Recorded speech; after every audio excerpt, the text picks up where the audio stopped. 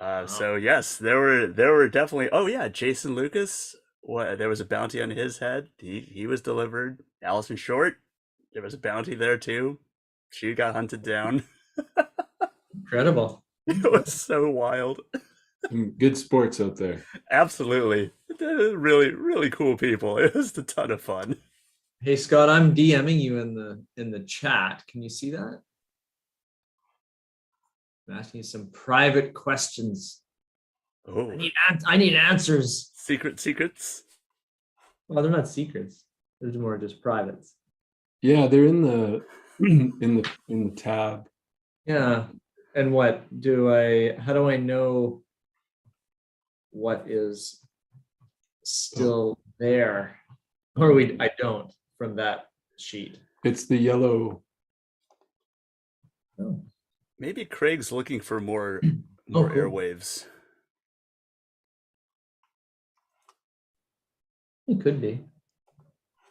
I know a place where he could get some. Send him an email. I haven't heard anything back. Do you want to call him again? Sure. Well, Chip is here, like I said. Maybe we do EHS momentum. Well, Craig is still not late. I just want to be He's still not clear. late. Yeah. He's You still guys not are late.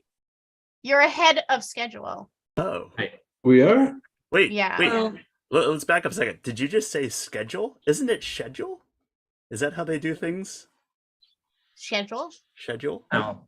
That's Sir Richard might say schedule. Oh yes. There's a few people in Canada that say schedule, but I think it's mostly schedule. It sounds so much more important when it's said schedule. Way more. Yeah. Yeah.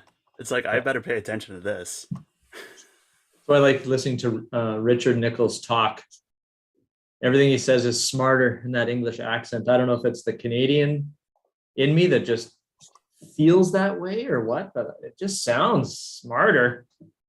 You know what? The funny thing though is that when Richard Nichols gives you a if there's a cutting remark that happens, oddly it feels like it cuts deeper. It also cuts deeper. I agree with that. Sounds smarter and cuts deeper. Yeah, with a finely honed blade. Just more power in the accent. There's more power in it. It's more precise. Randy's telling us to pivot. Jonathan's wondering how he dropped so many spots overnight in the leaderboard. People are logging in all night long, watching sessions and downloading. I know I did that after day one. It was nice to be able to catch up with a few of the sessions, and even the introductions for the day were done there. So that's probably how people are catching up. Oh, guess what? What? Hey, I found somebody called Craig Smidt online. how's it going? Yeah, hi. Whoa, Dude. nice.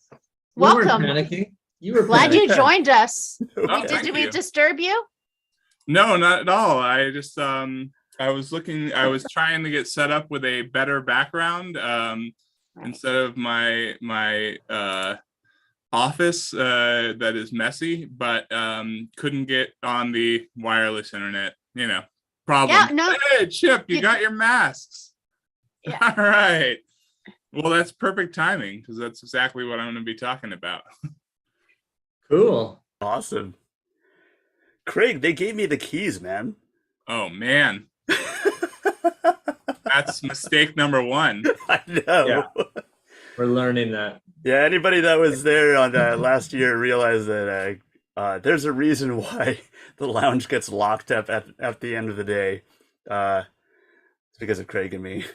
Yeah. So that's how we organized this year, to kick it off with you guys, and if we can survive this first session, then we should be okay for the rest. It should be fine. Everything's fine. Yeah. Everybody will have bomb to go off in your office. I know. That's what I'm saying. Like that's why I was trying to find another background, but and with the virtual background, you can't like show and tell things, and so I apologize. Look, if anyone is judging for a messy office, shame. Why do you think I've tilted my camera this way. I like it. I think Well it just is played. like, hey, this Well is played. reality. This is not. This is reality. I'm a Instagram. busy guy in a busy office. Hey, I was in a warehouse all day yesterday, Yeah. so I feel you. So I do I just start or something? Is there a different room that I'm going to be in, or is this it? Like, No, you're am here. I- You're am I exactly presenting where in you the should be. lounge? You are where you need to be. Oh, Should okay. Scott, you want to like? Yeah, What let's do we do? let's turn- Unspotlight us. Thank you tomorrow. I bet you tomorrow's doing that. This is good. Whoa. turn it over. It's all yours, Cool. Gabe. They literally handed it over. Yeah, and we'll unspotlight Gabe too after Oh. the intro. Okay. Good luck, Gabe. Thanks. Be All real right. for safety professionals. That's right, Randy. Right? This is the Be Real app. Real, like, show your office right now. You know. Oh my gosh. Yeah, I know. Yeah. Exactly. Well, let's kick this off. Craig Smidt, you are with Moldex, and really excited to have you present for us today. This is gonna be really fun. Craig, you and I have known each other for quite a few years now, and it's been fantastic to get to know you and to work with Moldex and to see just really the fascinating, innovative products that you guys are continuing to come out with. I'll share kind of something random about Moldex. I got to actually visit their location, and Craig, you can mute me if I'm saying too much in here, but No. but basically, I mean, the way that this company comes out with new products and innovates on it is phenomenal. I mean, a lot of like pretty advanced design techniques and research. I think you guys have at least one 3D printing machine that's over there that you use Yeah, for a couple. prototyping. Yeah. Mhm. Blows me away. So again, fantastic products coming out of Moldex. Craig, the floor is yours. Just tell us about what you guys are up to. Thanks very much, Gabe. Yeah, so I think my plan was to talk to you guys today, just briefly about just two of our product lines, one in hearing and one in respiratory.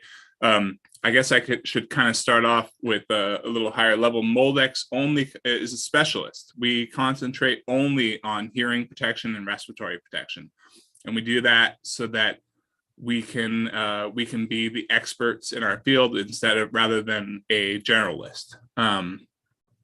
The other thing about Moldex is we only want to bring products to the market if we can do something different with them, if we can innovate in some way, if we can solve an existing issue with a product, as simple as a foam earplug or an N95 respirator.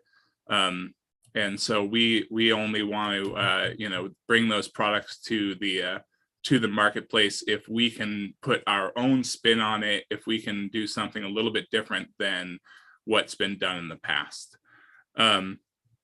And so the two product lines that I want to talk to you about today are on the hearing side, EcoStation. It's a earplug dispenser. Get ready for it with it, Randy, though. And it's coming up. On the hearing side, it's the EcoStation line of earplug dispensers. And on the respiratory side, our new line of disposable respirators that we call Airwave. So starting with EcoStation, there's two different types of EcoStation. We have a kind of manual dispenser that you turn the dial and earplugs come out that way. These can be hung on the wall. And the nice thing about EcoStation is that it's the fastest and easiest earplug dispenser to refill. So these are refillable. You just pop the top off, and this would be empty usually, and then get the new one and literally pop the top back on. The earplugs stay upright the whole time, so you don't end up with earplugs all over the floor. There's not a bunch of pieces to have to figure out how to put back together. It's 2 seconds, pop the top off, pop it back on, get a refill, pop it back on. The empty bottle is recyclable, number one, in the common blue bins for recyclability. and there's 500 pairs per EcoStation. EcoStation, so it comes in this standard type, and then the other one is another Moldex innovation, is the world's only touch-free earplug dispenser, touch-free EcoStation. You hold your hand underneath the the dispenser, and 2 earplugs just came out, and then it stopped. So it meters out 2 earplugs and then stops. And then the next person comes along, holds their hand under, and 2 earplugs come out, and then it stops. Same refillability as the other EcoStation. They take the same refills. So you just turn it off here at the bottom. By the way, it takes 4 AA batteries, and you don't need anything. It's just like a little thumb screw here to get to the batteries, real easy. And this in the same way that you pop the top off here, get a new one of these, and you're ready to go. So both the EcoStations and all of our earplug dispensers are another convenience is that they come with a bracket that you can mount on the wall, but we also have a magnetic bracket with 2 very strong magnets on the back. So if you have vending machines in your break room and that's where you want to put your earplugs, if you want to put them on I-beams throughout the facility, gang boxes, cabinets, fireproof cabinets or whatever, these things just pop right onto a piece of metal, and you hang your earplug dispenser on there. So that's EcoStation. And then the other thing is on the respiratory side is our line of Airwave respirators. And Randy has got one right there to show off. I also have one on, and I'm gonna put one on and start with it on. So I probably should have had it on this whole time, because as you can tell, there's no difference in the sound of my voice. The reason that there's no difference in the sound of my voice between I didn't talk any louder, I'm talking exactly the same as I was before, is because we pleated the filter surface area. So we have double the filter surface area of a standard N95. And that's just like the filter in your furnace or your car. The sound of my voice is a function of the airflow in and out of the mask. This mask breathes as easy as a valved respirator, but at a lower cost because you don't have the cost of manufacturing and putting on the valve of the respirator. Also with a valved respirator, that valve, regardless of the company, is exhale only. They're all one-way valves only, exhale air. But this, you get the benefit of the pleated filter on the inhale and the exhale. So it's the easiest breathing N95 out there. We've got some videos in our booth that we've done some experiments with, kind of a fun experiment that we took a video of with some ping pong balls and a competitive N95 on the inhalation especially. So check that video out in our booth. So some other design innovations on the Airwave and on all Moldex masks. No metal noseband to pinch. So the masks are contour molded. Industrial hygienists love this feature because when somebody does fit testing for their respirator, they might really pinch down a metal noseband and form it exactly the way that the manufacturer suggests, and they get a great fit, and then they go on their way and they say, this mask fits me. But then every day when you get another mask out of the box, you're remaking that mask. It's a new shape every single time unless you do it exactly the same. And so you may get the mask out of the box and not pinch it at all. You may, just do a quick pinch and go or something like that. And that mask is not the same as the mask that you fit tested on. These masks, since there is no metal noseband, there is nothing to form, is the same mask every single time out of the box.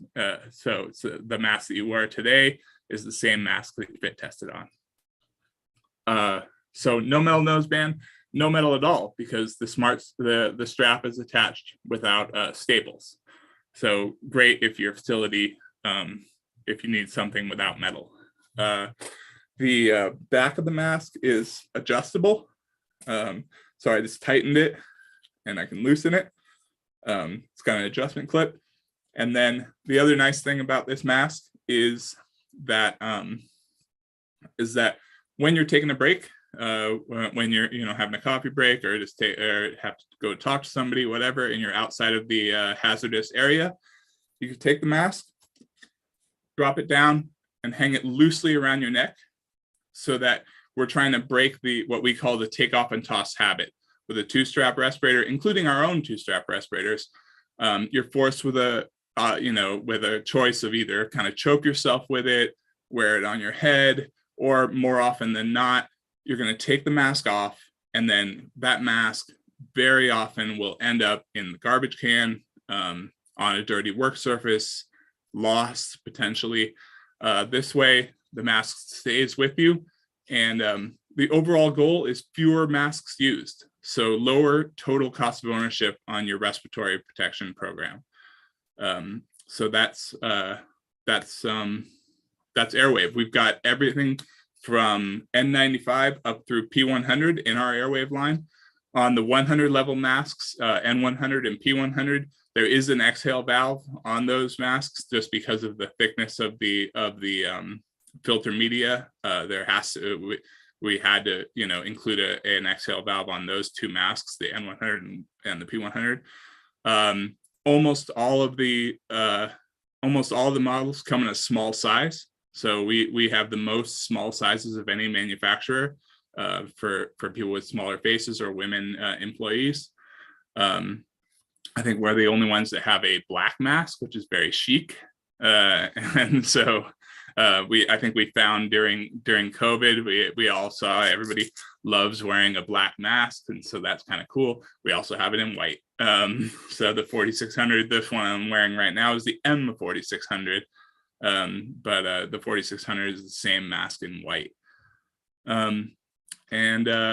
Yeah, and so the last thing on the Airwaves or the touch freeze, but we have a Airwave intro pack, which I think Randy was holding up earlier, and a couple of other people have already received.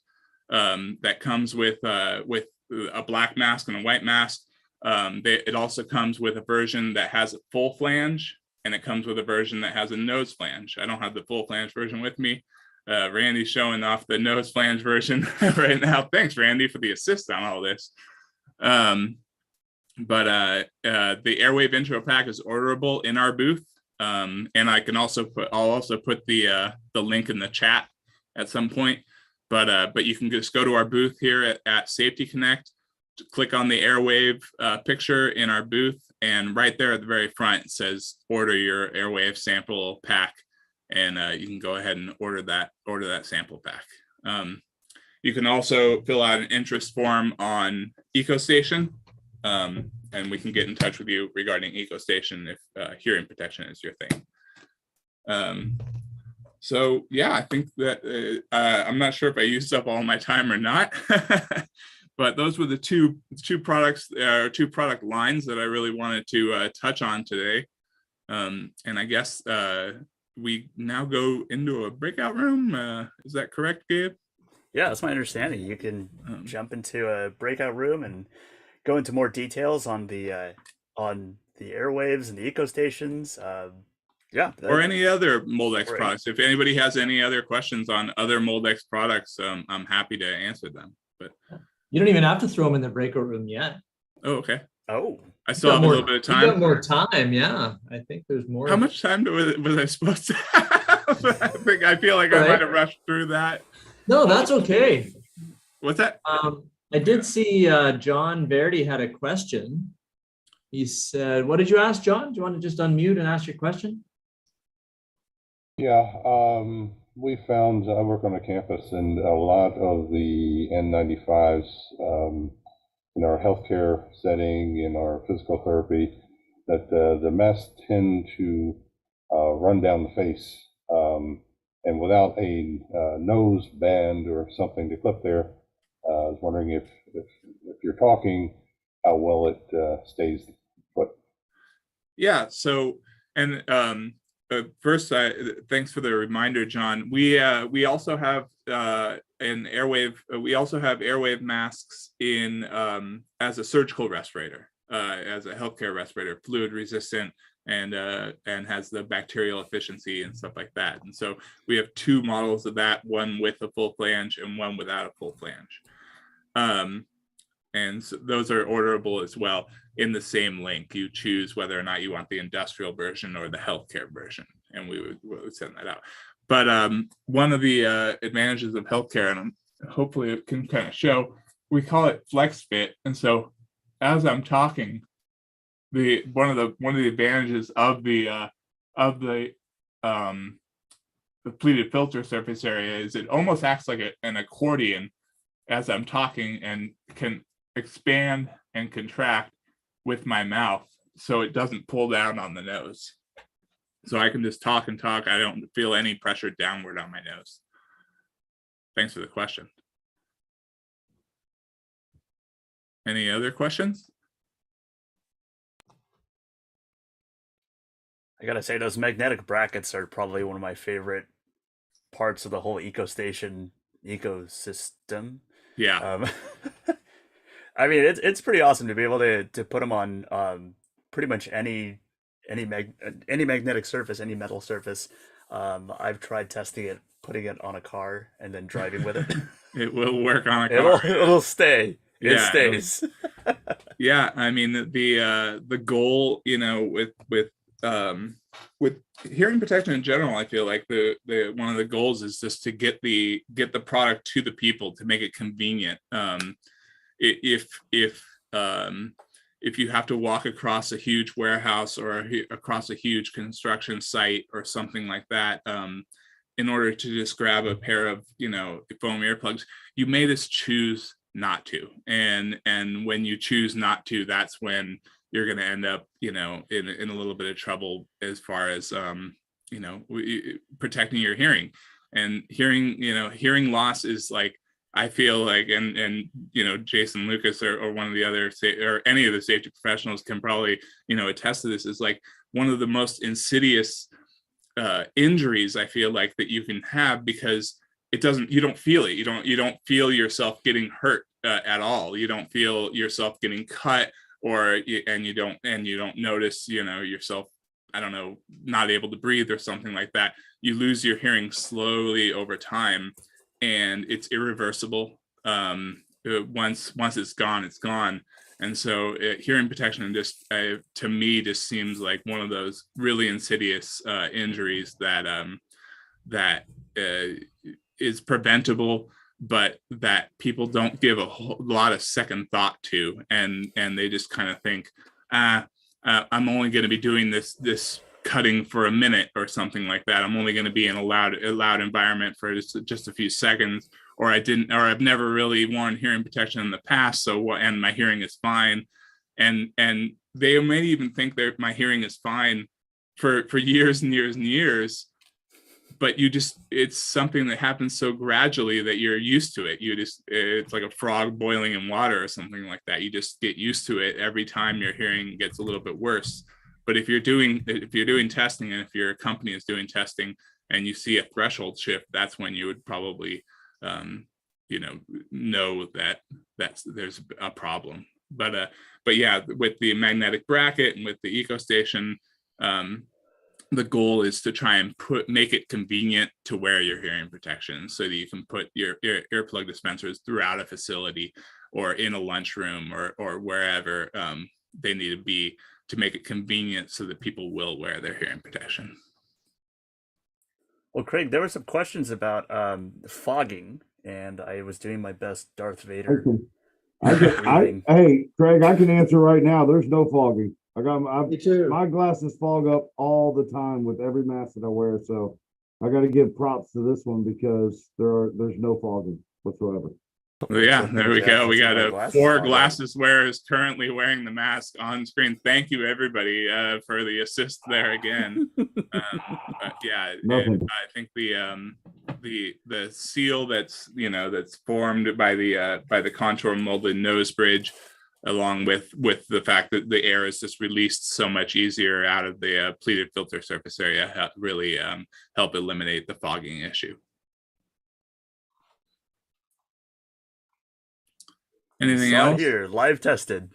Yeah, tested live in the SJL lounge. Oh, there's a question about the average attenuation of the earplugs. Are you able to speak to that, Craig? So the EcoStation line of earplugs comes with we have 4 different earplugs in the EcoStation specifically, which is the refillable earplug dispenser. And all 4 earplugs that we have in the EcoStation are an NRR 33. We have spark plugs, PuraFit, Softies, and Meteors. And spark plugs, PuraFit, and Softies are all kind of the kind of standard tapered plug. I don't have a Meteors with me, but it has a contour to it. So some people like a contoured plug, which is kind of nice.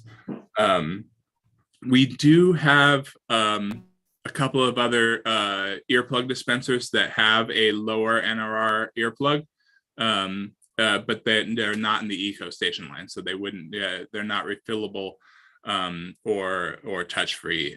Neither of them are that.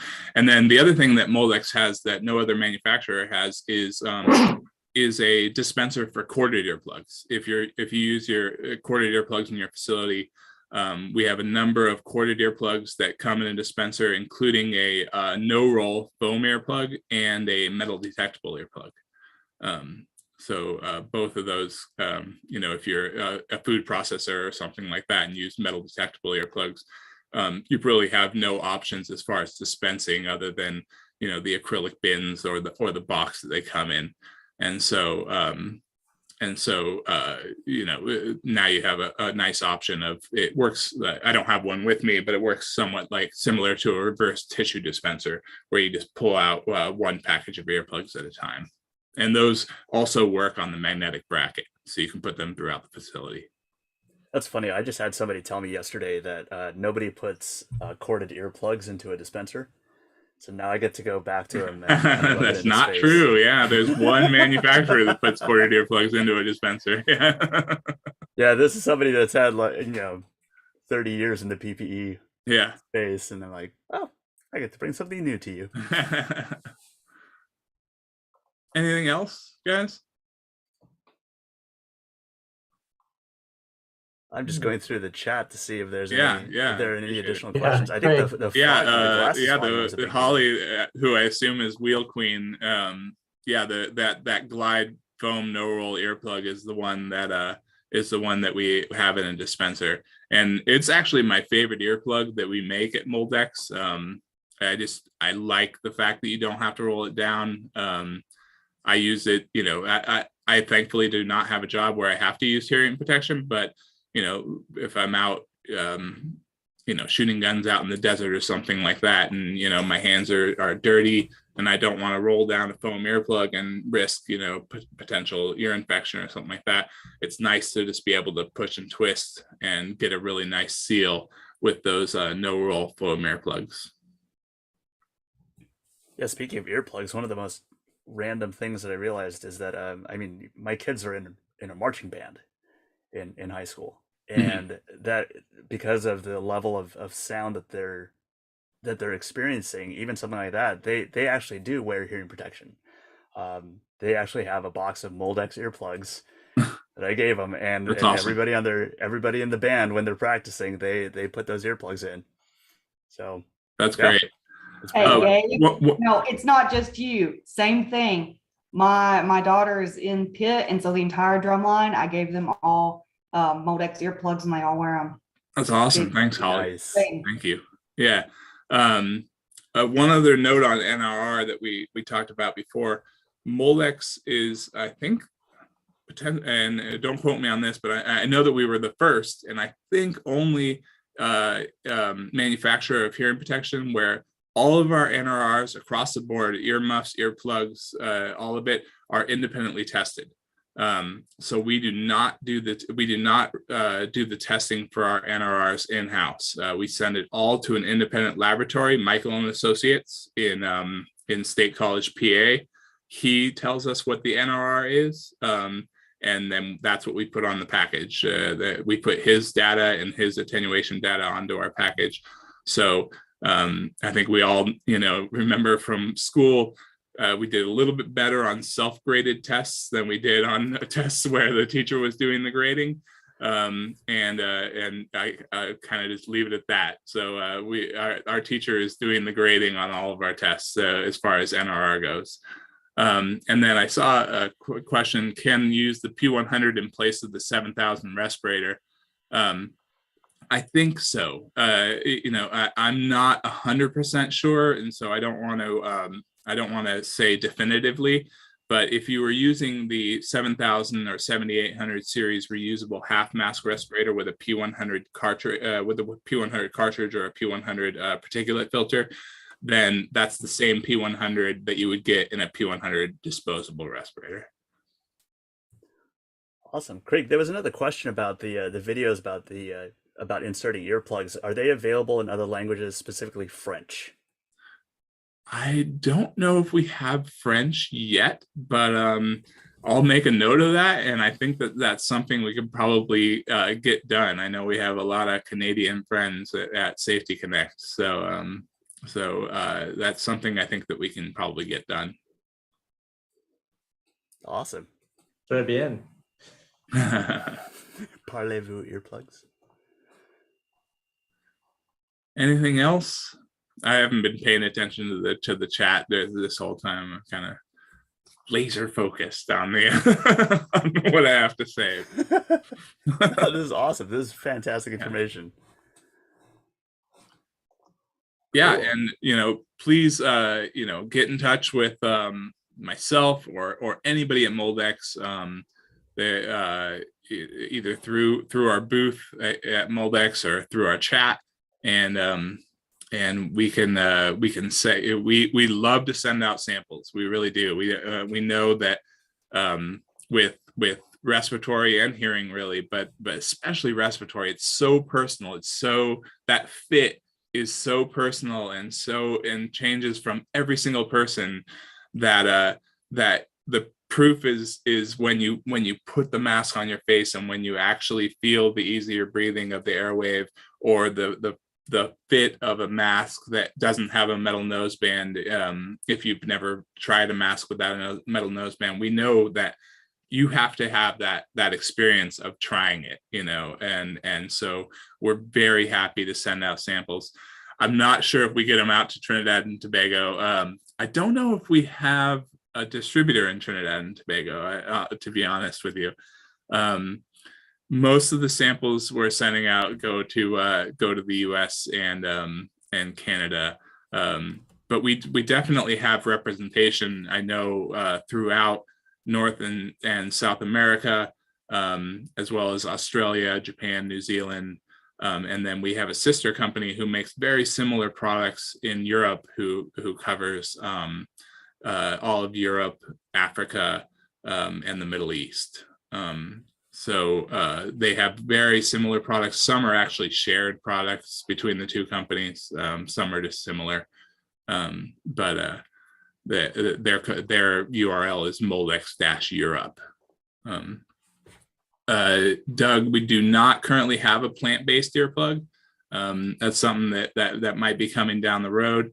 The thing I can say about plant-based earplugs, and I'm not here to trash anybody or whatever, is that a actually biodegradable earplug does not exist. So there are plant-based earplugs out there, but a biodegradable earplug that meets the standards of biodegradability, which is a very, very high standard to meet, does not exist.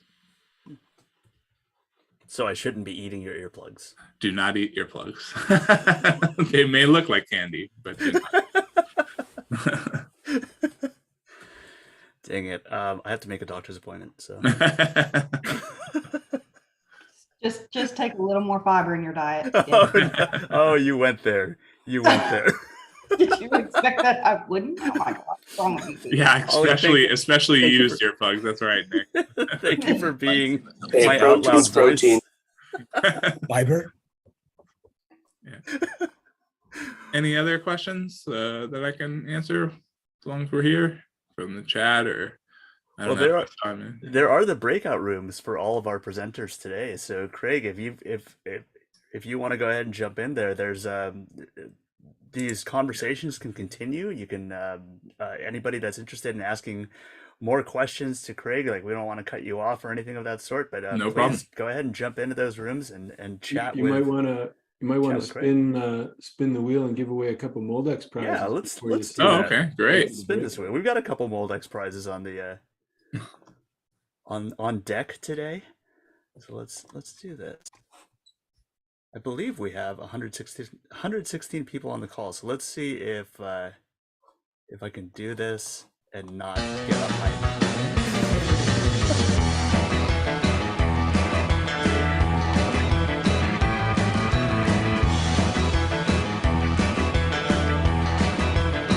You've got to be kidding me.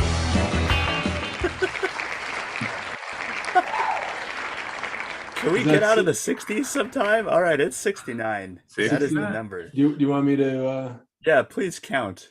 The prize is the first prize is the MX6 earmuffs.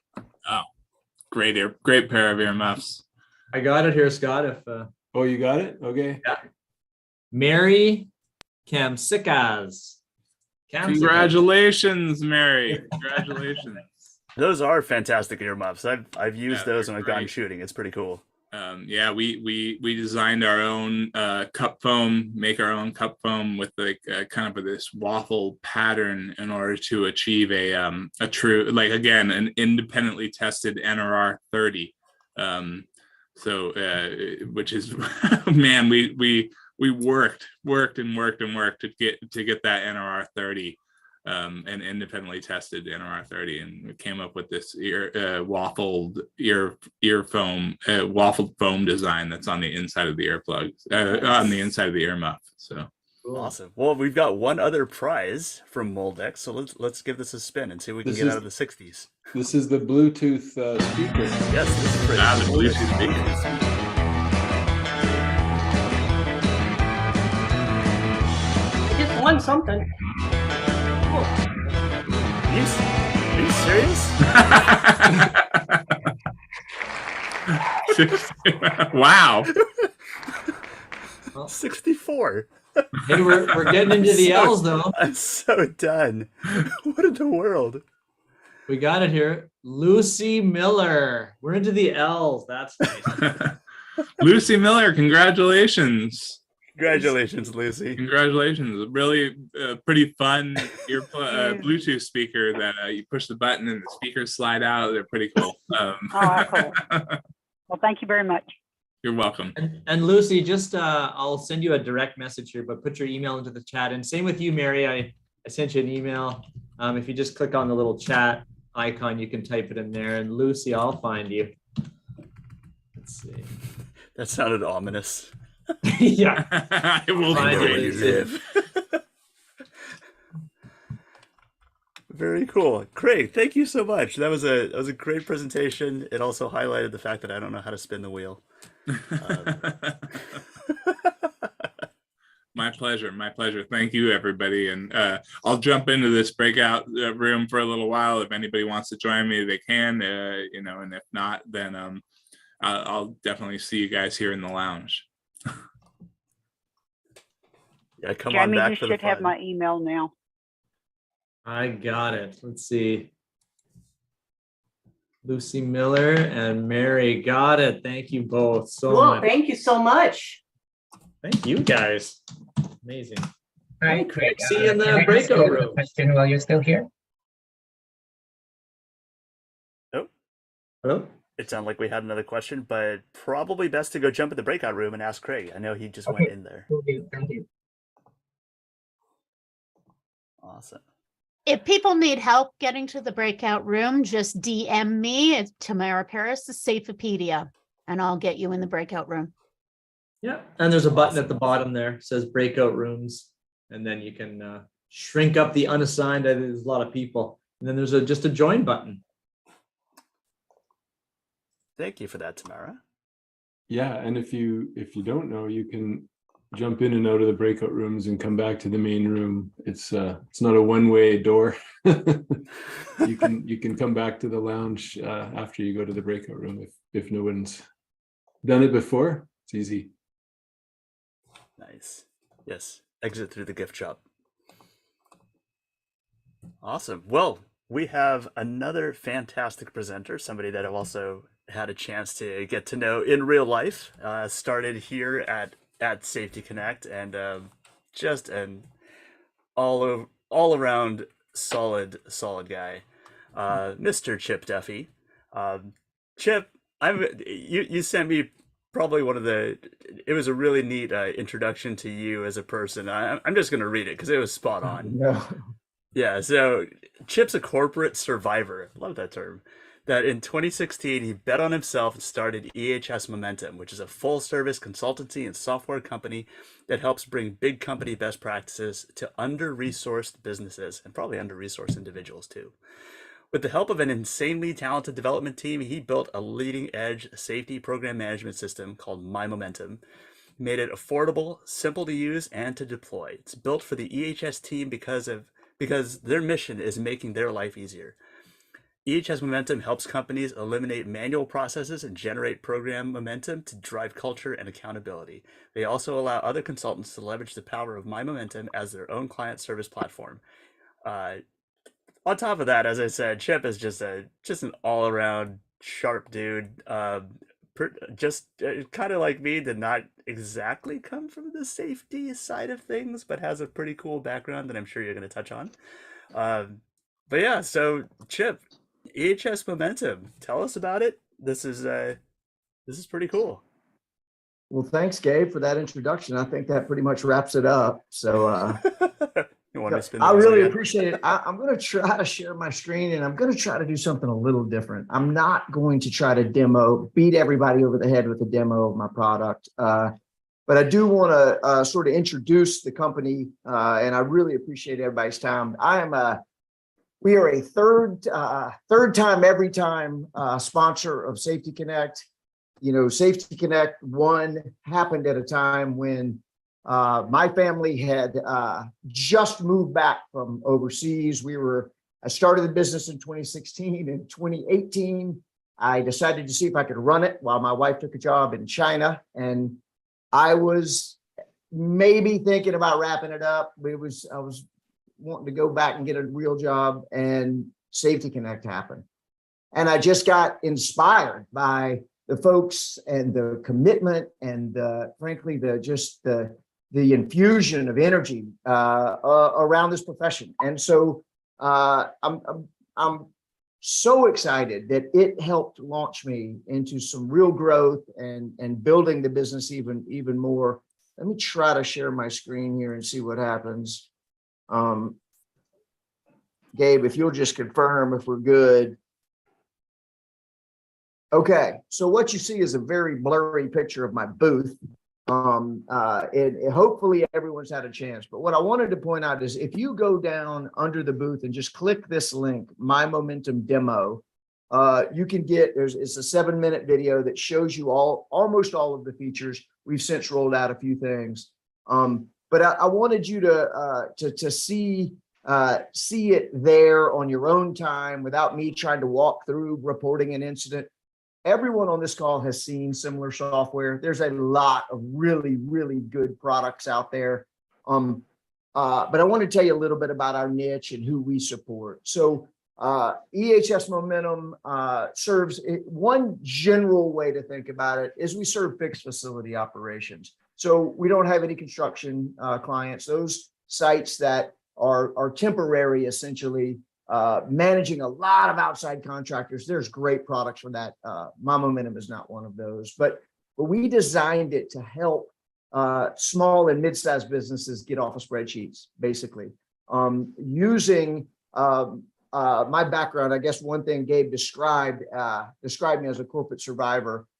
I was an environmental lawyer and the EHS leader of Safety Clean for almost 20 years. So I had a team of 75 environmental health and safety professionals that worked for me. And through that process and through the good fortune of doing due diligence on maybe 100 companies and seeing how they operate, I kept saying the same things that were missing. EHS teams were overworked, underappreciated, had no way of actually demonstrating the value of the program, to show the bean counters, the ROI on what the things that they were doing. Everybody was using lagging indicators, all of the things that you have seen. And I realize I'm speaking to an audience that is probably past the help that we can give. Maybe some of you need some help, but maybe some people in your supply chain need help. Maybe smaller companies that need help. But we tried to build a system to help the big company practice of integrating safety and operations, make it available to small business, and drive visibility and accountability with data. So I think I have one more little commercial slide before I hit the real thing I want to talk about. Easy is what we sell. We're easy to use. We're easy to deploy. We have very transparent pricing, clear service level choices. All of that you can find on the website. We're a month-to-month deal. If it doesn't work, you can quit. Unlimited users and data for one flat price, and then on-demand access to experts. That's myself and other folks that work for me. I will say that we built a couple of new since last Safety Connect. We've come a long way again. We continue to fire hose resources onto the product, but we have a management of change template that we built around a small green chemical company that is doing some amazing work. But one of the things they had was a very manual MOC process. So the operations manager had to sign off, and then the maintenance manager had to sign off on literally a physical piece of paper. We've created a template builder that lets any company build its own templates and then track that workflow. So management of change is something that's not in the demo video. If you're interested, we can show that to you. It's a whole new module that we've created. And then for anybody in the fleet business, we've really rolled out our DQ driver qualification file management, the DOT. We have an FMCSA accident register, a way to track all of anything DOT related from an incident standpoint. Here's where I'll say that I warn people all the time. We are built to complement other products. So I do not try to sell my momentum as a one-stop fix all. I did just lose a customer to Salesforce.com who told them that they could do everything, and they can't, of course. But one, I was kind of impressed. I got beat by a company that has their own building in Dallas. So I'll take that in a weird way as a win. But be careful of the Swiss Army knife. If someone is trying to sell you a product that will do everything, it may not do anything great. So we complement, for example, our training is a training tracker. It's a very robust reminder system, but it is not a content delivery system. So it's not a full-blown LMS. So you need to make sure that the products that you find fit. So we are not a fit for everybody, but the people that we are fit are super dedicated and really give us great feedback and help us make the product better. So one of the things that we do, as I've lost control here, there we go. Let's go here. So one of the things that we do, and maybe what is turning into a real passion project for me, is implement our momentum roadmap, as we call it. Every consultant has something. And oh, by the way, we not only help direct customers, but we also have consultants, EHS consultants that we support that use our tools to help their clients. So solving the same problems for their clients, but they use My Momentum as their platform. So if you're an environmental consultant, I would love to talk to you, one, about what you're doing, and two, if you need a piece of software to help give you real-time visibility and help get your clients going in the right direction. But this roadmap process, I've turned into something. So everyone knows that it's got to start with management. If you do not have leadership on board, you're journey is challenging.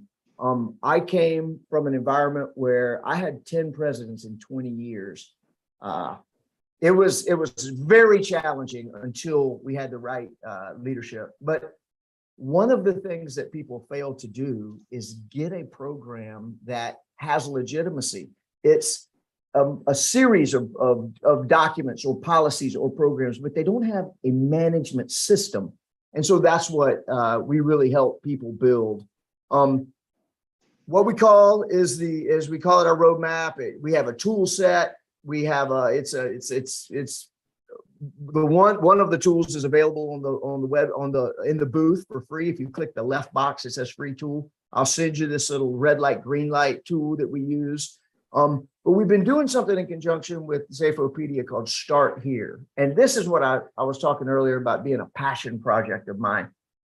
This is for people that are an absolute mess.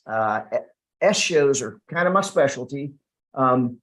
If you're new, if you've just doubled in size, if you really don't know where to start, or you know someone who's in this spot, if you know someone who's new to the profession, maybe they've just graduated with a degree and they're ready to go, but they don't know actually how to implement it in a company.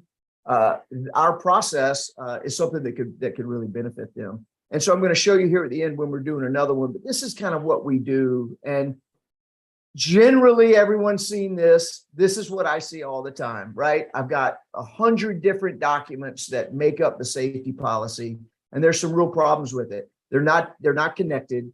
There's nothing that's tying everything together, and there's no set authority or rules of engagement, particularly those that empower the EHS team or the safety team. Many of you on this call are looking at this going, oh man, we're 20 years past this. But I can't tell you how many companies that I see all the time that fail to have one system of record where everyone knows where it is and everyone knows the rules of engagement. It's amazing how powerful that is. And so what I'm hoping to do is give some real practical guidance. I'm going to walk you through a couple of them. When we implement a safety management system and we provide the template that helps people, it's a great start, but it's generic, right? You have to make it to fit to each company. We put it in successfully at a Federal Reserve Bank. We put it in at a large environmental company, at a very small chemical company. So the foundation is solid. The elements are solid and can fit most companies that need help, that need to get going. But basically, it starts with a guiding document. Usually this thing's about 25 pages. Some people have referred to this as a handbook, but this is more, to me, is a marketing piece. And I'll tell you kind of some quick elements about it. All existing requirements are to be included. So that doesn't mean that you have to have your entire hot work program included or your entire lotto program. You have a reference to the company policy that says, thou shalt not work in a confined space, unless you have been certified or whatever the rule is. Those are the key things. That's the policy. The actual procedures are ends up being the 650 pages of guidance. What we see all the time is people say, oh yeah, my safety manual is this big. No one ever reads it. So how do you get everyone on the same page? You do it with a very high level commitment from management. Think about it like the way OSHA was created. The OSHA legislation that was passed by Congress doesn't set the height of the fire extinguisher. It doesn't set all of the millions of little things that all of you folks know, cold and know how to do all the regulations, know how to follow the regulations. But this is the enabling legislation of your program. So OSHA, when passed by Congress, enabled a new executive branch to promulgate regulations. We teach companies how to think about a management system like that. Have one thing that people can rally behind. You got to have a leadership-led safety committee, and you got to make sure you remove any ambiguity in requirements or ownership. I don't think I have a slide on this, but the adage, and everyone in this room already agrees with me probably, but operations owns this and EHS supports it. I mean, if that's not at the foundation of what your management understands it to be, then my company's going to have a hard time helping you drive improvement. Because we all know the people in this room, we're not the ones filling out the hot work permit. We may be overseeing a confined space rescue, but it is the operations that is doing it. So helping blur that line and making it just the way, and I'm going to show you that here in a second, but that's sort of what we preach. I believe that it's something that lets you share your story. And this is something that is really powerful, because once you have legitimacy, once everyone understands what the rules are, and you've agreed with management that you can start tracking these metrics, you can start reporting this story, it allows you to develop a narrative.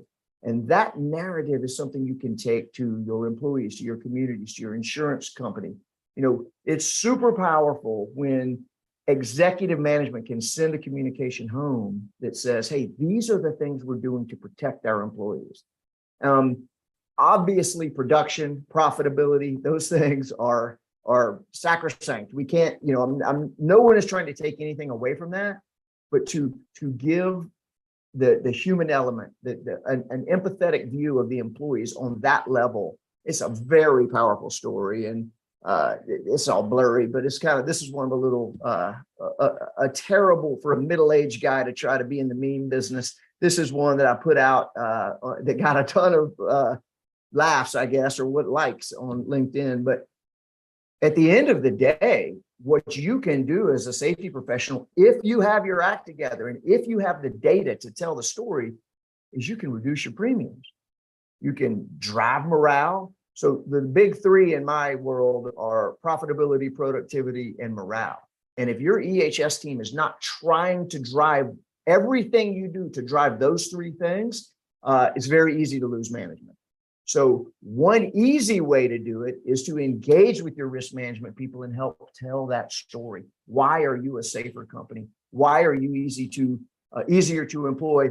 How can you explain whatever potential upset event or injury that you've got? So this is something that we're really passionate about, trying to help companies, frankly, reduce their premiums, have a narrative, have a story to tell.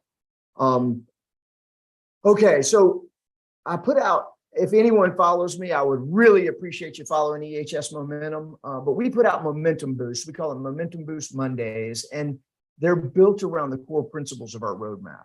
So one of the things we do is help companies identify the metrics that matter. What matters to your CFO? How can you start to give numbers and data that person can relate to, that then once they focus on it will help drive engagement on that? So identifying metrics that matter and that are easily trackable is very important. One thing that people miss, and again, I'm just showing you a couple of examples that we go deep into with clients or in our seminars, but one thing that people miss a lot is just a very simple way to organize your training and your program around job types. So our entire software is set up around job types. So we don't care about titles. HR cares about titles, but in the example in the boost is a welder. It doesn't matter if you're a journeyman welder or a senior welder. You are a welder. You're exposed to certain things, and that is going to align you with the other welders for training, for emergency response, that kind of thing. So again, a little tip we give folks, and you'd be amazed at how many people don't do this, just organize around job types. And then, Gabe, I am going to stop for 1 second because I don't have any idea how I'm doing on time. And I get rolling, and I can't stop talking. No, I think you're doing awesome. Okay. Just yell at me when I need to stop. I'll just wave wildly into the screen. I only have a couple more. One of the things, the primary ways that we help people do this, integrate with operations, because you hear that. I heard several speakers talk about it, but practically, how do you do that? Well, one of the ways is you set an operational action cadence. I recommend that you put it in the SMS. So in that summary document, that governing document that sets up your program. What do you actually want operations to do? You're the safety professional. Your job is safety. You want operations to own it, but are there things they must do? So let me just kind of give you a quick example. How do you just make it the way? And then seeing Tim last night and I was witness to the bounty, if you will, and Tim, the Uber Star Wars fan. So how do you make it the way that a company does it? So here's a very basic example. You codify in the SMS, make it the way. A routine needs to be executive-led safety committee meeting. Depends on the size of your business. Some folks, like big oil companies, start every meeting with safety, doesn't matter what department. My clients, my manufacturers, manufacturing, steel fab, environmental services, that's kind of our wheelhouse. Those are harder to get executive-led, but what happens at an executive-led safety committee is it becomes basically a little capital budget committee. So here's a perfect example that's just happened to me recently. Had a client, their fork truck, the picker that used to pick up drums it had a cracked mast on it. The drums, it wasn't grabbing the drums, spilled a product drum, $8,000 worth of product. So this new picker, or the fix that they had, was $2,500. It had literally been on the list because their inspection showed it for a year. It wasn't until we had a safety meeting where we reviewed this incident, shut down operations, had to clean up, loss of a full product drum. Immediately that thing got fixed. So I can't tell you how valuable that is. And the key to a safety professional is to bring things that need to be fixed to light. And don't underestimate corporate amnesia. Keep minutes, track it, hold people accountable internally. You want them to do routine site inspections. You want them to do routine equipment inspections, usually around the OEM preventive maintenance schedule. Maybe you do a weekly safety huddle, tailgate talk, whatever you call it, per site. Maybe you don't. That's something you can codify. You have to have some routine employee training. Many of you scramble to get your employees trained. If you have a routine and you have a set time, it is a lot easier for you to enforce when management has said, thou shalt be trained when we do this. Maybe you have a 5S or a housekeeping schedule. Obviously one of the things you always want everybody to do is to immediately report any incidents. And in many of my clients, it is the actual operations folks who manage the injury, who are on site. So they take the employee to the clinic. They engage with the clinic in advance to make sure they know about their light duty work, that kind of thing. Whatever you really want your folks to do, put it in the governing document. Let the president of the company stamp it and say, this is the way. Suddenly you just blurred the lines between safety and operations because it is the way you do it. So that goes without say that, of course, they're going to follow all of the very detailed policies, right? Lockout, tag out. Those things are, in my mind, are already integrated with operations. But what else do you want as the safety person, as a safety professional? What do you want your operations to do?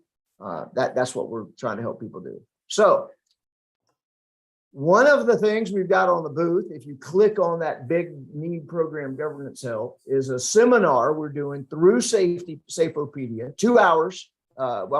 If you like anything that you've heard, if you want to have some deeper dive questions, if you want to learn more about the roadmap or a way that you can either help your company or someone new to the industry that needs help. I'm really enjoying this mentoring role. I'm old now, so I love the energy of the young folks coming into this industry and into our profession. This is 2 hours. It's free. I'm going to do it on November 30th in partnership with Safeopedia. So click on it, sign up if you want to join. So I think, Gabe, I actually had some backup slides in case I went short. I'm guessing I didn't. I have no idea. No, you're right on the dot. And in fact, just wanted to let people know. I mean, if you want to continue your presentation or talk more about the products or I'm sorry, the services that you've got, that's what the breakout rooms are for. And you're welcome to jump in there. Anybody has any questions for Chip, or wants to see more about a lot of the new tools that they're developing at EHS Momentum, definitely jump into that breakout room. And Chip, thank you so much. Awesome. Thank you. Sorry if I got a little preachy. Sometimes I get wound up. There's passion there, man. Definitely. So if you didn't realize it, Chip is extremely passionate about safety. He loves what he does. He is fantastic. So Chip, once again, thank you so much. And in fact, I think we got some time for some wheel spinning. I think if this ends up in the 60s again, I'm gonna have some issues. Just a reminder to everybody out there, if you want to join Chip in his breakout room, but you're not quite sure how to get there, just DM me and I'll help you. It's Tamara Paris, Safepedia on the board. Thank you, Tamara. All right, so let's see. We've got a couple prizes from EHS Momentum that are available on the wheel now. So let me go ahead and share this and see if I can get it moving. Yeah, there it is. All right. Let's see. The prize that we're spinning for is going to be from EHS Momentum. It looks like a gift card, a $50 gift card. Oh no, that's wrong. Sorry, Chip, I'm giving stuff away for you. Actually, no, it looks like it is a $50 gift card. I'm just going to start naming prizes for Chip. All right, let's spin this wheel.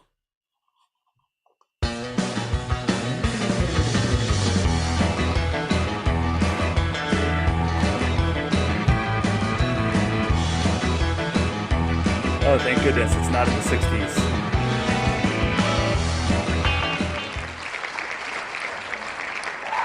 Number 107. All right. Let's see who that is. 107. Anybody that has more fingers and toes can do this. I got you, Gabe. I put it in the chat for you. Awesome. It's number 107. Oh, Stephen Hoffman. Dude, good job. Share it back. Congratulations. Awesome. Very cool. Well, it looks like we've got another prize from EHS Momentum. It looks like a black stainless steel tumbler. Of course, perfect for holding your Sqwincher, which is appropriate. So let's spin that one again.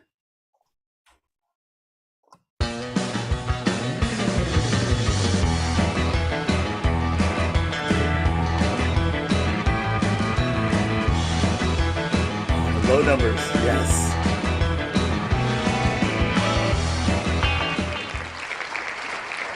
Looks like number 19. 19 got this one.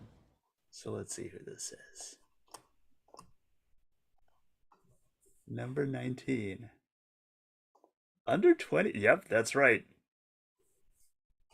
Nice low number. It is much easier for me to count. It's still difficult to count. So, okay, we've got a winner. It is, I'm not sure how to pronounce this exactly, so I apologize for butchering your name in advance. Bibian Lavrati. Bibian Lavrati. Congratulations! My gosh, I nailed that name too. That's awesome. Yes, congratulations, Bibian. You win a black stainless steel tumbler and some Sqwincher from courtesy of EHS Momentum.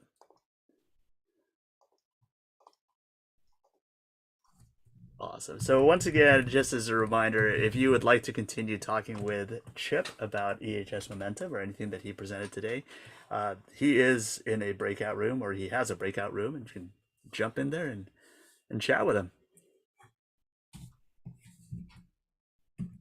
Very cool. So what did everyone think about Chip's presentation? Do we love it or do we love it? Capital L, love. Chip's a solid guy. We get to nerd out over the finance side of safety every so often. I love how passionate he is. Oh yeah, absolutely.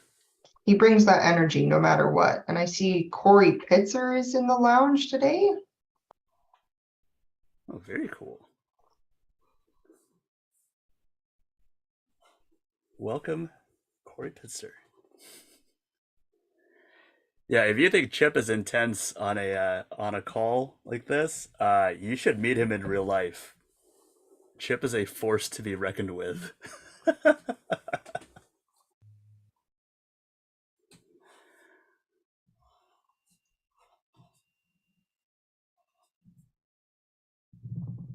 I was in Texas for a conference, and he drove out to meet me, took me for dinner, and then took me racing at Andretti's go-karts. Yeah, Chip is that kind of guy. I mean, He he will meet you where you are, and he is passionate about what he does. So, solid gentleman. Very cool. Well, speaking of which, well, actually, no, speaking of solid people, we've got Mr. Bubba Wolford coming up next to talk to us, not just about Sqwincher, but kind of a much bigger deal than that. I mean, it's about hydration. It's about the new NEP outdoor and indoor heat hazards that OSHA released back in April, actually. So this is going to be a really good discussion. I'm looking forward to this. I've known of Sqwincher for quite some time, and gotten to meet Bubba quite a few times as well. You talk about somebody that's passionate about what he does and passionate about safety. Mr. Wolford, you, sir, are extremely passionate. Like, even in your, I think even in your, not just in your work life, but even in your personal life, whether you are at work or at play, hydration is your jam. So I appreciate that about you, and I am looking forward to what you have to tell us and what you can present to us. Appreciate that.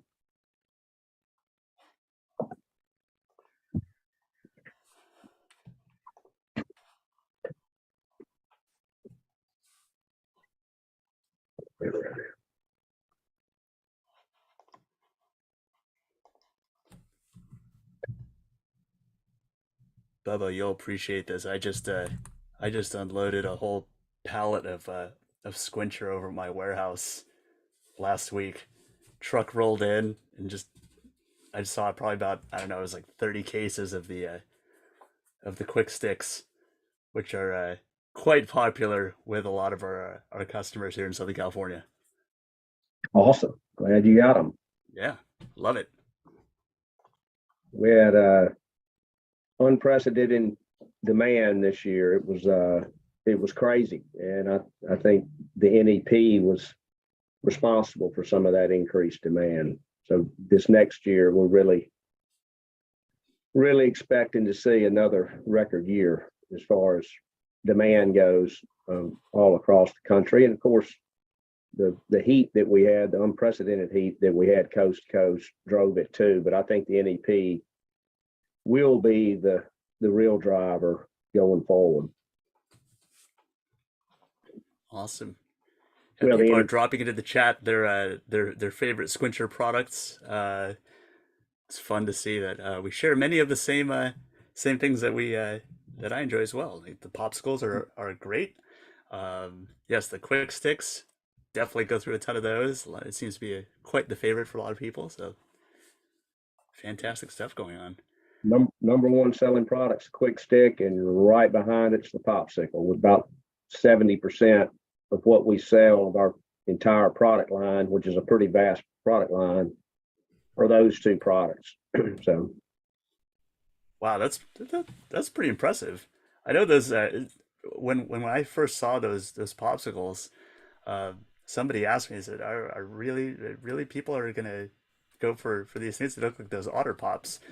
I said, "You know what? If you walk into a job site that is over 100 degrees and you're the person bringing in a freezer full of those things, you are the hero of the day." yes.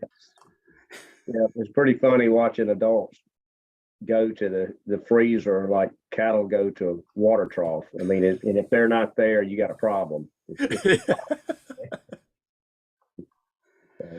They do taste way better. I mean, they're good already, but my gosh, on a hot day, it is just phenomenal. Appreciate that. We can't hear enough of that. So, and we reintroduced our zero sugar popsicle 2 years ago, and it's been quite successful. Unfortunately, starting June, we weren't able to get the main blending ingredient for that product, so we weren't able to manufacture or deliver the product past June 1st. So we think we have that rectified going into 2023, but pretty disappointing. But the regular popsicle, we didn't have any problems with, the regular sugar pop. And while it's a sugar product, it's still only 12 grams of sugar per serving. So it's not an extremely high sugar-based product.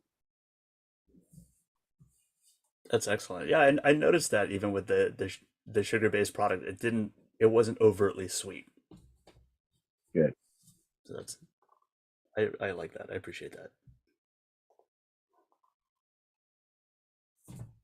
Awesome. Well, it looks like we are, I believe we are right on schedule, Bubba. And so without any further ado, you're welcome to tell us about hydration and what OSHA has to say about it recently. Okie doke. Let me get set up here.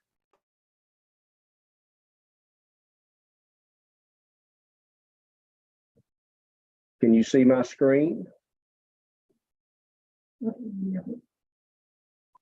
Okay. No, not yet. Technical difficulties here. One moment. Sorry. That's okay. Hey, Bubba, how you doing? Doing well. Nice. There you go. All good? Looks good, Bob. All right. Well, thanks for having us today. Safepedia does an unbelievable job, and our partnership is one that we all value here tremendously. It has helped us position our Hydration 365 platform and program over the years through articles, white papers, webinars like this. Just totally they're a true partner, and allowing us to get the message out to you is our focus, and that's our goal every day is to reach our end users and help provide solutions and information like we're going to do today to protect those folks that do the jobs that drive this country that we quite frankly don't have to do. So it's very important that we continue to get the message out. It's not about products for us. Anybody can sell a product. Anybody can position a product. We're selling programs and solutions. So this NEP is a game changer. So this is kind of our take on it, trying to boil it down a little bit to help you better navigate. So let's just jump into it.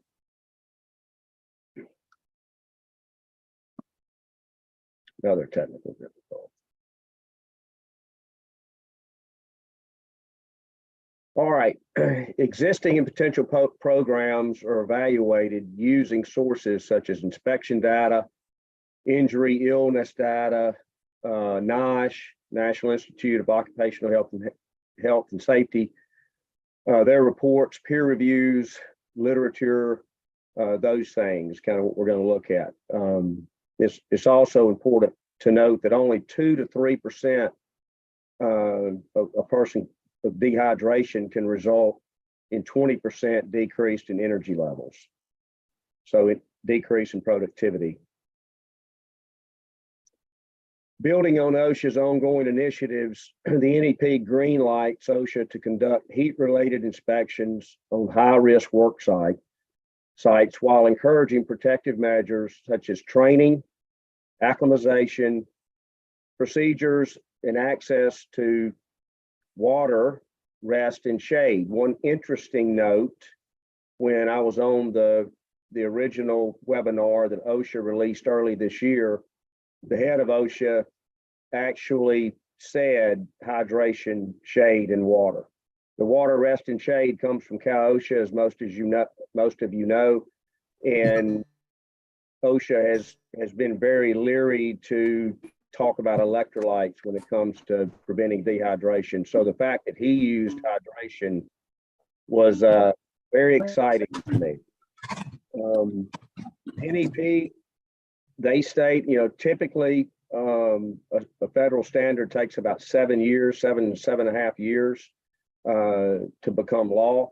And they stated on this call that they were going to ramp it up to about 3 years. Well, recently they came out and said they're going to get it done in 2 years. So I wonder why that 2 year is so important. Why are they doing this now? It is politically driven. It is a climate change initiative, and it is pointing, the increase in injuries continues to go up every year, and those injuries don't seem to be about 80% of the heat illness related injuries come from new workers, the first 3 weeks on the job. They're flipping hamburgers today and they're on a 100-degree construction site tomorrow. So acclimatization is something that is a big part of what OSHA wants to see us do, to basically have a separate program for those people, at least different parts that addresses the increased risk to those new workers and minorities, that tend to be working in the hotter areas, doing the tougher jobs, that kind of thing. So those are some hot buttons that, no pun intended, that they're going to be looking for when they come to do an inspection. The NEP targets over 70 high-risk outdoor and indoor industries, and it is important to note that it is outdoor and indoor. There was some discrepancies from Cal OSHA to Oregon to Washington to Minnesota. One state would have indoor, outdoor. One state may just have outdoor. So it is consistent that it is indoor and outdoor, which is construction and manufacturing. That's what they're targeting. And the Bureau of Labor and Statistics, as well as OSHA, the heat inspections were really driven. Everything prior to the NEP was driven by the general duty clause. Was driven by their OSHA's recommendations. And then if they needed to put teeth into that, then they would go to the general duty clause. We've been working on the hydration safety platform for about 8 years now. So there's not really that many changes from what I see so far, from what the recommendations were and have been for years. So we're pretty locked and loaded with ready to help assist, complying to this new eventual standard.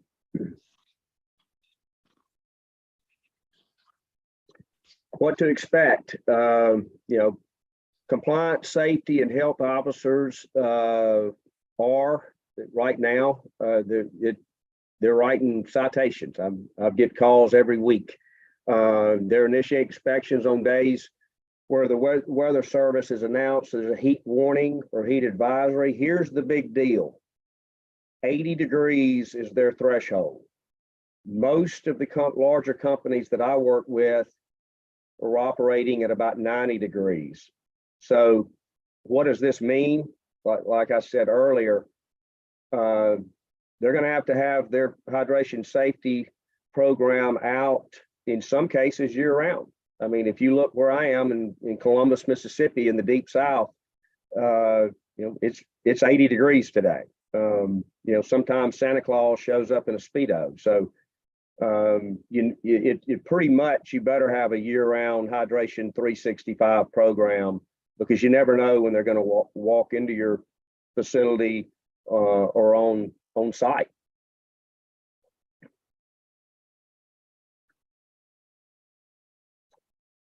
Employers, especially those that are in the targeted 70 different industries, should consider several steps how to best protect themselves and their employees. Training is a big one, and that's something that we can definitely help with. And it's not about training on Sqwincher. It's about training on heat illness prevention techniques and procedures. They're looking for safety policies that are in place, posted, that kind of thing. And again, training has to be a part of that. And times to pull people out of hazard areas to give them a chance to have breaks and that kind of thing. Implementing, like I talked about earlier, an acclimatization periods for new employees, big one. So these are things that they will continue to drive, and we better be ready to address that if they come on site. Under OSHA law, employers are responsible for providing workplaces free of known safety hazards. This includes protecting workers from extreme heat. An employer with workers exposed to high temperature should establish a complete heat illness prevention program. Having a dedicated person, again, that's huge. That's something they want to see. That when they come on site, they want to talk to the person that's running the hydration safety program. And then all of the things that go along with the program that is stated in the NEP, it needs to be documented. And again, another change is a written program, a formalized written hydration safety, heat illness prevention program. They want to see that. And it better have these key elements in there, or they're probably going to start digging pretty deep. Occupational heat stress is the net load to which a worker is exposed from the combined contributions of metabolic heat, environmental factors, and clothing worn, which can result in an increase in heat storage in the body. So again, we have folks that are working hazmat suits or whatever it may be. That's going to increase their internal body temperature more rapidly if they did not have the PPE clothing on. So we're going to need separate programs for them to be able to go to an area and cool off, have the right products there to allow them to cool their core body temperature back down to 98.6, and then we can send them back. But monitoring is another really big part of this NEP, and again, eventually the standard. One thing that I've actually been the person that probably thank God there was not a serious injury. But some years ago, went into a paper mill. We did the facility assessment walkthrough, made recommendations, increase the number of stations they had, increase the quality of water, all these things. And, they were ready to go. I get a call about a month later. They had a recordable because I didn't ask the question, do you have anybody working outside? They had about 8 people working out on the grounds, and they didn't have a program. So that was a huge miss. So direct sun exposure, is an element that you have to deal with that you won't have to deal with in a plant, for example.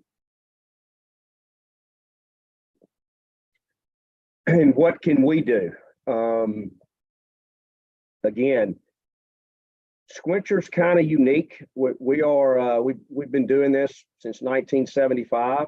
Right here in Columbus, Mississippi was where we produce 95% of our products that go to all of the US, Mexico, Canada, Australia, and other parts of the world where distribution takes it, whether it's Middle East or South America or whatever.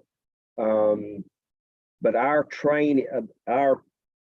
feet on the street, if you will, from a direct sales force of about 10 folks, coast to coast, and then about 65 manufacturer reps. That's what we're doing. We're delivering these solutions. We're not out selling product every day. As more, what we're doing is going out and conducting training for end user customers at the facility. And it doesn't matter if it's 3 shifts. We will do all 3 shifts.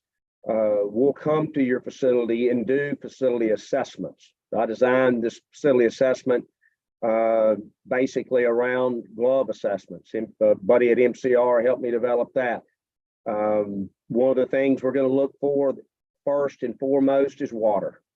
We want to know that the employees trust the source where the water is coming from, because everything starts and stops with water. Life starts and stops with water. So we've got to make sure that that is working and everybody trusts that source. And then from there, we can recommend and develop the electrolyte program that will go in tandem to each hydration facility.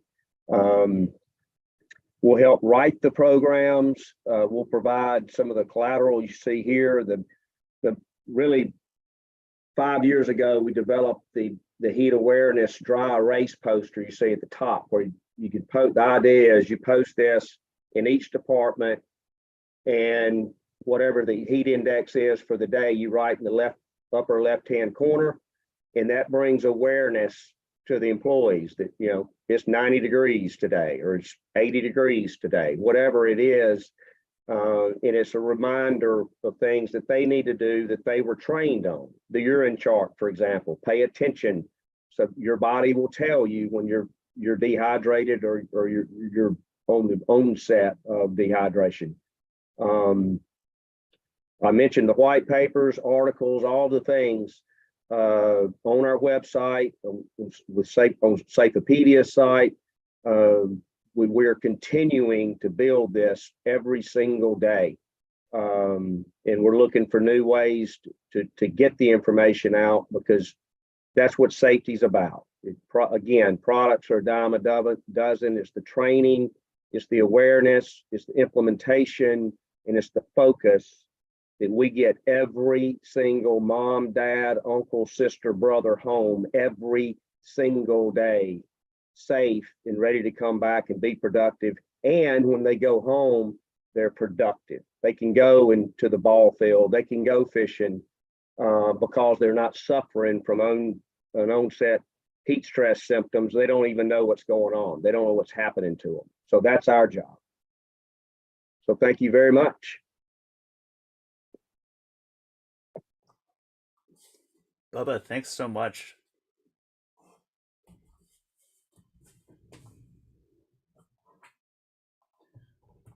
I really appreciate that you're bringing in so much more of the educational aspect into this. It's not just about the product itself, but it's really the concept of hydration in general and how it affects you. People need to know that. Appreciate that. Thank you. Yep, and again, the help that we've had from our friends at Safepedia. I mean, I can't thank them enough for helping us build this and bring the information to the folks out there that are dealing with it every day. It's a huge responsibility that all these EHF safety teams have every single day, every night. So it's a privilege for us to be able to work hand in hand with that community. Hey, that's our privilege, Bubba. Thank you so much. You guys are awesome, and Gabe, I'm glad you said that. I almost never hear Bubba talk about Sqwincher. It is I've heard him get angry about just physiology, and I put it in the chat here. It's like Bubba's this exercise human body machine of knowledge that just happens to work at Sqwincher. So I think it's a perfect it's perfect because he does get passionate about it. He's really out there and making sure that people are being healthy and staying hydrated. So thank you, Bubba. It's awesome. Yeah, I wanted to echo that and say thank you, Bubba and Sqwincher. And I mean, if you check out their page on our site, I think there's more content there than certainly any other partners contributed. And when we first started talking with Sqwincher, one of our early meetings, we were talking about how we could help them with the campaign, and Bubba said, I don't care about sales. I care about educating people.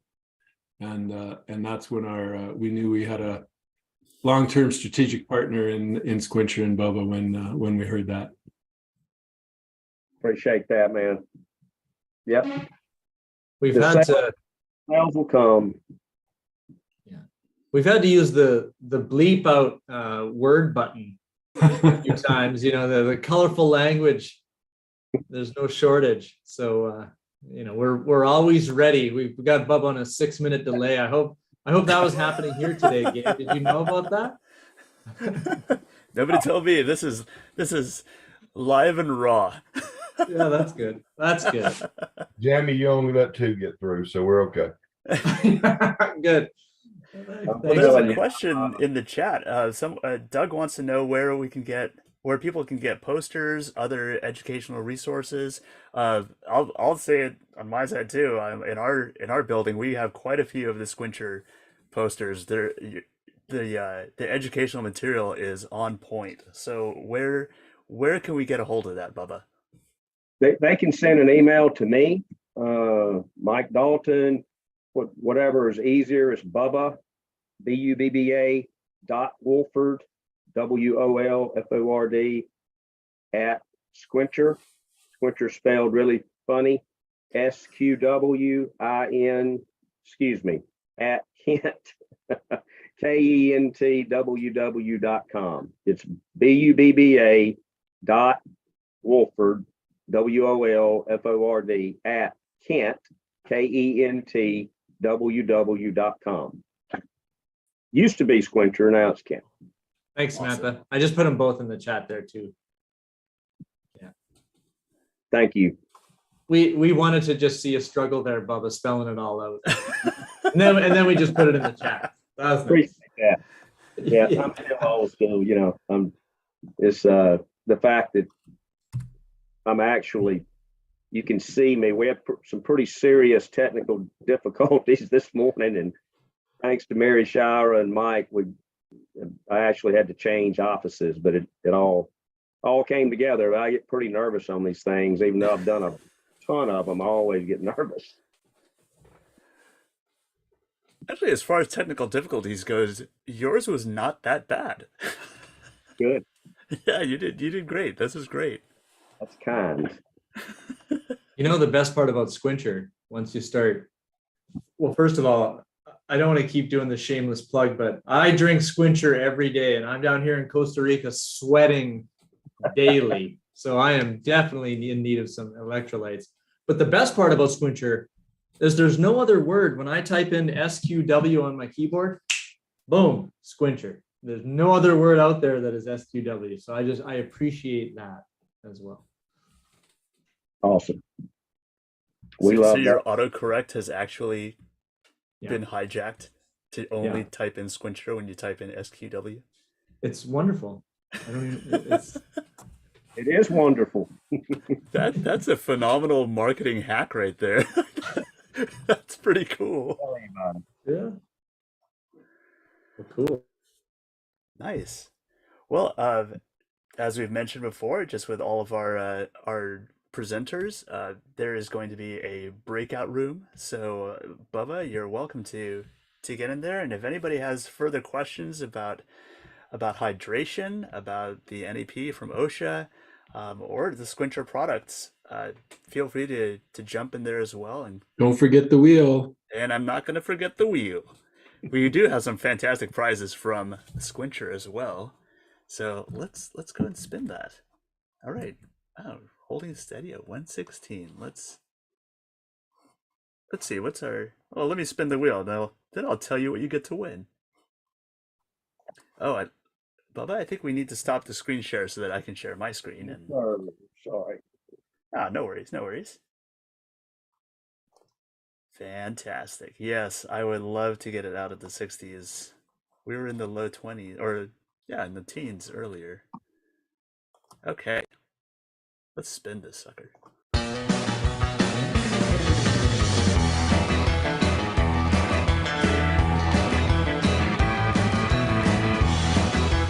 Oh yeah, we're not in the 60s. This is great. Oh, solid landing at 28.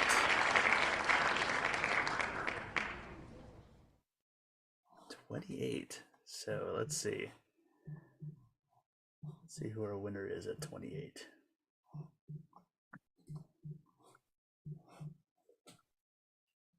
Oh, all right. Number 28. The winner is Claire Beach. Claire, congratulations. You have won a black stainless steel tumbler and some Sqwincher to fill it with. Congratulations, Claire.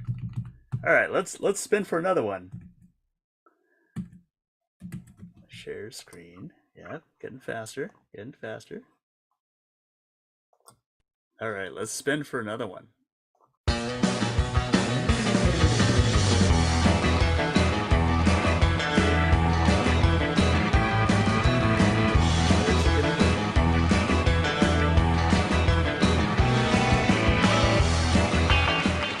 We're at 106.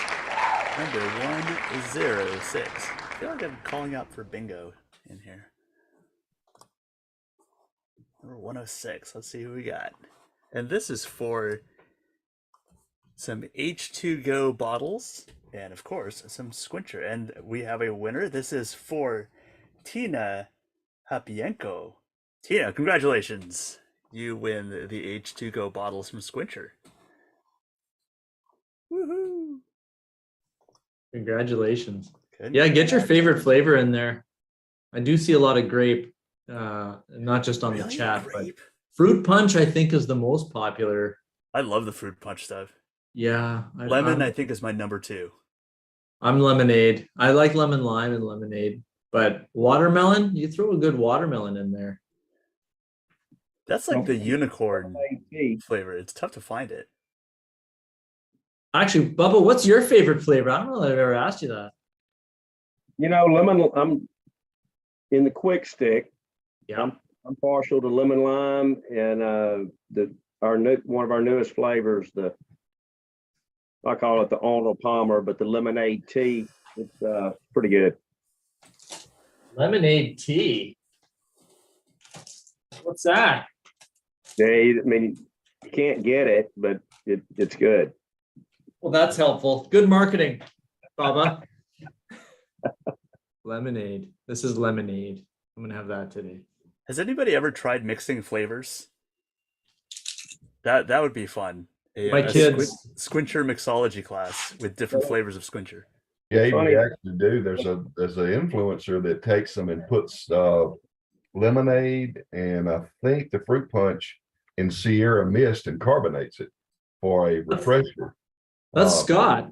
Scott does that. Okay. Well, he's not an influencer. There's a lot of mixologists out on Instagram. It's kind of funny. Cool. I've got a customer, big airline customer, and I went out for a ramp event earlier this year, and they actually have a tug, Sqwincher tug, that goes out on the ramp to all of the different planes when they're loading it so they can hydrate. Nice. They have big 10-gallon coolers there and taped, the names taped on the coolers. And I went over to one of them. I said, Texas tea. We don't have a Texas tea. He goes, well, we do. So he was flavors of Sqwincher. I mean, he actually had I said, how are you mixing this? And he showed me his little recipe book, and he does it the same way every time. And the employees just absolutely love it. They had Texas tea, they had frog juice, some other ones, but they kind of made it fun, and it tasted good too. I've got the soda stream, so I carbonate the water, tear my quick stick, drop it in there, and see if I can put the lid on it before it explodes. So that's Scott's a mixed berry guy. That's what I think. I always see you with blue. Is that what's your flavor? Oh yeah, the lemon lime for sure, the fruit punch, and yeah, you can't go wrong with the berry. Yeah, so serious question for Mr. Wolford is if you carbonate the Sqwincher, like what Scott's doing, does that affect its ability to give you electrolytes, or does it change its properties at all as long as you're just carbonating it? I don't think so. You're adding an element that is not necessarily healthy. But as far as does it affect how the electrolytes enter the muscle cells and all that kind of stuff, I don't know the answer to that question. I haven't seen any data on that. There was a company that, and I won't mention their name, that years ago, before Gatorade, they were Pepsi's main electrolyte brand, and they were carbonated. They went away from that, but that's I don't really know the answer to that question, but I don't think it's interrupted. I can chime in on that too. The main reason for the non-carbonation when you're dealing with the workers is the carbonation will actually bloat you. Yeah. So the idea is to get just a more of a fluid water effect. So it's, you're trying to absorb it quicker. And if they're not drinking as enough due to the bloating, then they're not going to hydrate as rapidly. That's a fascinating point. Oh, very interesting. Cool. So there's a question in the chat about some of the sugar alcohols. It says, does a sugar-free Sqwincher contain maltitol or sorbitol? It does not. It's sucralose. There you go. Yeah, and I'll add too that Sqwincher was one of the first to market with sugar-free products. And we're one of, if not the only, manufacturer that does not include aspartame or ACE-K or saccharin as one of our artificial sweeteners. We do use sucralose or brand name Splenda as our primary sweetener, our only sweetener. It's not blended. So you may see, like on some products in the grocery store, you'll see the Splenda logo on the stick or on the can or whatever. But if you look at the ingredient panel, a lot of times it'll show ACE-K or aspartame. And there are a lot of diabetics out there that don't trust aspartame or ACE-K. So aspartame meaning the blue stuff. Awesome. Well, thank you for all that info, folks. This is really good information. Great questions. Keep them coming. There is a breakout room where Bubba will be, and you can go ahead and go really in depth into some of your questions here. These are phenomenal. So please feel free to jump into that breakout room with Bubba. And thank you so much, sir, for your expertise, your knowledge, and your passion about hydration. Thank you. Appreciate it.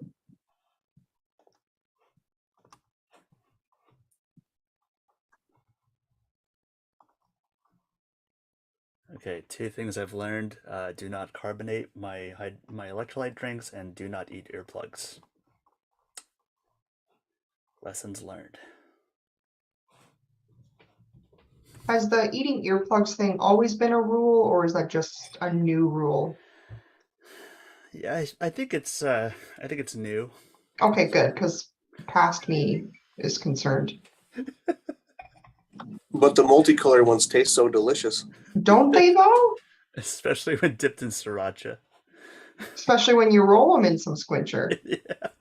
Like baked marshmallows with sriracha sauce or earwax.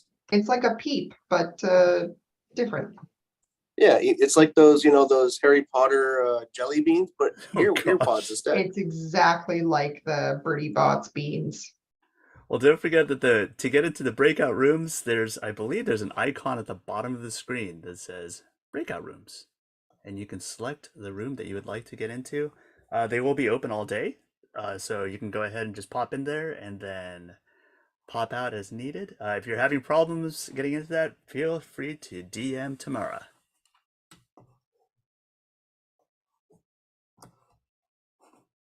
Let's see.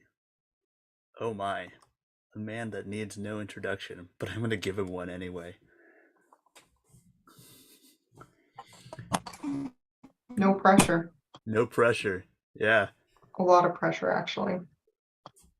Mr. Corrie Pitzer from Safemap. Welcome, sir. Hi there, Gabe. Nice to catch up with you again. Same here. Oh, you gave me a phenomenal introduction here, which I have to read this because it was just great. I said you didn't need an introduction, but I'm going to give you one anyway. So Mr. Corrie Pitzer from Safemap is going to be showing the value of safety culture analysis, and especially the unique methodology that Safemap has developed to ensure that they measure the true culture that drives risk-taking as against the measurement of safety perceptions that makes little difference to employees' behaviors, quote, when no one is watching. And I love the fact that you used risk-taking in here, because the fun fact that I got from you is that you actually love high-risk sports and activities. So this is going to be a really fun presentation, and I'm really looking forward to it, Corrie. So thank you so much. Thank you so much. There's a lot of talk in industry everywhere, on conferences, on this conference too. Safety culture. But you'll see down at the bottom of my screen that we got the word risk culture. And it is slightly different, or maybe it's a lot different. And I want to show you how we define it in very practical terms, and how we measure it, and what an organization can do with this.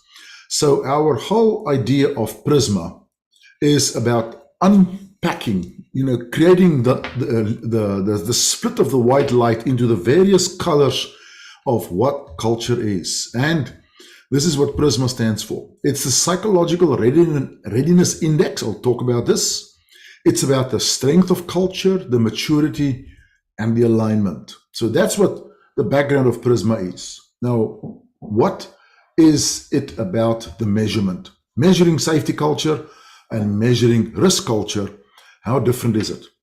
Well, I've got a little video, and I love this video. It is my friend Daryl. He's from the top-notch carpet company, small little town, small business. He's a single dad. He's got 2 children he looks after. His business that he works for is absolutely important in his life. He's got to have this job.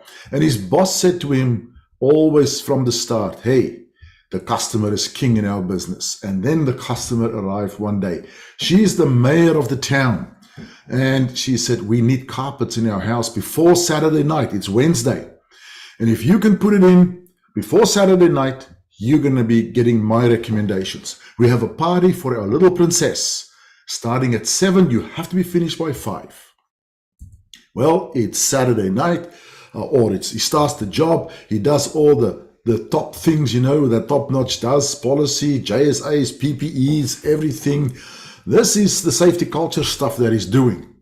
Well, let's see what happens on Saturday afternoon at 5 o'clock, whether the safety culture is still in place. He's finishing the job.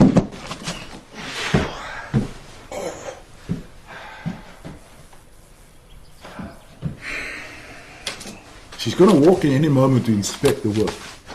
You just want to have a quick smoke.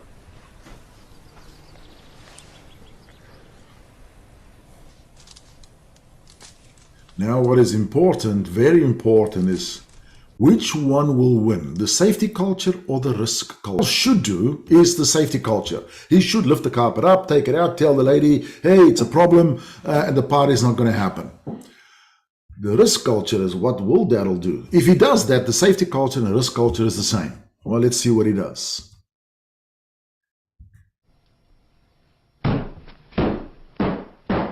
He's not doing that. He's hiding this quickly. No one's going to know. That's going to be under that carpet for the next decade to come. This looks great. This must be yours. I found it on the kitchen table. Thanks. Mommy, have you seen my hamster? Well, isn't he asleep in his cage? Have you seen my hamster then? No. But only go upstairs and look thoroughly. I mean, sure. Probably behind the bed, like where you found him last time. Okay.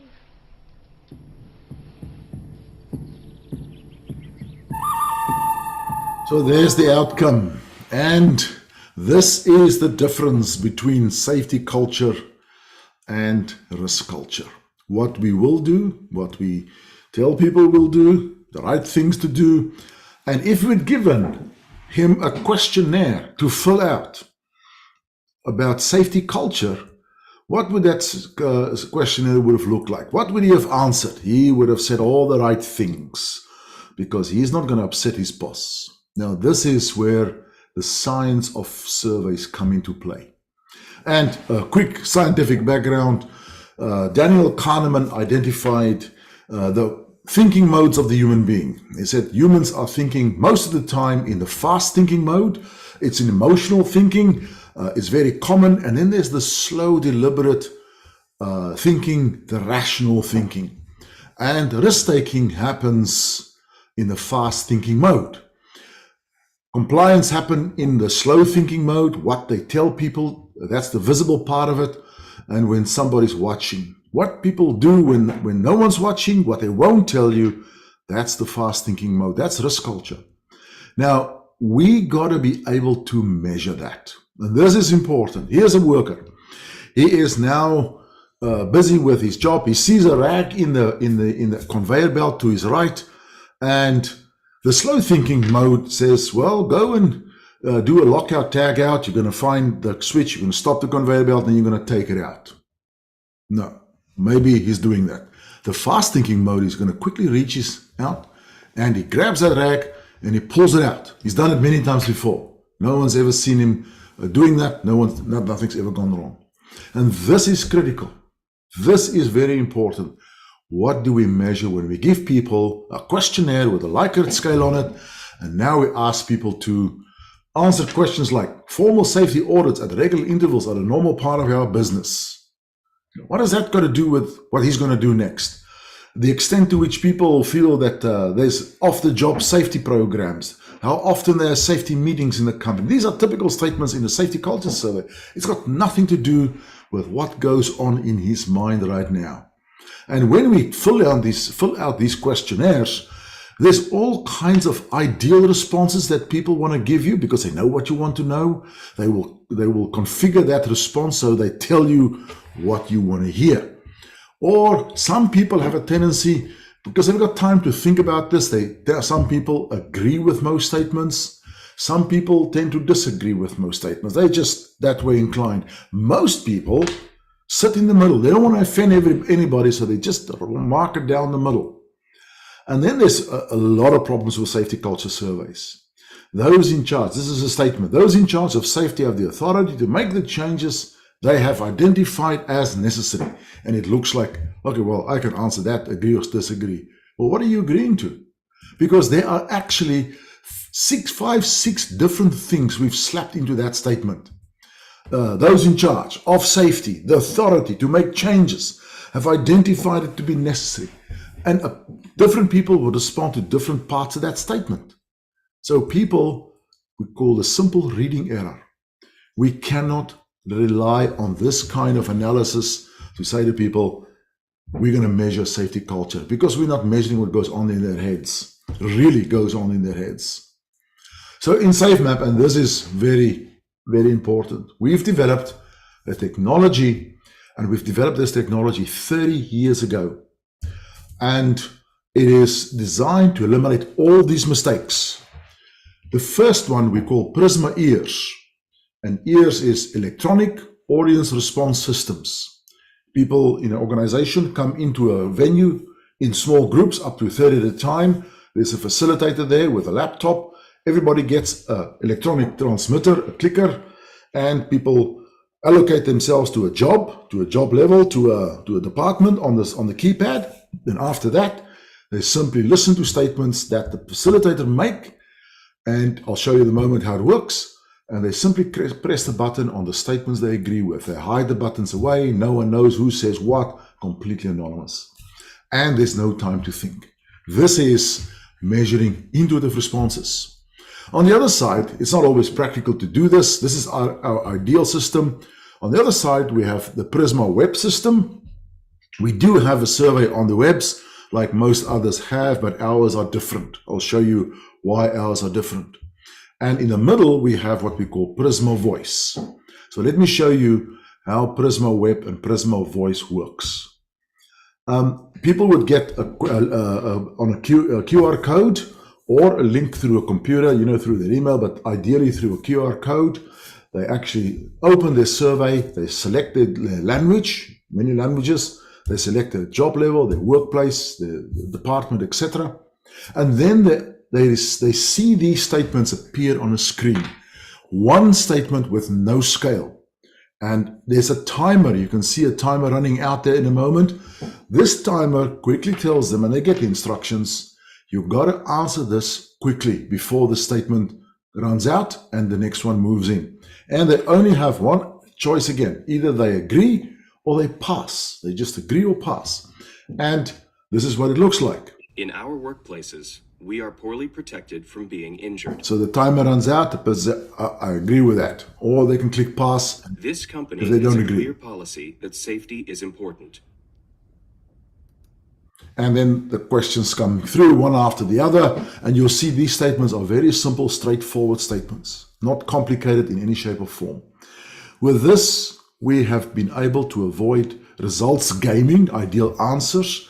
There's no agreement biases, there's no extreme responses, there's no middle of the road responses, and there's no reading errors, because people can actually listen and they can hear the statements being made. And what we're measuring is the intuitive response. What goes on in people's minds in the fast system thinking, what will drive their behavior? If a person does a job there out in the field and they got to take a shortcut, they're not going to stand there and think, how many meetings do we have a year? And are those good quality meetings? That's just nonsense measurements. We have to measure what really drives their behavior. So let's look at what is measured. The Safemap model has been developed over 30 years, and we have really perfected this model, validated this model in Australia in 1999, and we worked with the university at the time to validate our instrument. We got a contract with the mining industry. We surveyed the mining industry of Australia in 1999. It was a big thing, and we developed this for that purpose because they liked our technology with clickers, and we validated our instruments, and that became the model of Safemap. Now, the Safemap model has got 46 factors in it. And it's arranged in 7 scales: perceptions of the company, leadership processes, and so on. Every one of these, you'll see in a moment, has got a positive and a negative statement associated with it in our questionnaire, and it's all randomized. But these 46 factors, just to show you how we get to risk culture, they are rearranged in 4 groupings. On the top left, it's very much culture issues. So what is the organization's perceived commitment to safety? What is the trust in leadership? How do people believe or see management react to them making mistakes or having incidents? What's the response to failure? That's pretty much the formal side. And then we start digging in with measurements of what we call risk culture. What is the influences on people's performance, their behavior, through the behavior of their managers and supervisors, levels of recognition, the extent to which people feel engaged or see themselves being engaged in rules, in follow-up, being consulted. A very important one down here. What is the impact of my team on my behaviors? I'll show you an example of how we measure that. Do they condone risk-taking behavior, or do they reject risk-taking behavior? This is a very important metric because this is the most direct impact on a person's behavior. What happens in my team? Also, what happens in my job? The extent to which I believe there's risk incentives in my job. If I don't cut corners, I don't get it done. The extent to which people feel pressures of work, whether they know the rules, etc. And also, do they believe they have the authority to stop unsafe work? Or don't they feel comfortable with that? A very important one here is the extent to which safety rules are integrated with task performance. Is it enabling task performance, or is it hindering a hurdle in the performance of jobs? Then we look at formal safety practices. Do people think there is a lot of bureaucracy in the safety? What's the priority? What stresses do people have? Work pressures, job security, job stress. And then what is the level of risk transparency? Do people feel comfortable to report issues freely? And you'll see that measurement in a much more detailed fashion in a moment. So this is what we measure. Now, if we have percentages of so many people say that, so many people say this, it still means nothing. What does it mean? How long is this piece of string compared to other pieces of strings? And we have an enormous database that we've developed over many years now in all industries out there. And our database is divided up into bottom industry responses, lower, average, upper, and top companies. So a normal distribution of responses. And this is what we use to compare every response in our survey to. So let me give you one example. This is a typical graph, risk avoidance. This is team pressure on risk taking, my team. People I work with avoid taking shortcuts. And you can see there, that's the responses of the various groups. High in terms of supervisors, 80%, 85%. People I work with take shortcuts in their work. Well, look at the responses on the shortcuts. So now we subtract this from the positive and we get what we call the net positive result. And that is the benchmark. That benchmark is top companies. So we measure this big gap here. You can see a big gap, and that is shown on this graph. And when this graph hits a red level, it means this organization responded the same as bottom company level. If it's blue, they've responded the same as average industry. If it's green, and we do this heat map. This is those 12 indicators. And you can see by job level, all these indicators, where did this organization respond? You can see that on trust and on response to failure, they were at top company level. The same at risk control, formal safety, etc. But look at this. On team impact on behaviors and on reinforcement, recognition behaviors, they've responded at bottom industry level. So clearly, there's a huge area of concern, lower industry responses. The executive management in this organization have got some very low responses, decision making, you can see there. So each of these 12 indicators will have their factors analyzed further. Incredibly depth of detail of analysis associated with our survey. So we can splice it up. We do job analysis by culture analysis by job level, by departments and regions, and we have all these various analysis that we can provide to the organization. Risk culture analysis in terms of risk readiness. This is the, and I'm going very quickly through this. I'm not going to try and give you a training program on psychological safety, but this is measuring psychological safety. And we use the work of James Reason, also very much in psychological safety. And our cultural model, we take factors out of that, and we measure very, very comprehensively what level of psychological readiness exists in the organization. And there would be your gap in the flexible and learning environment. This is where this organization sits. On risk maturity, you know all these models that we have in more mature organizations, to less to more, the Bradley curve. We've got our model that we've developed over the years, and from our survey database and from the survey of this organization, we can place them on the various levels of maturity. And we can also measure alignment. This is a very critical one. You don't see many surveys do this. What is the strength of the glue between various levels? This is a nice color chart.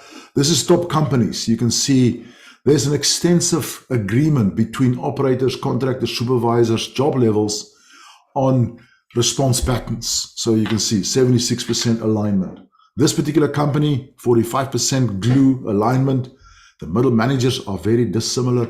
We can get a lot of information from this to identify what are the problem areas and breakdowns of culture. So this is our organizational benefits of the whole survey. Identify strengths and gaps. This is a very practical approach, a practical instrument.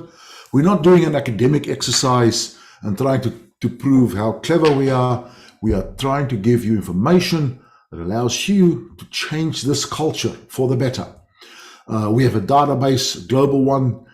We give graphical reports. We don't give you long-winded Word documents with beautiful sentences.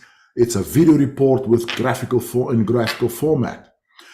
This enables transformation, and it's targeting your decision-making in your organization. And also, we have the capability to provide some interventions, follow-up. This is your outcome. We will give you these kind of analysis, practical one-sentence analysis of what are the findings in your organization, and we'll arrange them in your strengths, your opportunities, your weaknesses, and your threats. And from this, you can take action. We have a range of interventions that we have developed over many years. I'm not going to go into much detail there, but how do you change the vision, strategies, practices, processes, systems, and behavior of people? And from this, we have our approach that you can utilize if you want. And we have many interventions that we've developed on all levels of the organization with those names that can enable you to drive change in your organization. This is our team, global team around the world.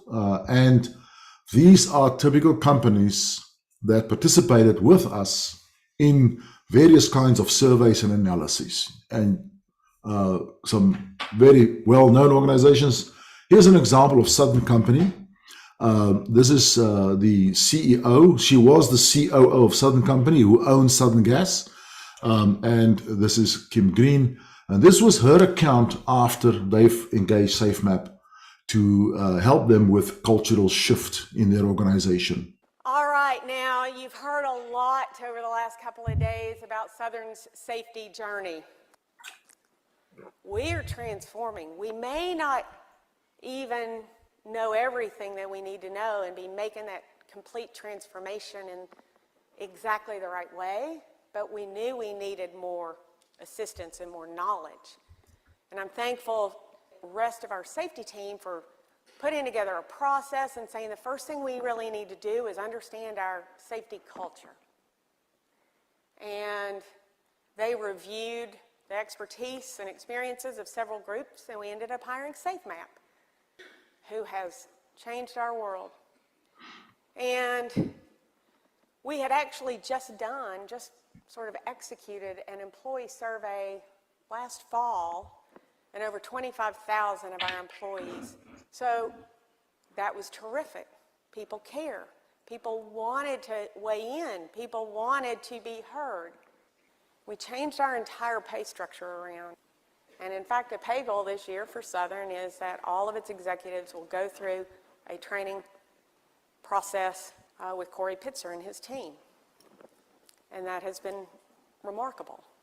We all have to get on the same page. We all have to use the same vocabulary. We all need to understand some of the principles that we have held near for years, maybe decades, don't work anymore. And I just leave you with my most heartfelt thank you for your commitment, for your time, for your efforts, and for your partnership. Thank you. Well, that is our product Safemap Prisma culture survey and analysis.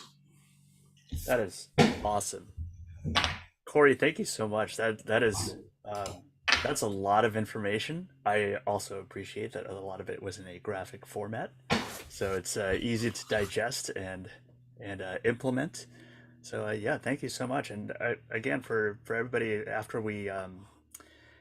after this presentation, Corrie will be in a breakout room, and feel free to pick his brain a little bit. There's, I'm sure, a lot to discuss. And in fact, that's actually a pretty good segue to the prizes that we're going to be giving away on the wheel. We've got 2 1-hour one-on-one sessions with Corrie. This is pretty fantastic. I'm a big fan of kind of picking people's brains and seeing things from their perspective, and I'm sure just an hour with Corrie is going to be pretty mind-blowing. So let's see, we've got 107 people on the call right now, and let's spin that wheel. Hey,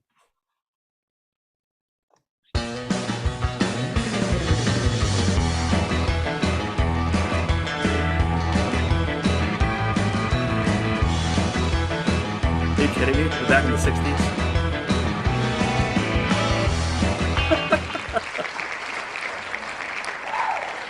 Number 66. You are the winner. Let's see. Who do we have here for 66?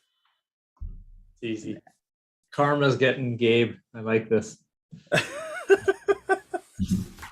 Did we finally caught up? Did we talk about, and maybe I just missed it, but did we talk about the 2 grand prizes that Corrie is awarding at the end of the conference today? Not yet. We did not yet. Oh, real quick, let me before I forget this. Holly S., you are the winner of the first hour with Mr. Corrie Pitzer.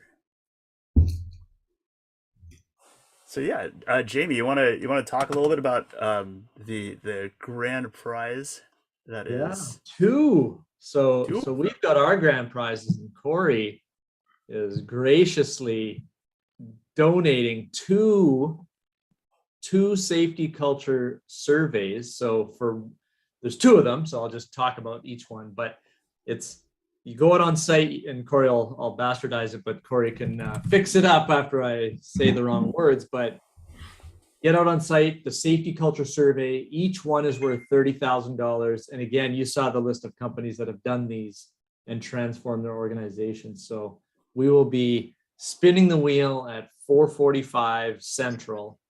And anyone that was in here today on this talk, and anyone that was in Corrie's keynote session or watched the Corrie and Dom session. So anyone that has seen Corrie over the last 3 days is entered into those draws, and we're going to be spinning the golden wheel for those.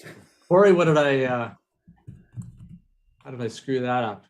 No, you're absolutely spot on. It is 2 surveys. So it is for a site. So if somebody wins it, they can select their own site if they work for a company, or if they're a consultant, they can select a client site, and we will perform this, enable them to do this free of charge for them. We will. So I was just thinking, Jamie, and maybe there's still time to do it. The second prize is not necessarily for people who watched me and Dom. It's for anybody that's been on the conference. Oh, even better. Okay. Yeah, so you can include anybody in the wheel then, and of course the first one is for those who've been to my keynote. Okay, even better. Well, now I'll have to talk to somebody about that. I don't know. We'll see if we can make that happen. No, of course we can. Okay. I'll talk to Scott and see, and tomorrow we'll probably have to run it by tomorrow. Absolutely, we'll do that. Nice. Great, thanks, Well, Corrie. That's even better. So everyone's in. Nice. How about we spin the wheel one more time for another hour with the man, the myth, the legend, Mr. Corrie Pitzer. We'll have to check if Holly S. do want a session with me for an hour. Maybe we have to spin again. Well, we're spinning this one. Let's go. I'm gonna try not to get it in the 60s, as if I have some sort of control over this. Oh, okay. Almost. Number 55. 55. Right in the middle. Oh, that's not too bad. What do we have here? Let's see who the Oh, Dwight Rose. Dwight Rose, you are the winner of an hour one-on-one discussion with Mr. Corrie Pitzer. I look forward to that. And for everybody that has follow-up questions, I've seen there are a couple that were in the chat about Safemap and about and even some of the other services related to Prisma. There is a breakout room where Corrie is going to be, so feel free to jump in there and ask your questions to him directly. Again, if you are having issues getting into the breakout rooms, feel free to DM Tamara Paris, and she will help you get in there. Corrie, thank you so much. Yeah, and so sorry if I missed it. Did you talk about the grand prizes that Corrie's donated to the Golden Wheel? Did I just miss it? Based on Jamie's eye rolls, Yeah. yes. Let me Yes. roll them harder. You just missed it.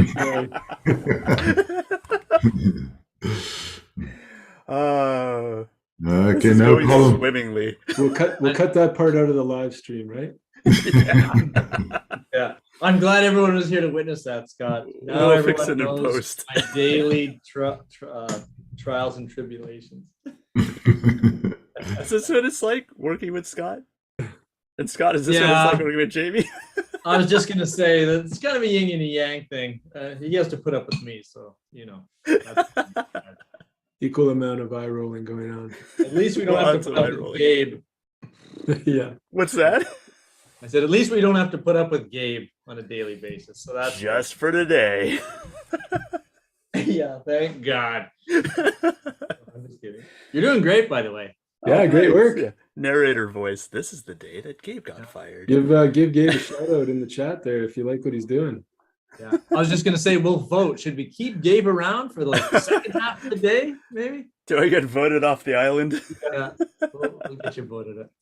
Nice. Oh my goodness. That is too funny. We got a couple minutes here. Yeah, how's everybody doing? How many cups of coffee have we had? I know. I'm sure Bubba's not going to want to hear that, as we're all insufficiently hydrating. Remember, for every cup of coffee, you need 1 cup of water. So I do have hydrate. my cup of coffee here, and then I do have some more water as well. So I'm ready. Bonnie's on her second pot. Forget about cups, she says. Second, wow. Bonnie, I dig your style. Good job. Craig said he's only here because of Gabe. So. Oh, Craig.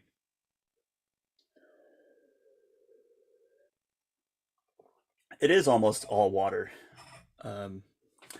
I found that logic does not hold with a lot of other beverages, even though they are mostly water. I count tea as water. That works too. That works. Isn't tea lower in caffeine than coffee? Depends. It depends. But yes, like green tea is lower than black tea, and there's white tea and herbal teas. So I love black tea. It's so good. Good breakfast tea is phenomenal. Well, Linda, thank you so much for joining us today. it's nice to meet you, Gabe. Yeah, good to meet you too. I know we've chatted over email back and forth a little bit before this, and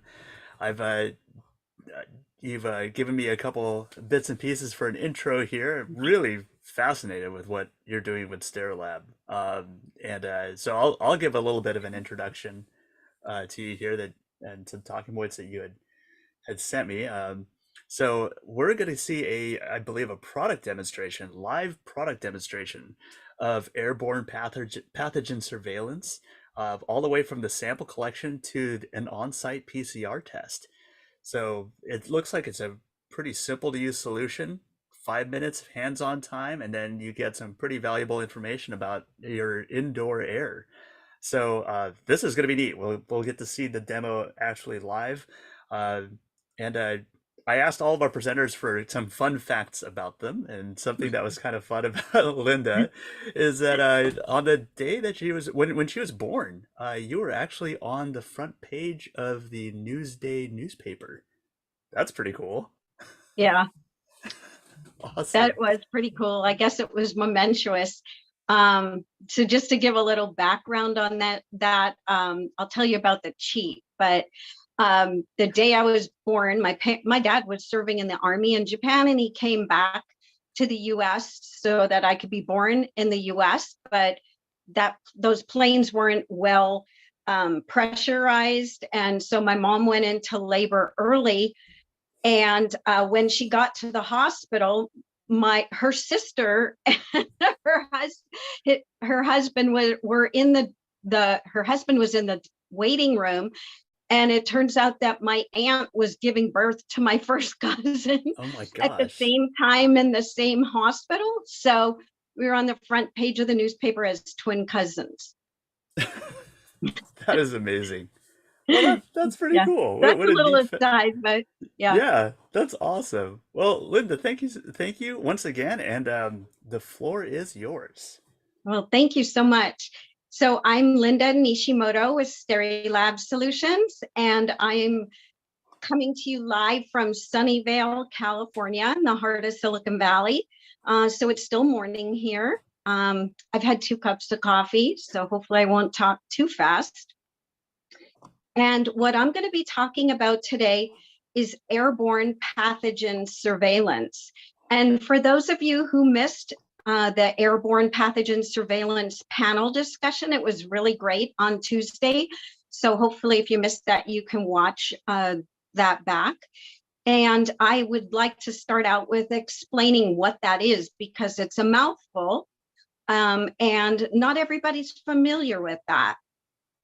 So an airborne pathogen is something in the air that can cause disease like virus or bacteria. And then surveillance is to monitor something in the background, like we have other forms of environmental surveillance. So it's a non-invasive method of sampling the air, in this case, indoor air inside of a building, to see if there are pathogens present. And when the pandemic began, they adapted this aerosol sense sampler, which was used to detect other dangerous things like anthrax and such, with a cartridge to be able to sample for viruses. So there are two parts to airborne surveillance. The first part is the sampling part, where you're sampling the air. And the second part is the testing part, in this case, using PCR technology to test the sample. So I'd like to tell you that there are just two parts of hardware.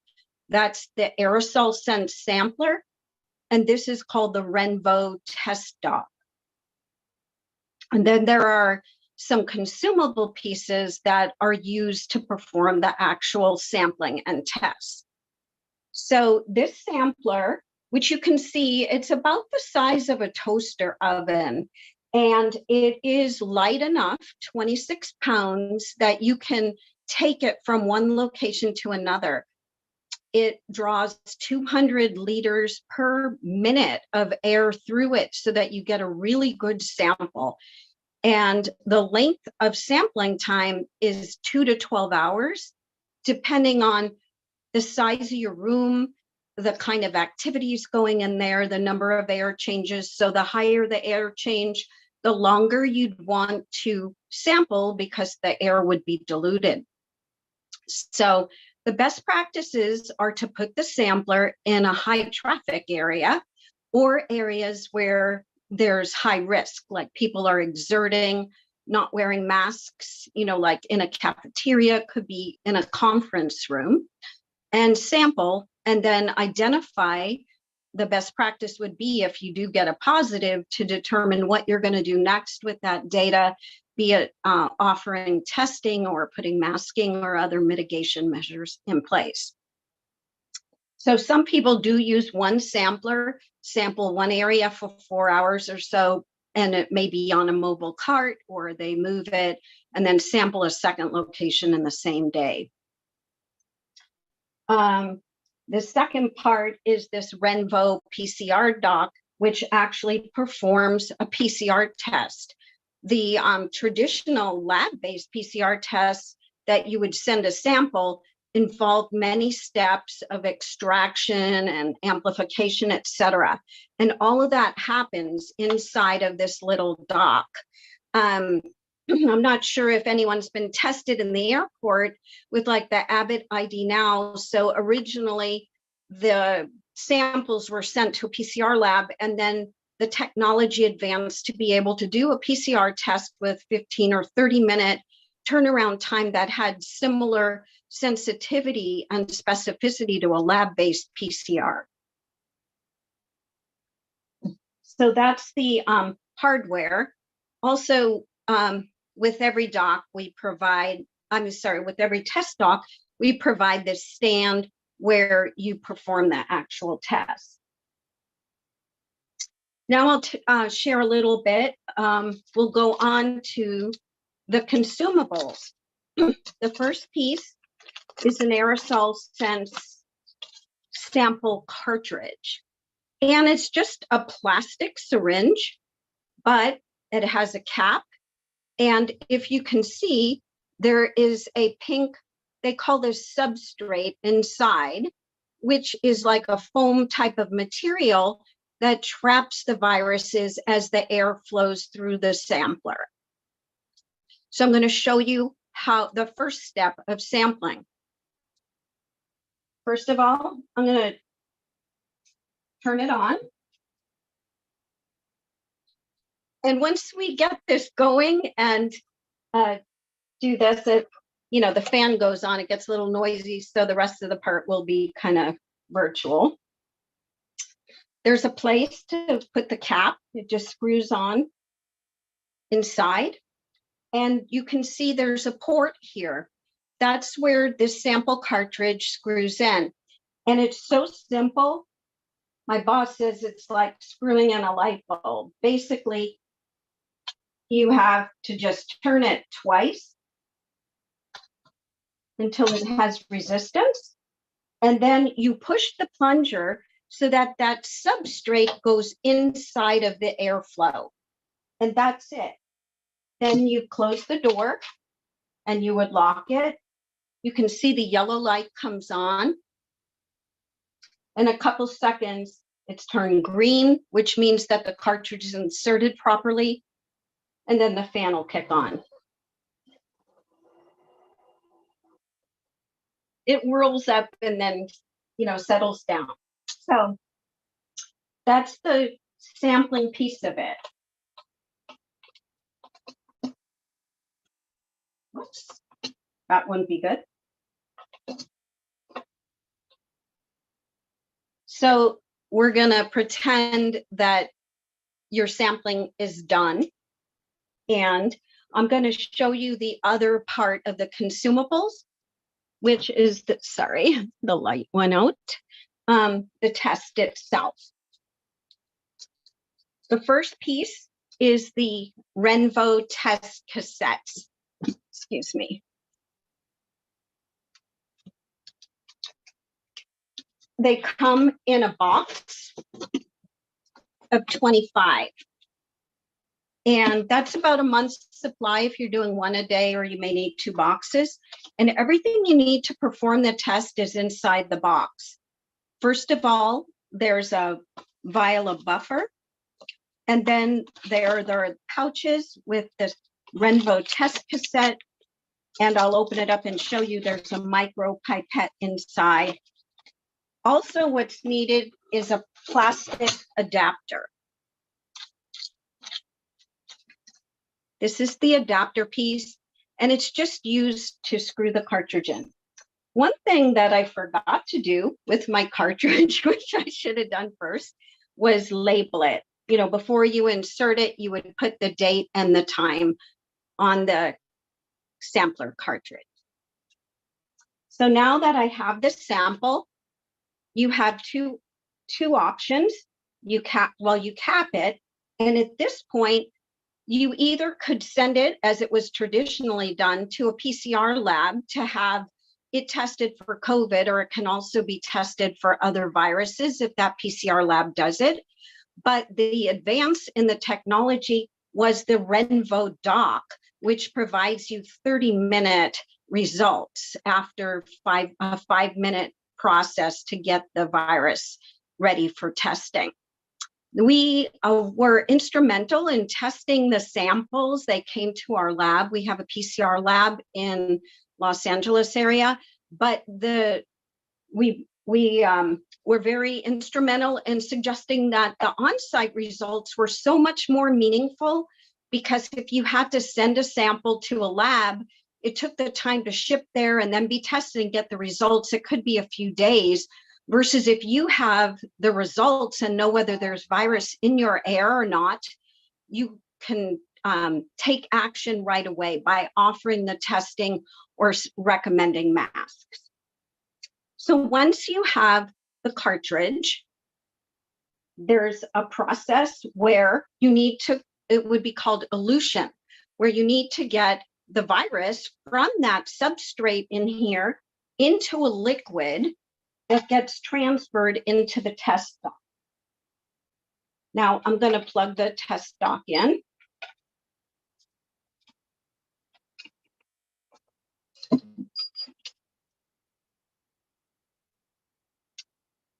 And share, the first thing I do is take one of these adapters and 1 vial of buffer. Open the buffer. Put the adapter on and invert it so that the liquid goes into the adapter. At this point, you just screw the cartridge onto the adapter, just a couple turns, and you plunge the substrate into the liquid. There's a little band that you could see that it's fully down. And then all you need to do at this time is shake it for 30 seconds.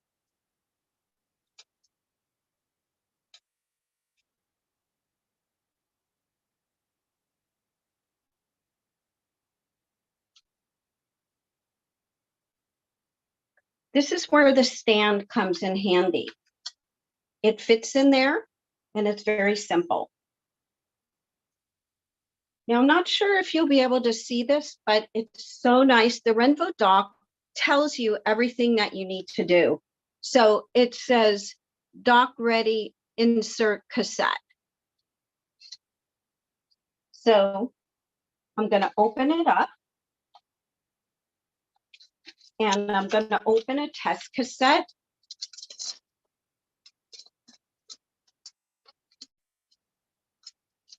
I'm going to show you a little bit about the test cassette. This is the Renvo test cassette. And on the back, you can see there are several chambers. What's amazing about the technology is that all the steps that would happen in a lab happen within this cartridge and within the test dock. The test dock cycles on and off as far as providing temperature, and the liquid travels at specific intervals down through the chambers until it's, completed its cycle. And I'll show you a finished test at the end, but right now I'll just put it in the dock, click it down. It says add sample, then close lid. So I need to peel off this little tab. Now I'm going to show you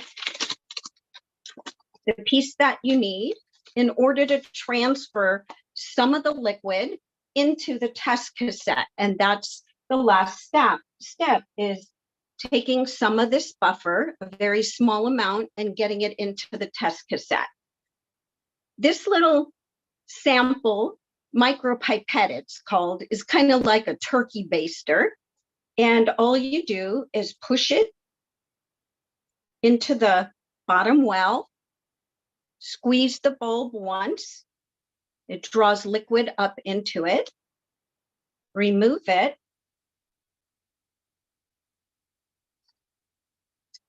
insert it into the well until you feel resistance, and then the bulb is just squeezed once and removed. It said sample loaded, close lid. And that's it. The test, that 5-minute of test procedure, now you could walk away for 30 minutes until the test is finished. But since we don't have 30 minutes, I thought this could be just like one of those cooking shows where I'll take the cooked one out of the oven. So I have some completed tests right here. This is a negative COVID test result. There are built-in controls inside of each cassette that tells you that the sample has been performed properly and the dock was working properly.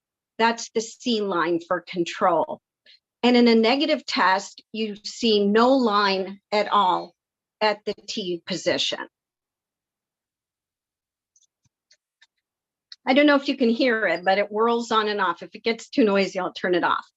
And this is a positive test result where you see a blue line at the T position and you also see the control.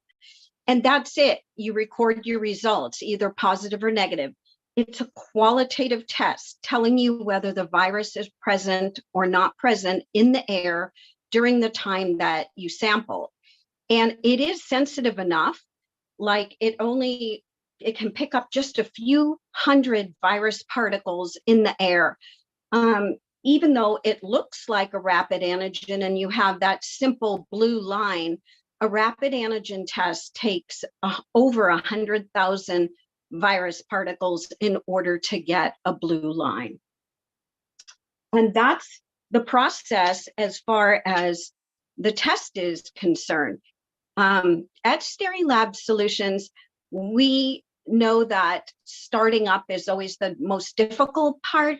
And so we have a program where we provide the hardware, the sampler, and the Renvo test dock included in the cost of the consumables. And we also have a monthly program because we do provide the best practices to offer testing if you do have a positive air sample. So we do provide rapid antigen tests, and we are an authorized distributor for the Lucira Check It I don't know if you all have heard about this. In Canada, they just got FDA approval for a multi-test. It does COVID as well as flu. But in the US, we have just the COVID test available. And it is a molecular test called LAMP technology, which is very equivalent to PCR. What's amazing about this is it's battery operated, and it gives correlation with lab-based PCR results. It's about 95%. I just performed this during Corrie's talk on myself, and I'm really thankful I'm negative because I'm catching a flight at the end of the day. But this gives you the peace of mind that you know for sure that you are negative, or to identify who is positive so that you can quarantine and prevent the spread. And that is the end of my presentation. And I hope that you'll join me if you have further questions in the Safety Justice Lounge. And if there's chat questions, I'm open to answering that. Linda, that was pretty cool to see the entire process done live. Wanted to bring up a couple things that came up in the chat. First, you mentioned about how that fan would run pretty loud. I asked if anybody else heard it. I don't think anybody else heard it. Yeah, it's right in my ear. Oh, really? Well, because I'm sitting right next to it. I mean, normally you put the sampler in a high, throughput area, and it actually has the same amount of sound as a fan. So if you have an air conditioning system on, it just blends in with that. But since I have nothing on in my home and it was on, I was afraid I would be competing with it. So had you all heard the Renvo doc? Because that also was, it just cycles on and off, and it's not obtrusive, but it's noticeable. Everything seemed to run pretty quiet, so that's pretty impressive.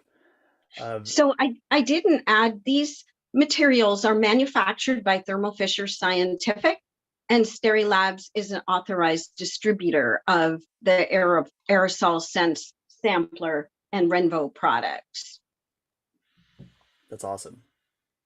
I wanted to, sorry, Gabe, just as you're going through the questions, I wanted to throw something out to everybody in attendance today and hopefully get some feedback. Because when I met Linda and she showed me what they've got, I was like, this is absolutely amazing, because I think that, we can all admit that we were caught totally flat-footed when COVID hit, right? Should we wear a mask? Should we not wear a mask? Is it in droplets? Is it airborne? There was so much confusion and misinformation. And I just thought, like, you wouldn't send somebody into confined space without proper gas detection, right? And so if you could monitor the air, quality or pathogens in your office and proactively protect people, set people's minds at ease that you're at least monitoring it, wouldn't that be a huge plus for safety professionals? Because I know, again, when COVID hit, a lot of it fell on everyone's plates, and again, I don't think we were prepared. So isn't this a great proactive, non-intrusive solution to be running in that background, just again, if nothing else, for peace of mind? Because one person gets sick, it's lost time but panic and mental health and all the other issues that were wrapped into the pandemic. So would love to get people's feedback on their thoughts, and I'll turn it back over to Gabe to kind of deal with some of the initial questions that came up when people think of that. Scott, can I add on to that? The whole solution is in use in 35 of Thermo Fisher's facilities throughout the US, and it has been. And I did share this, but what they do is it runs quietly in the background every day. And it is surveillance, like it tells you if there's someone infected. So what they do is, if there is a positive result, they offer testing, and they will put mask mandates back on for a week or whatever. So what they call it is dialing up and dialing down the mitigation measures to prevent spread. And it's doing an amazing job in their facilities.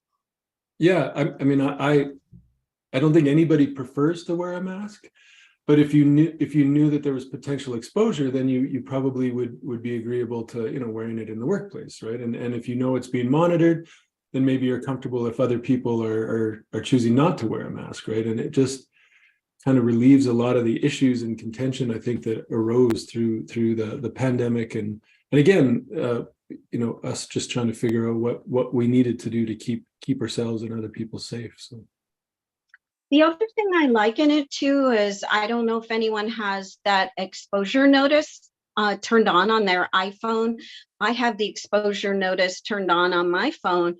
And what's neat about that is you don't know if you were in a store, or restaurant or whatever, and next to someone you don't even know that had COVID and had some exposure.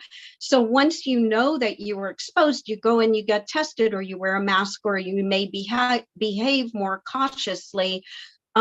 Like Chief Burke shared during our surveillance, he wound up finding, someone found out that they had been exposed through the air surveillance, and then they got tested and they were asymptomatic, but they were positive, and they were about to go visit their grandmother who was 98 in the assisted living, and they, you know, caught it by getting tested and didn't go. So I think we all have the opportunity with the data and knowledge to change our behaviors if we choose to be more proactive about protecting people and not unknowingly spreading it.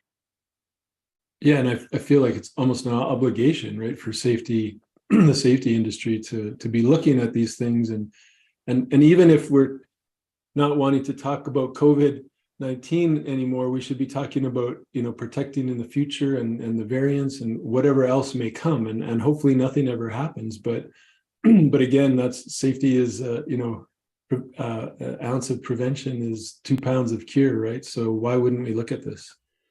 Again, the buffer that's in here, you could do the COVID test on site, and you can, as long as you refrigerate it or get it to the lab overnight, this can be sent to a lab that does multiple PCR tests, and you can find out if you have flu A, B, or RSV, respiratory syncytial virus, in your air as well. Other studies that Thermo Fisher did in Europe, some people did PCR tests and found like 40 different bacteria and viruses, but the only commercially available on-site test at this time is the COVID test. I think that was a question that came up in the chat as well, is that would it be, or does it, or will it look for other viral strains, even something like the seasonal flu or SARS, something of that nature?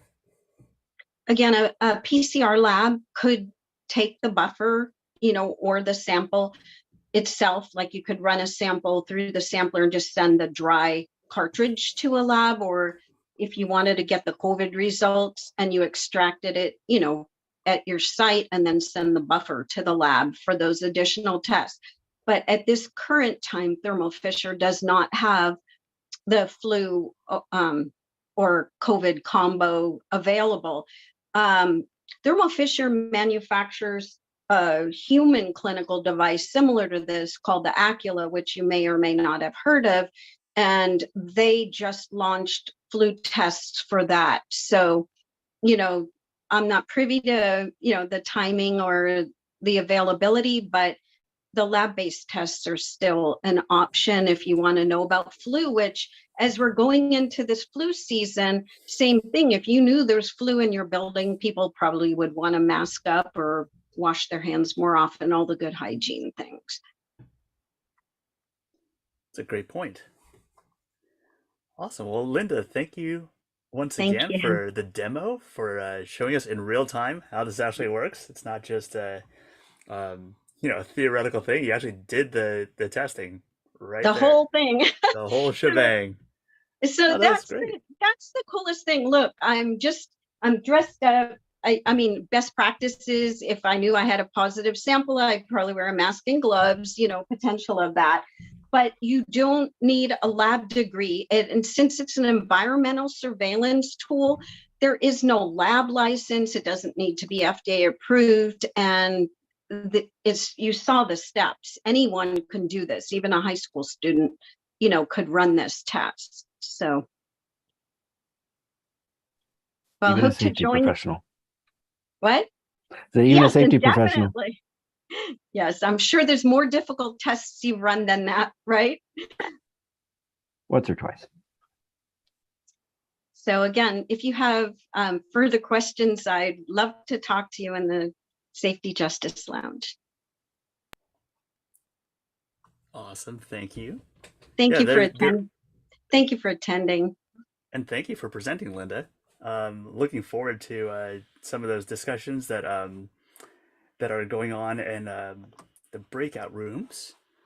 And yeah, that's going to be happening after this. So if you have further questions for Linda, definitely head over to that breakout. And I think we've got a wheel spin coming up as well. Yeah, why not? Let's spin the wheel. Yeah, let's spin the wheel. And I've just a got the- nice reminder, it's tomorrow again. Hey, Gabe. Hey.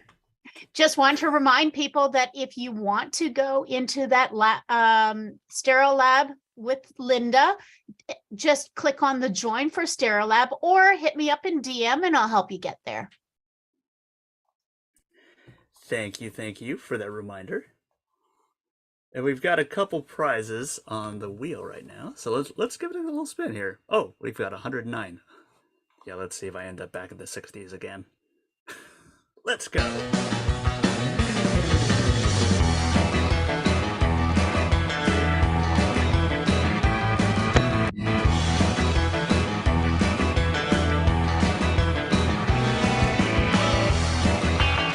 Oh, we are visiting the 80s now.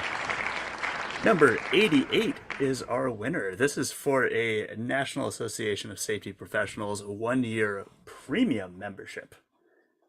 Not the standard. You actually get NASP plus. NASPP, I guess. You got the count, or do you want to The hand? count is number, if you could help me with the count, that would be great. Number 88. Let's see. That's a bottom up trick. It's a bottom. See, I don't know how it works behind the curtain, so this is very interesting. Well, see, I realized Jamie's looking at the one page where it has them alphabetical, and I have it where they're mixed up. So, oh, interesting. So I've got Rick Spieskel. Okay, Rick Spieskel. Congratulations, Rick, with your 1-year premium membership from National Association of Safety Professionals. Let's do one more spin. We got another prize on the on the docket here. Let's go.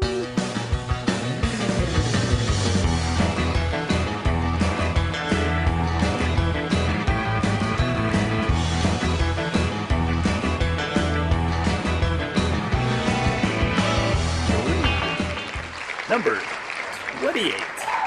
Number 28 is going to win from Service Logic a ball cap and a wonderful, fantastic pair of socks. I'm assuming it's a pair, not just one sock. That would be unfortunate. True. It's always just one. It's always just one sock. It's just always, one sock. It's always one sock. JM, how you doing, man? I'm a little hoarse, but I'm good. I'm good. Number Like a mini horse? What? Yeah. I like. Well, I it's think always those are going to called be. ponies. Yeah, Pony. I'm a pony. I'm a pony. Mhm. Oh my I've got gosh. Scott, you want to confirm who's number 28? Chris Vincent. Say that one more time. Chris Vincent. Chris Vincent. Congratulations. Sorry, Vincent Chu. That's close, but no cigar. No worries. What's that? What's Two that line? first names. Close only counts in horseshoes and hand grenades.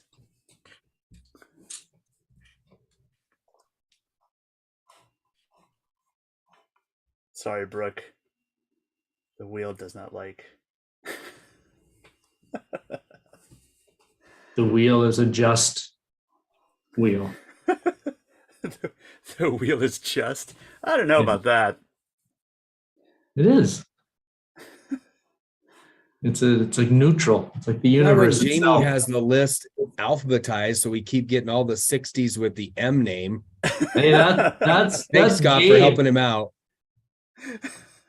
Oh, I'm taking the blame for this one now. Well, I did I see the, how it goes. I did the first two, and they were random marks because I'm looking at the mixed up list. So it was just a major coincidence. Oh, geez. It's just. You know, Gabe, Gabe, the wheel. Yes. What you can do, and I think you can, you can. Two things. You can change the music if you like, and you can lower or increase the time by 2 seconds or 4 seconds. I mean, if you really wanted to test the just wheel, you could. There's a setting that says you can go for 60 seconds. My goodness. We did the 60 seconds. Why would you do this? We did the 60 seconds the first year. That was it was long. brutal. It's so long. It took forever. It is brutal. It's definitely longer than 60 seconds. Oh, that's just not okay. Well, it's fine if you pick the right music. What about if it's the golden wheel? It should be 60 seconds. That should be a 60-seconder. That wheel last year was the most intense spin I have ever seen. We were all, it just tick. That's so rough. Oh yeah, this is not good that I see that there's so many different options for this wheel. What to do after the spin, what to do with the spin. I should have not said anything because you're now in the rabbit hole. Yep. Now you're trying to find the perfect wheel. Yeah. I just have to tell you it doesn't exist. I love the display pop-up with message option. For some reason it's locked. I can't change it. Yeah. I can only turn it on or off. Do we have Marc in the house? Let's see. Sorry, I got lost in the wheel rabbit hole. Thanks. Oh, are we counting? Did you spin? No, I didn't spin. I'm just looking at options. I was enjoying just listening to you guys. It was cracking me up. I don't even want to present any products. I just want to talk about the wheel for the next 25 minutes. No, or I'll give away a single earplug to people. That'll be fun. Yeah. You can go with a single sock that you win. we haven't talked about earplug. Lucky you. We just have. We haven't talked about candy corn this week at all either. Oh, so. it is early. It is early, my friend. It is early in the day. Is Allison even here today? Well, Marc, you are here. I am here. Excellent. I'm talking. Fantastic. Can you hear me okay? I can hear you just fine. Excellent. So, Marc, I believe you are presenting to us from Honeywell. I am, and I had to change my location at the last minute, so my home office exploded. It looks like, I don't know, like an engineer like threw things in the air and just let them land where they will, but it's okay. The reason why is I chose to be safe with you guys, right on theme, because we had we have a fire drill and evacuation that's happening at exactly 2 p.m. So I thought that would have been a little awkward to be presenting live as we blow up and have sirens going off, because they are definitely loud in our building. So, but happy to be here. It's the messy office should look like. I mean, I can aim down a little. Like I've got pappers, I've got dispensers, I've got a whole closet full of hearing protection. So a little bit about me. I'm actually the global Marcom leader for Honeywell, but I spent about 3.5 years on the hearing protection side of the business. So if I'm talking about all the products, you might see I get a little bit of a glow when I talk, especially about the hearing products or award-winning products, because I introduced all of those to the market. So I get pretty excited about that. Or, talking about different patents that I actually have a hand in is always exciting. But But today I wanted to split up my 2 sessions. I think, the first one, I'm going to look more on general safety, talk a little bit about, our eye protection, some of our new hand protection that we've introduced to the market, talk a little bit about hearing and a new dispenser we have, and just walk.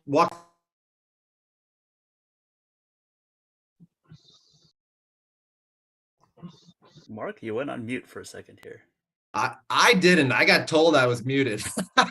Ooh, I didn't click that. Who's the host that's muting me? It's fine. If that's did I need you to set me up with something first before I run into it, or? No, I think you're good to go. I mean, you were on a roll. Your intro was phenomenal. So awesome. I want to break your flow. No, it's cool. I mean, muting, hearing protection, it's all fun, right? No, I actually this week's been crazy. So I'm filling in a little bit for Rahil Hassan, who some of you may have seen present before. He's actually, out of the office this week. So filling in for him while also doing 2 major photo shoots. So I don't have all my product that I would have loved to have shown you, because we're actually doing some photo shoots with some linemen for the utilities market tomorrow, and we just did a really cool food and beverage shoot. So I actually got some things that I brought with from doing that video shoot. So pretty excited, right? So I guess I'll just jump in, go right into it. First thing I wanted to talk about was our Avatar lens. I know it's not brand new, and I know a lot of you probably recognize it because it is a mainstay in the space for eye protection. It's a amazing technological advance as far as just having the anti-fog and the hard coat coatings that are baked into the lens. That's a little bit of a difference of the Honeywell technology. So the HydroShield is actually hydrophobic and hydrophilic. So if you are in a moist environment, it's actually going to draw out the moisture and push it to the edge of your glasses, keeping your lens fog free. The new standard basically says 8 seconds. So if anyone's ever been to a rodeo, I see some folks on here probably have been to a rodeo before, or at least I hope you have. It's the idea of an 8-second ride. This thing right here lasts the whole entire rodeo. So as far as, yes, it's more expensive than the cheapy kind of throwaway, wear one day and throw away lens. It's meant to keep you protected. It's got a lot of extra features in there. So you're talking about 9 base lenses that are available. It's got a floating nose loop, flexible nose pad made with the mixed material technology. We've got indirect venting system on the top, so actually vents away, keeps you nice and cool, calm, collected. Adjustable ratchet templates. You can probably hear that, right?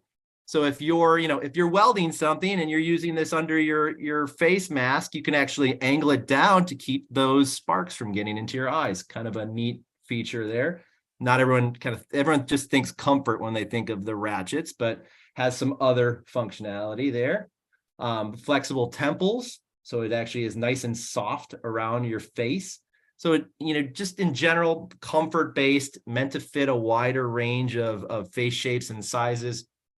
And for someone like me, right, I don't know, I'm not sure if I'm lazy or I just don't get around to it, but I need to ask my eye doctor to get the new RX frames, because those are all also really, really cool. You can get those in the Avatar. But I also use if I'm doing work outside, I've got my OTG, or over the glass. So nice, easy, comfortable, has, a little bit different padding on the top to account for your regular eyeglasses.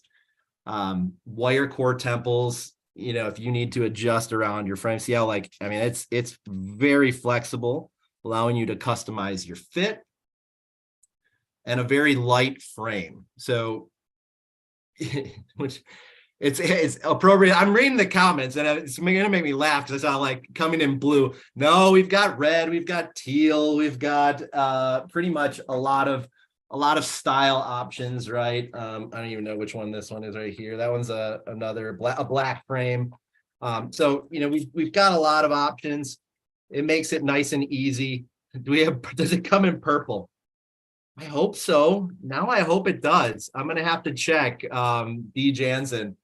I think what I see, like we've got, I mean, lens options, right? So black is available with clear lens, gray lens, amber lens, blue mirrored lens.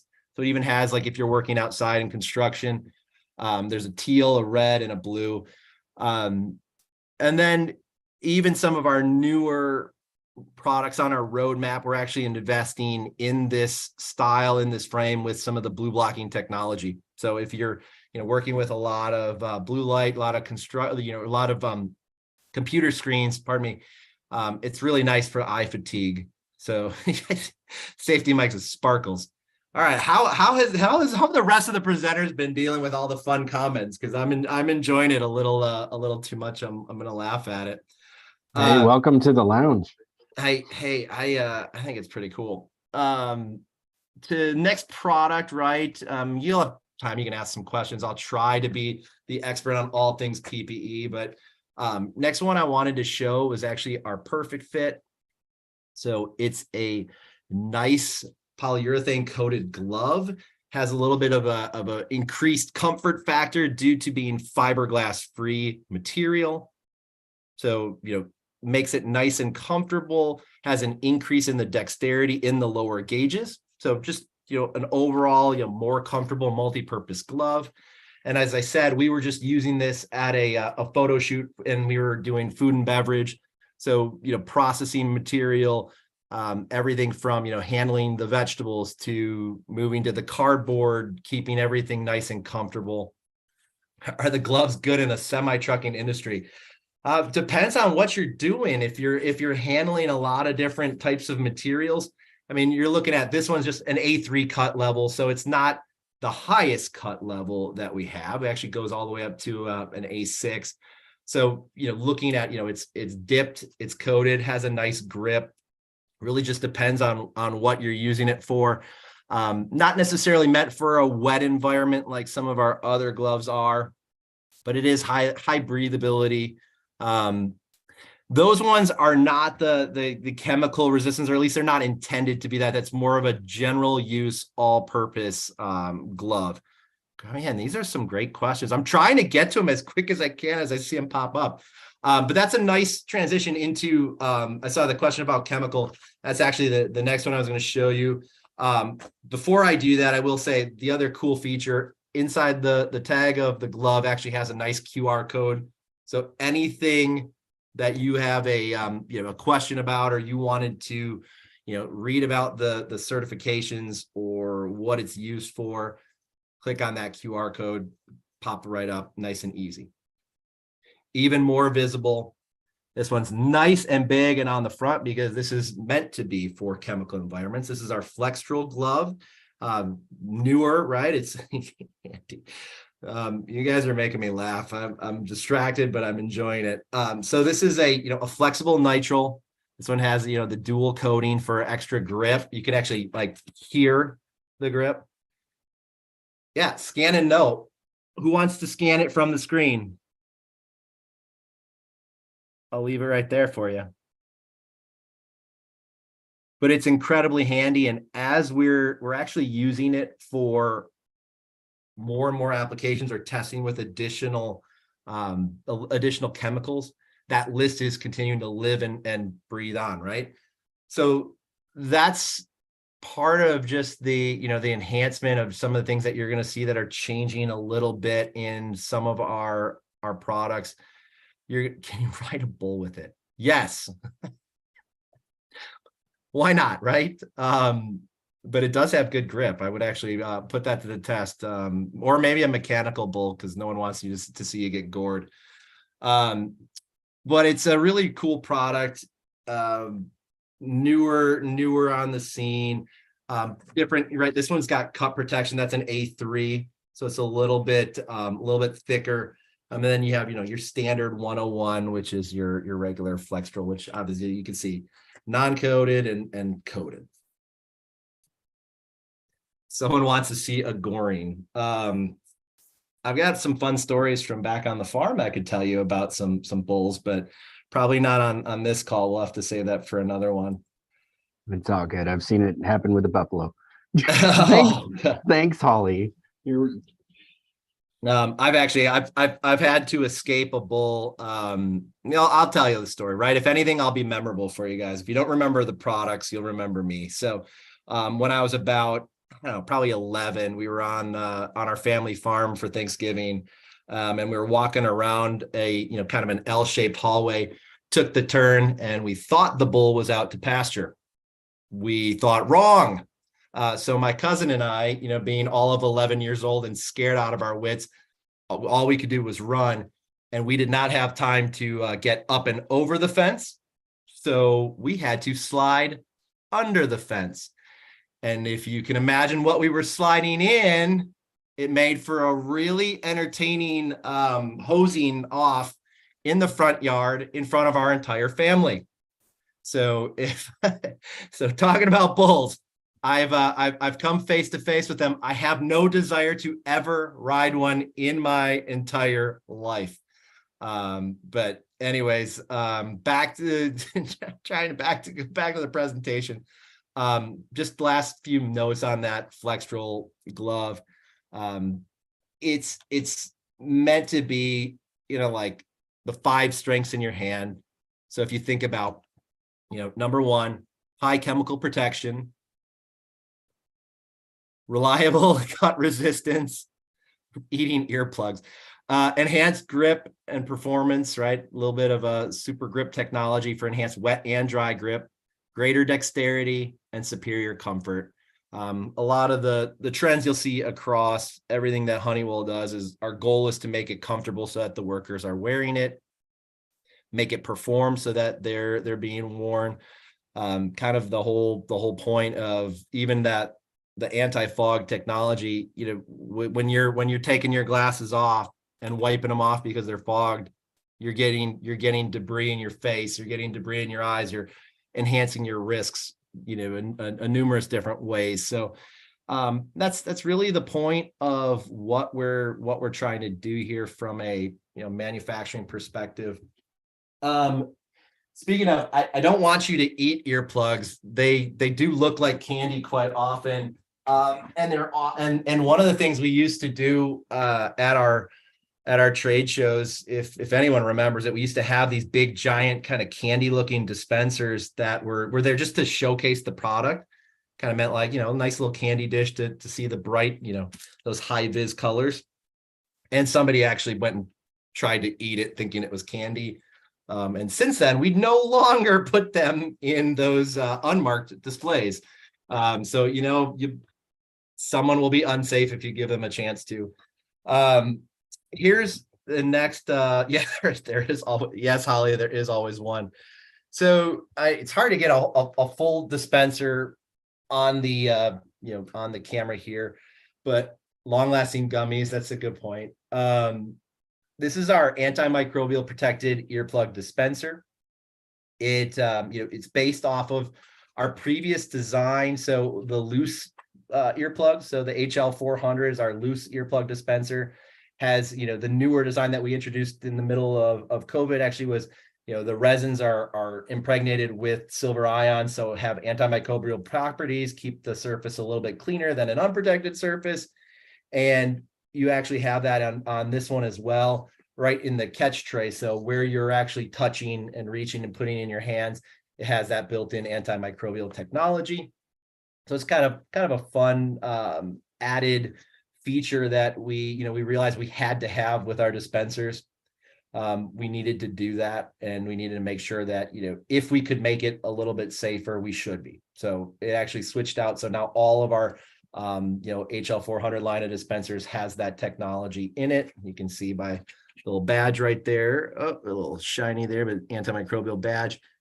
And these ones are actually, a corded dispenser. It's newer to the market for us. I know there are some that are out there. Typically, people just throw them in one of those plastic bins right outside by their hair nets or beard nets or something on the wall. But we actually wanted to make it a little bit higher capacity than those polycarbonate little bins. And this one is actually a 400 count corded earplug dispenser. with easy dump and go technology. You can have your laughs and fun with that one with this group. I'm sure you will. But, you know, really a nice hinged lid. You have a 400 count refill. You just drop in the top. So instead of, you know, especially like a food and beverage facility, instead of having 4 separate boxes that you have to run out or put out or leave out or go refill nonstop, you know, you got a 400 count dispenser now that's nice and easy. You won't dump your earplugs if you eat them. I really heavily recommend not to eat your earplugs, in case anyone is wondering. I've seen, I'm sure somebody on here, if you want to put in the chat if you've actually seen it, but do you have a coworker that licks their earplugs before they put them in your ear? Gabe, are you saying yeah, you do? Yeah, Michelle says yes. Ew, yeah, they're not candy corn. It's something I've seen it even with, you know, in our warehouses and you know, not very sanitary environments. You don't want to see somebody licking an earplug. It's gross. I mean, but I guess it's one way to get the belly button lint off of it. And then on the side, right, you can, my camera's got a little bit of a shine to it, but if you could see, it's got all of the different earplugs that are available for refilling in your dispenser. And then, you know, we try to reduce as many packaging variants as possible. So you can see that box that's on the chair over there just tells you what's in it. Nice and easy. But a really cool dispenser that, you know, in my opinion, was a little bit long overdue to the market, but I think with the increased, you know, number of earplugs, it's great. Safety Mike asks, are they biodegradable? So earplugs can be bio-based, but we're not seeing a lot of biodegradable. I think there's some argument as to why and why not. I talked about that a little bit on the keynote that I was speaking at, you know, a couple days ago. The main problem with biodegradability is what the shelf life is for that product. So something like we can't send something out that starts to biodegrade in a couple of months or even a year, and a distributor doesn't send it out to the customer in maybe 5 months, and then it's sitting in their warehouse for a while. It's great if it's available. That's great. As far as our technology, we're working on a bio-based material, but not a biodegradable yet. I mean, we're trying to improve our sustainability from the what the plastics are that are going into it. And I say, yeah, are they disposable? We throw it into the incinerator. You can. I mean, as far as like, it depends on what you want to use. We've looked at like a take back program in a couple of ways. Still researching some of those things. I think, you know, our plan is to look at a bio-based earplug later on in 2023. But the goal again was to make something that wasn't 30 to 40% more expensive than the earplugs that you use today. Our feedback from our customer base, from everybody that we've seen, even the folks who are investing heavily in their own sustainability programs, when you tell them their PPE is going to be 40% more expensive, they gave you a hard pass on that. So we are looking at it, but we're trying to engineer it using our Honeywell PMT business. It's our performance material technology business, and actually looking at how do we build it better, more efficient, and not have it cost the end user as much as what some of the current options are costing.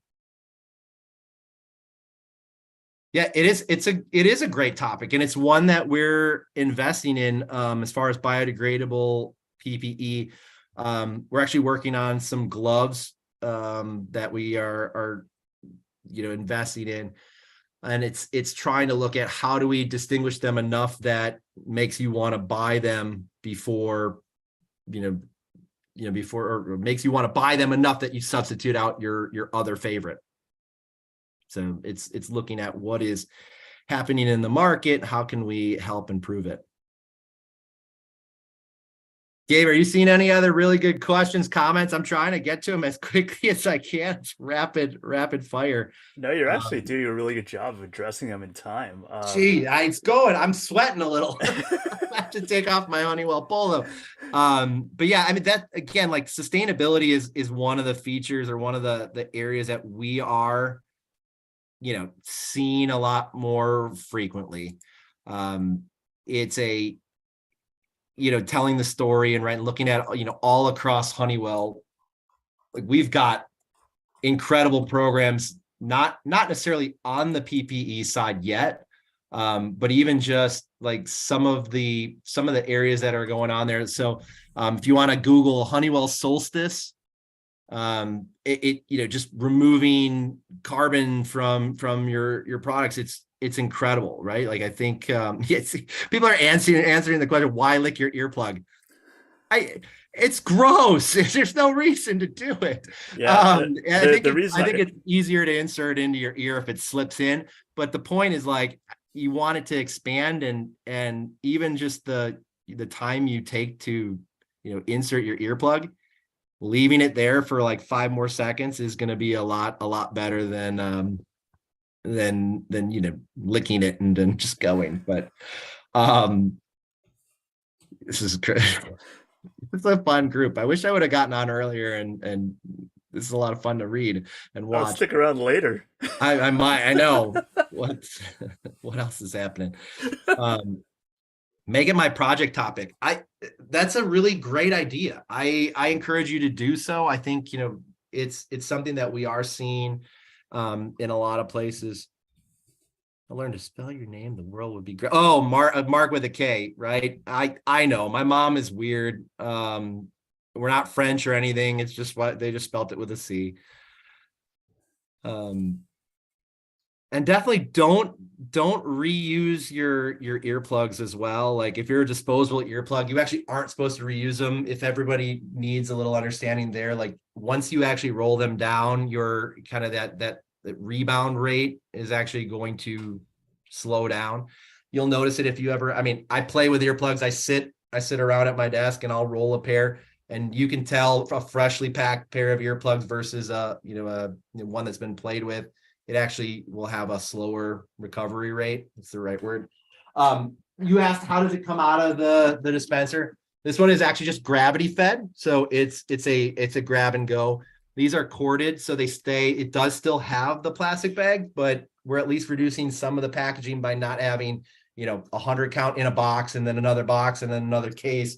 It's a little bit of a larger offering of having a 400 count bag to do the refilling with.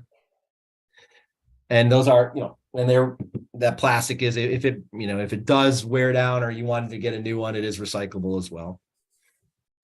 But the other ones, the single use is actually, you turn a little turn knob and it dispenses one at a time into your hand. Awesome. I'm trying to. Now, there's a lot of really good comments. Yeah, man. Yeah, reusing them in the mix of all the craziness. There are some actually really solid questions in here. These would be phenomenal to discuss in breakout rooms as well. Some of them are flat out entertaining. Some of them are flat out entertaining. A lot of them are flat out entertaining. Improper insertion. I'll take that one really quick. Yeah, go from for it. Mr. Briggs. It's the difference, as we'd say, like it's 1/8 of an inch or 3 millimeters, and for our Canadian friends, that's the difference of getting an NRR of 0 and the stated NRR. So it's 1/8 of an inch. That's your window of failure there, and proper use is an incredibly important thing. Obviously, I came from the hearing line of business. It's really important to me, but that proper fit and just knowing how to roll down and insert your earplug, or having an alternate option of a push-in foam or something that's easier to insert if you need that ability because you have maybe dexterity issues. That's the difference of you getting your full stated rate of protection and nothing at all. So it's really important.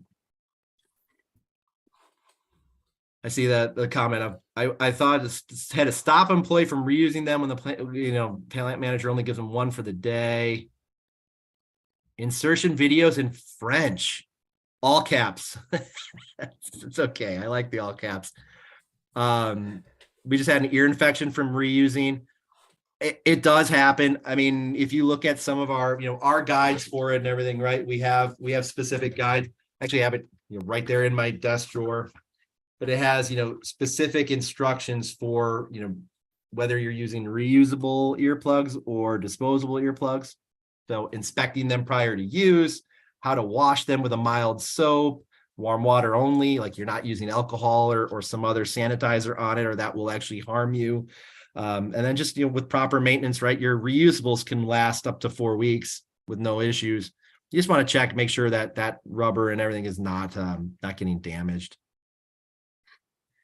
Cost of single use versus extended use. We did some analysis really with more of the use case of, do you want to use earplugs versus ear muffs? On average, we see about 4 pairs per day is what an average worker uses. And one of our, our highest technologically advanced hearing product is a smart hearing that actually measures your dose and tracks your dose. And it's about the same cost per day as throwing away 4 pairs of earplugs. Yes, John, we do. It's called VeriPro fit testing system. It's one of the only ones on the market that can fit test any manufacturer's earplugs. So I think it's great to look at, for anyone who's using it, even if if you've got a mix of, some of your employees like Moldex, a few of them like 3M, and some of them want to use Honeywell earplugs. That's okay. That's okay, right? I'd rather you buy all of our stuff, but it's good that you're keeping as OSHA states, a variety of suitable hearing protectors. So we know you'll have multiple in stock, but the fit testing from VeriPro is what really makes a difference. And it's a personal attenuation rating. And that's what, like you said, it's how to fit it properly. And when you actually are doing the testing and the employee has to see what level they actually get when they're doing it, it's pretty incredible. Great. Audiometric. And sorry, do you have a comment, Gabe? No, I was just I know we're running up against time a little bit here, but I really hate to break the flow of the questions because there's actually some really good stuff that's in here. But I please jump into the breakout room after this. I think it's going to be there's obviously some very good discussions and questions here, even some product development ideas, like making them out of flour and then flour. I can talk about some of the fun things that we've seen with biodegradable and even bio-based, but how do I get into the strawberry syrup? We're losing Marc. I don't know what this recipe is making here, but all right. How do I get out into the breakout room? Well, we can have Tamara can help you with that. I think it says join. She just sent me something. So cool. Well, what I would like to do is I know that there is a prize that Honeywell has here for our prize wheel. And let's go ahead and spin that. And after we spin, then you're welcome to jump into the your music was working the last time, and Tamara's wasn't. So okay, all right. Hopefully it's working good. I'm just gonna, since I was going down the wheel rabbit hole, I have to change it back to standard operating procedures. Oh boy. Wow, we've got some really creative safety professionals here. Good ideas for product development. So here we go.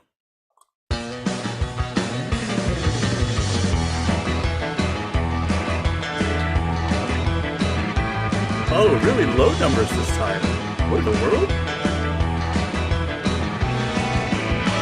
Wow. 10? Who's number 10? Samantha, you want to help me out with that one? I've just given up trying to count. Number 10. Who do we have? Alan Gervais. Congratulations. You have won, it says, a Honeywell tumbler. Tumble? Honeywell tumble? Tumbler. A tumbler. Nice cup.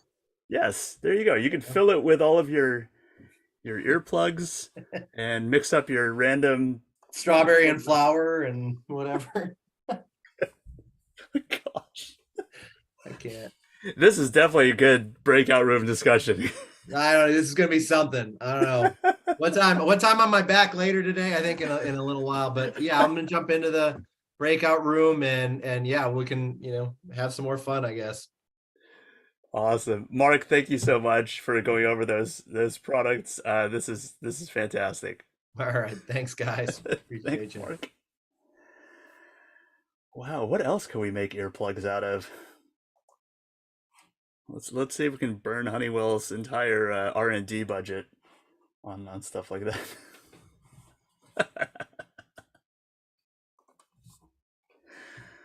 Oh my gosh. That was pretty fun. I was impressed.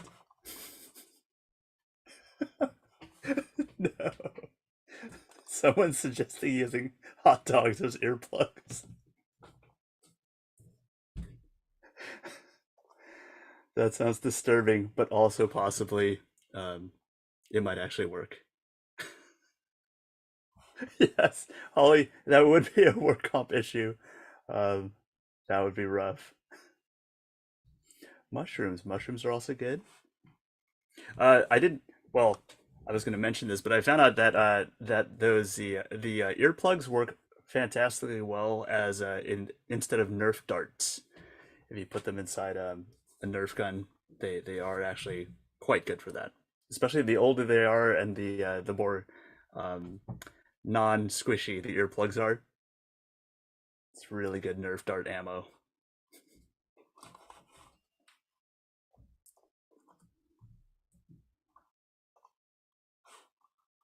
Oh, freeze them first?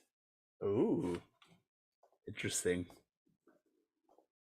Or you could use used earplugs, and then it's both physical and emotional damage.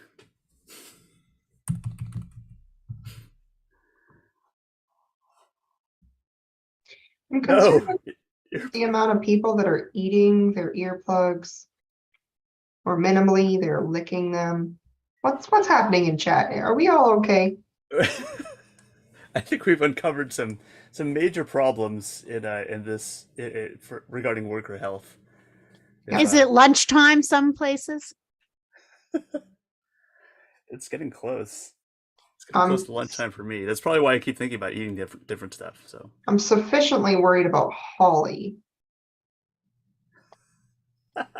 We might actually have always be worried about me. Yes, always be worried. That's a good rule of thumb. Always be worried about Holly. Always be worried. Never not marketing. Always be Listen, worried. you can't put it out there. Oh, stick hot dog in your ear, and then not have me throw out old wiener ears there. I mean, that's come on, just asking for it. Who do we have up next, Gabe? Tomorrow's like, oh my gosh, please. We have a couple people NASP. actually from the National Association of Safety Professionals, from NASP. We have both, and Eric, I apologize for butchering your name. Gislason. Okay, Eric Gislason. That was what I was going to go with. That's awesome. Glad I nailed it. Good Scandinavian heritage. Fantastic. Eric Gislason and Pete Nemmers from National Association of Safety Professional.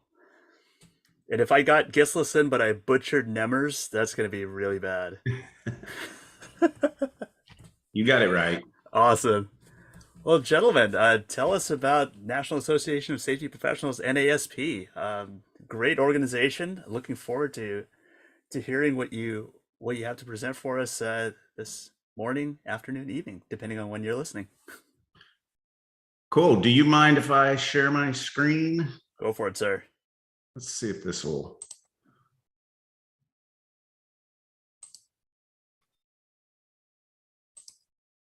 There we go. Got it. How's that look? That is perfect.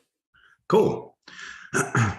Well, my name is Eric Gislason. I'm the executive director and one of the principal trainers of the National Association of Safety Professionals. Glad to be here the third year for the Safetypedia conference. So Safety Connect is awesome for us. For those of you guys that don't know about NASP, we have been around since 2000. So gosh, we're 22 years old. We are internationally recognized, both training and certification. So we probably do about 25 to 30% of our sales actually overseas. So we do a lot in the Middle East with some franchises there. I traveled down to Nigeria before the pandemic and kicked off a franchise down there in Nigeria. So we're all over the world. To my knowledge, in the United States, we're only one of 2 organizations that's both IACET accredited and ANAB. ANAB is the ANSI National Accreditation Board for certifications that I'm going to talk about today, what kind of the latest and greatest. But we do, a variety of a lot of online training for OHS and EHS. We do classroom training, like our certified safety manager is probably our flagship course for that. We've got clients that we come into their facilities and do site specific. We do have a membership base, lots of goodies with our membership, discounts on courses, a library of resources, all sorts of good stuff there. And we have accredited certifications. That's really what I wanted to kind of talk about today is our accredited certifications. We are VA approved for reimbursement. And one other thing that's actually not on this slide that I'd like to mention, that we are partners with Columbia Southern University, probably arguably one of the most well-known and reputable online universities for OHS. So any of our courses can be transferred for academic credits. If you're a member of NASP, you get a 10% discount on their tuitions. So that's some pretty cool stuff. That's kind of us in a nutshell. And we've launched 2 new certifications. They're the Certified Safety Director and the Master Safety Professional. And that's kind of the crux of what I wanted to talk about today. So these are, again, ANAB accredited certifications. It's the same agency that accredits BCSP and IHMM and some of the other certification organizations out there. We kind of lovingly refer to our certifications as designed for the boots on the ground safety professional. There's definitely a less focus on the math and the science, the engineering aspects of it. You're not going to have to bring a calculator to our exams. They're more geared towards safety regulations.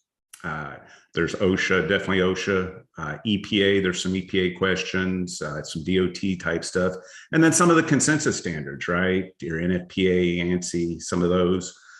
There's a pretty good emphasis on safety management systems, as well as training methodologies. I think most of us in the world of safety are doing some training. So there's emphasis on training methodologies. And I'll kind of break that out into more detail. I'll show you what the domains are on each of these certifications.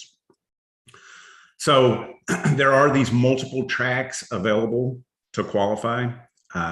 It's like any certification, right? You've got education, experiential background. The exam itself is 3 hours. That's a closed book, right? Closed book exam, third party proctored. There's 150 questions. Again, experience, qualifying credential, and educational background that I'll tell you guys about in a little bit more detail. And then, of course, we require, as most certifications do, CEUs to maintain minimal competencies. The great news is that, again, we're international, so we're all over the world. We have testing centers both in the United States and internationally. And of course, I guess if there's any silver lining to the COVID pandemic, was that these testing centers now they allow live online proctoring. So you can take these exams at your house, you can take them at your work. You don't have to go to a testing center anymore. Just you got to meet the security requirements and all that good stuff. So I like that. People feel more comfortable in doing it in an environment that they're more familiar with. So the highest level certification is our Master Safety Professional. And if you look at that bullet point, it's one of those esoteric definitions, right? MSP is a visible model of leadership, managerial excellence, and provides strategic guidance to ensure a safe and healthy work environment. The primary responsibilities usually include overall management of the company's health and safety programs, and they act as a business partner. You know, we've been preaching about that all week long in this conference about getting buy-in from C-suite executives and buy-in from employees and that sort of thing. And that's the goal, the end goal with this MSP designation, right? Continuous improvement, all that type of stuff that we preach and talk about in these types of seminars. So that's the MSP, that's the highest level. The second one, folks, is a certified safety director.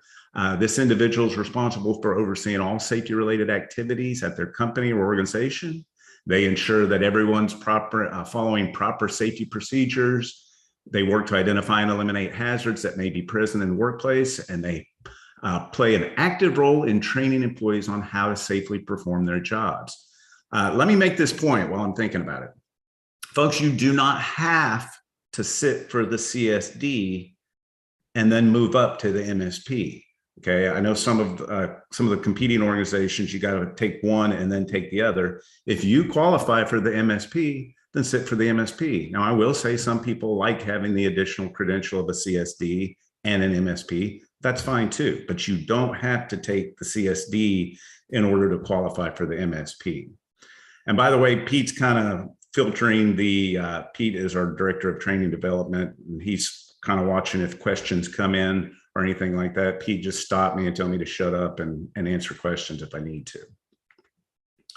So this is kind of the track, the eligibility, and this is, you'll find this right on our website. And let me break this down into a little bit more detail, okay? So you have to have at least 50% of your role in safety to qualify. This would be an application process just like anybody else, okay?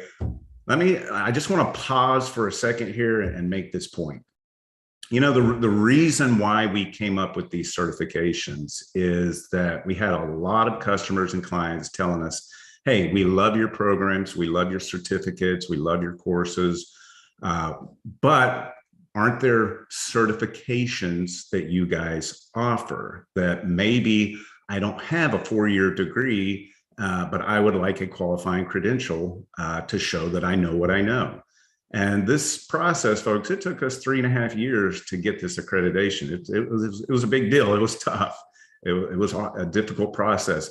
And, you know, we looked at people that didn't have a college degree and thought, you know, there's a lot of talk about DEI, right? Diversity, equity, and inclusion. And I love that. I love it. I love that more people in my classes are from diverse backgrounds. My CSM classes, we get females now, we get African-American, we get Hispanic. Let's face it, the OHS and the EHS world has been dominated by old white guys like me for far too long. So I love the diversity aspect of it. But I think the DEI model also applies to people that maybe just didn't get a 4-year degree. A lot of us just didn't go. I was fortunate enough to get a degree in EHS, but a lot of us went from a military background. And I talked about this yesterday in upskilling, if you guys sat through that seminar, or they're from the trades, right? Maybe they're maintenance, or maybe they're a police officer or a firefighter and they didn't get a degree. But they've got 10, 15, 20 years of experience. I feel like there needs to be some inclusivity for some upper level, not technicians, not supervisors, but upper level with a master safety professional or certified safety director that shows that these people have the knowledge and skills and abilities to do what they need to do. Now, that being said, I am a big advocate for continuing education and even academic career, but that's why we have our relationship with Columbia Southern University. But for some people, due to socioeconomic struggles, or maybe their age, or their resources, or their money, they just don't have an opportunity to go back to college and sit for some of these other exams. And I feel like there's those people that are missing. Now, those of you guys that are CSPs or have these other professional designations, you might say, well, why would I need an MSP or a CSD? You know, we do a lot of tracking, and the National Safety Council produces some really good information about people with multiple professional designations.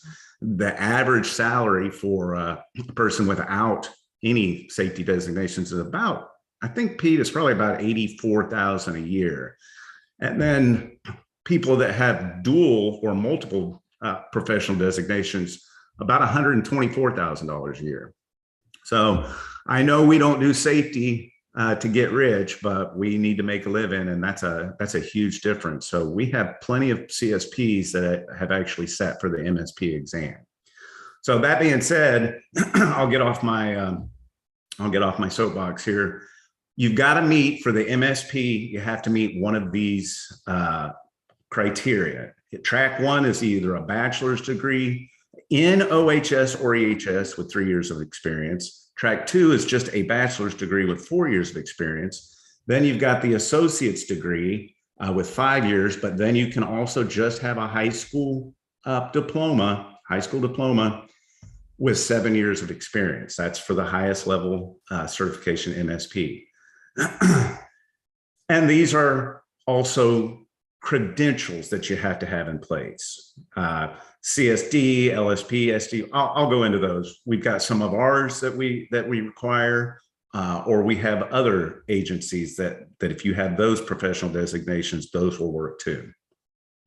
Then CSD, track 1 is a bachelor's degree in OHS with 2 years, then just a regular bachelor's degree with 3 years, or track 3 is associate's degrees with 4 years of experience, and then finally a high school diploma with 5 years of professional safety experience would still qualify for you to sit for that exam with these professional credentials in place. And I'll get into those in a little bit more detail.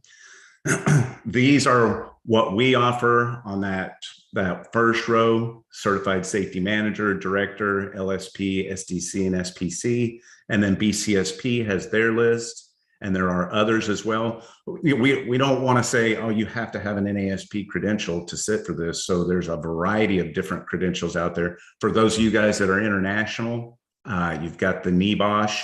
So that one will qualify you to sit for exams. So we have a very nice variety of different credentials that will allow you to sit for the exam in addition to your academic and experiential background. Okay, so one of those credentials that we offer is a CSM, Certified Safety Manager. Guys, if you're not familiar with NASP, check out what we have to offer from the perspective of our training methodologies. I'm not trying to toot my own horn, but it is kind of what we're known for is our training methodologies. It's a formula that we use. Our CSM is our flagship course. It's a foundational in nature. It's a 40-hour course. You can do it in the classroom, and that's what I recommend because I'm old school and I like doing classroom courses, but you can also do it online. The reason that it makes it different is our courses are extremely engaging and interactive and problem solving. We use the term andragogy. We like to train adults versus pedagogy, which is kind of the old information dumping, reading safety regulations, 29 CFR 1910.1, you know, that type of thing. You won't see that in any of our classes. They're very dynamic, and we get a lot of great feedback from our students. I'm hoping that there's people that are in this webinar have been through our CSM that can attest to that. It's a great course. And that's one of the qualifying credentials for the CSD certification. We also have higher level courses that are qualifications for MSP and CSD. We've got a safety director certificate. Folks, look at that. That's 23 different courses, 121 hours of coursework. It's pretty intense. And that's the SDC, that's the safety director certificate. We have an even higher level course. That's the safety professional certificate. That's 25 courses, 242 hours of training. Folks, that gets into all of the OSHA regulations in depth, letters of interpretation, that type of thing. It gets very in depth. It's specialist level training. And keep in mind that, let's say you take that SPC, that can be transferred to Columbia Southern University. That would be equal to 6 credit hours through CSU, which is pretty cool. There's thousands of dollars that you would save by transferring those ISEC credits to academic credits, which I love that, you know, I love that. So again, that's one of the credentials for qualifying for the MSP and the CSD. So how would it work? Well, you got to apply. You figure out which one you qualify. Is it the MSP or the CSD? You choose the certification, you determine your eligibility. Do you have the academic? Do you have the experiential background? Whatever it is.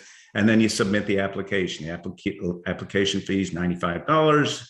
The examination fee, you get 2 attempts for MSP is $650 and $595 for the CST. Okay, you prepare for it, and I'll talk about preparation for the exam here in just a second.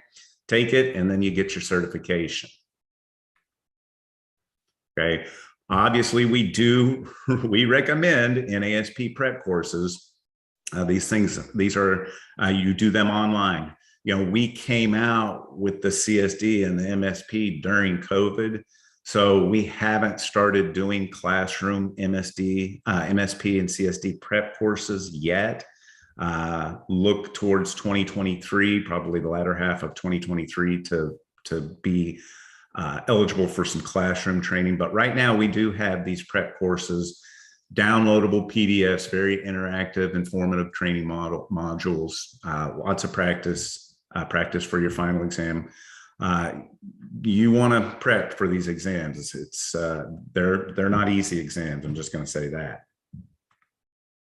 Okay, we do require recertification every 3 years.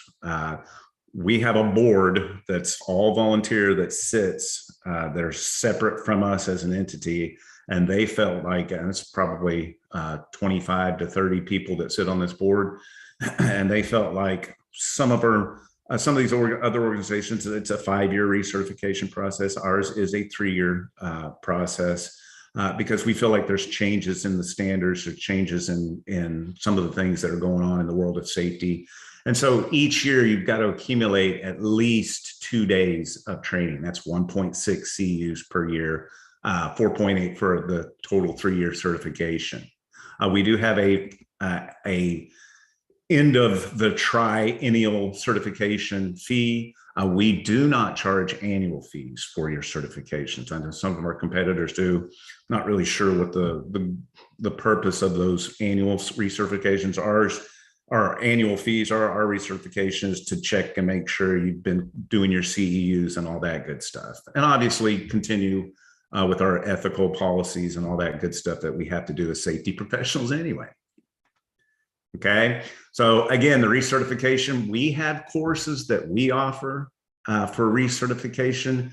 And then there's other agencies out there, NSC, ASSP, any of these companies, anybody that's reputable, that is, the training has to be specific to OHS and EHS. Okay, we typically recommend organizations that do have the ISET accreditation.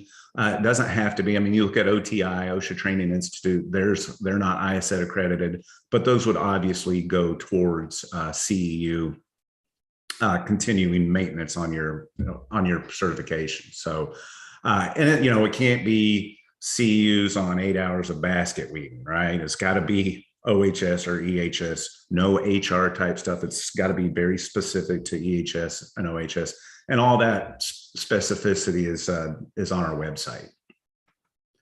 Okay, so this is what it looks like. This is the CSD exam blueprint. So you've got domain A through G. And again, yes, there is a little bit of math and science in domain F, but not the level of what you're thinking as far as having to do a calculator, memorize extensive formulas, that type of thing. I would direct your attention to domain C, laws and standards. Okay, 39% of this test is made up of laws and standards. And the same with the MSP blueprint. And by the way, these are just the main domains. If you go to our website, this will break it down with each domain very specifically to knowledge, skills, and abilities under each one of these domains as to what you need to know for the exam. Same with MSP, right? You've got these A through H, and laws and standards for the MSP is even 42%. So folks, we're talking things like confined space entry, lockout tagout, machine guarding, electrical safety, HAZCOM, HAZWOPER, those type of welding, cutting, and brazing, walking and working surfaces.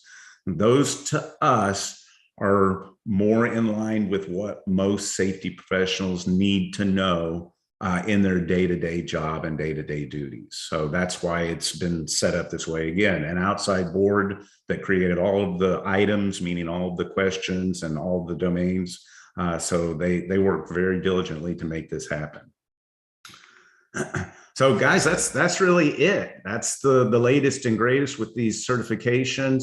If you forgot everything that I said, you can go to the www.naspweb.com, click on that certifications tab. It's right on our homepage. It wasn't meant to be, but there's a shameless plug right there for the CSN. The next one we have is in February in Las Vegas. Folks, that is a great course. The last one we had in Raleigh, we had to cut it off. It filled up with 35 people, and that was our cutoff. So I would love for you guys to get more involved with NASP, take advantage of some of our memberships, benefits, and that type of thing. And there's all of our goodies, right? Facebook, LinkedIn, YouTube. We do a lot with our YouTube channel. Steal our stuff. Take it and use it for your training. Great information on what the latest and greatest with OSHA and EPA is. Great introductory stuff to doing a presentation, a topic on a certain item. So steal our stuff. It's free for the taking. So go for it. And that's it. Eric and Pete, thank you. That's a lot of information. That was a good job covering that in that span of time. Yeah, I zipped through it, didn't I? I'm impressed. Holy smokes. Well, I'm sure if people have follow-up questions, I mean, I was looking at the chat and there was just a lot of stuff going back and forth. I'd like to remind everybody that there are breakout rooms that Eric and Pete will be in, can answer a lot of questions for you. And then, yes, definitely check out their Facebook, LinkedIn, and YouTube resources. And that's going to be awesome. So, gentlemen, thank you so much for your presentation. Hey, we appreciate it, Gabe. Thank you. You're very welcome. And we actually have a couple prizes to give away on the wheel here from NASP.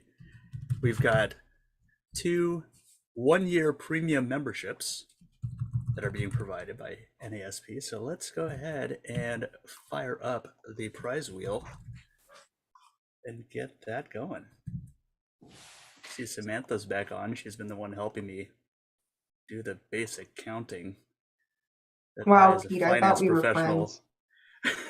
Hey, I was about to follow that up with saying that I, as a a finance professional, am not able to do basic math, so I need help. All right, here we go.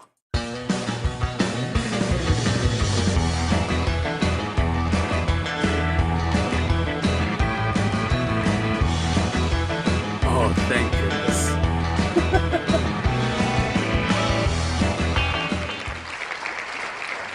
Perfect. Number 5. What do we have for number 5? I don't even see the list. Oh, here we go. Richard Hoffman, congratulations. You won a 1-year premium membership from National Association of Safety Professionals. Woohoo! Woo! That is correct. Let's do it again.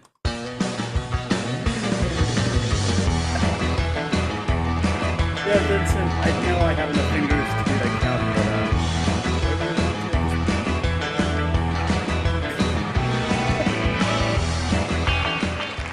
I'll say number 85. 85. Let's see who that is. Number 85. Well played. Well played.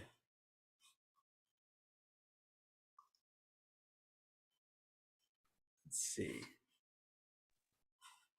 Who is that? Andrew Stevenson. Andrew Stevenson!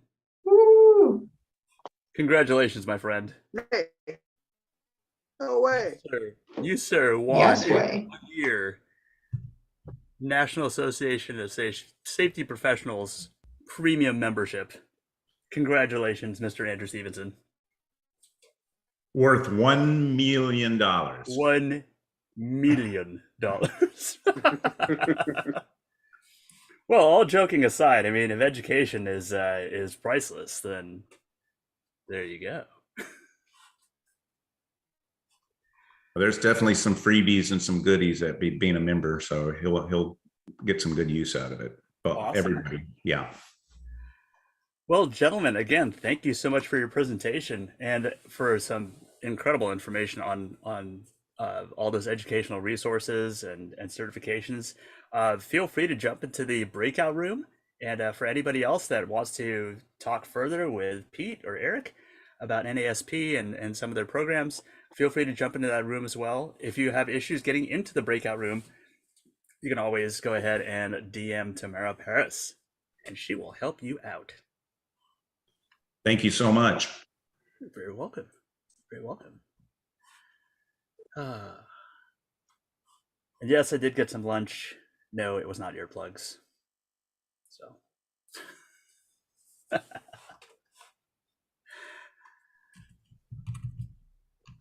Let's see. This is a good time. I'm loving this. Getting the hang of the wheel. Oddly enough, that seems to be the hardest part of this entire endeavor. I don't know why. Let's see. Who do we have coming up next? Oh, we got some time. Let's see who else. I haven't perused the chat here in a while. Pete Evans. Represent. There you go, man. Good to see you. How's it going, Gabe? Good. Are you in Hawaii yet? Not yet. Figured. Yeah, this will be fun.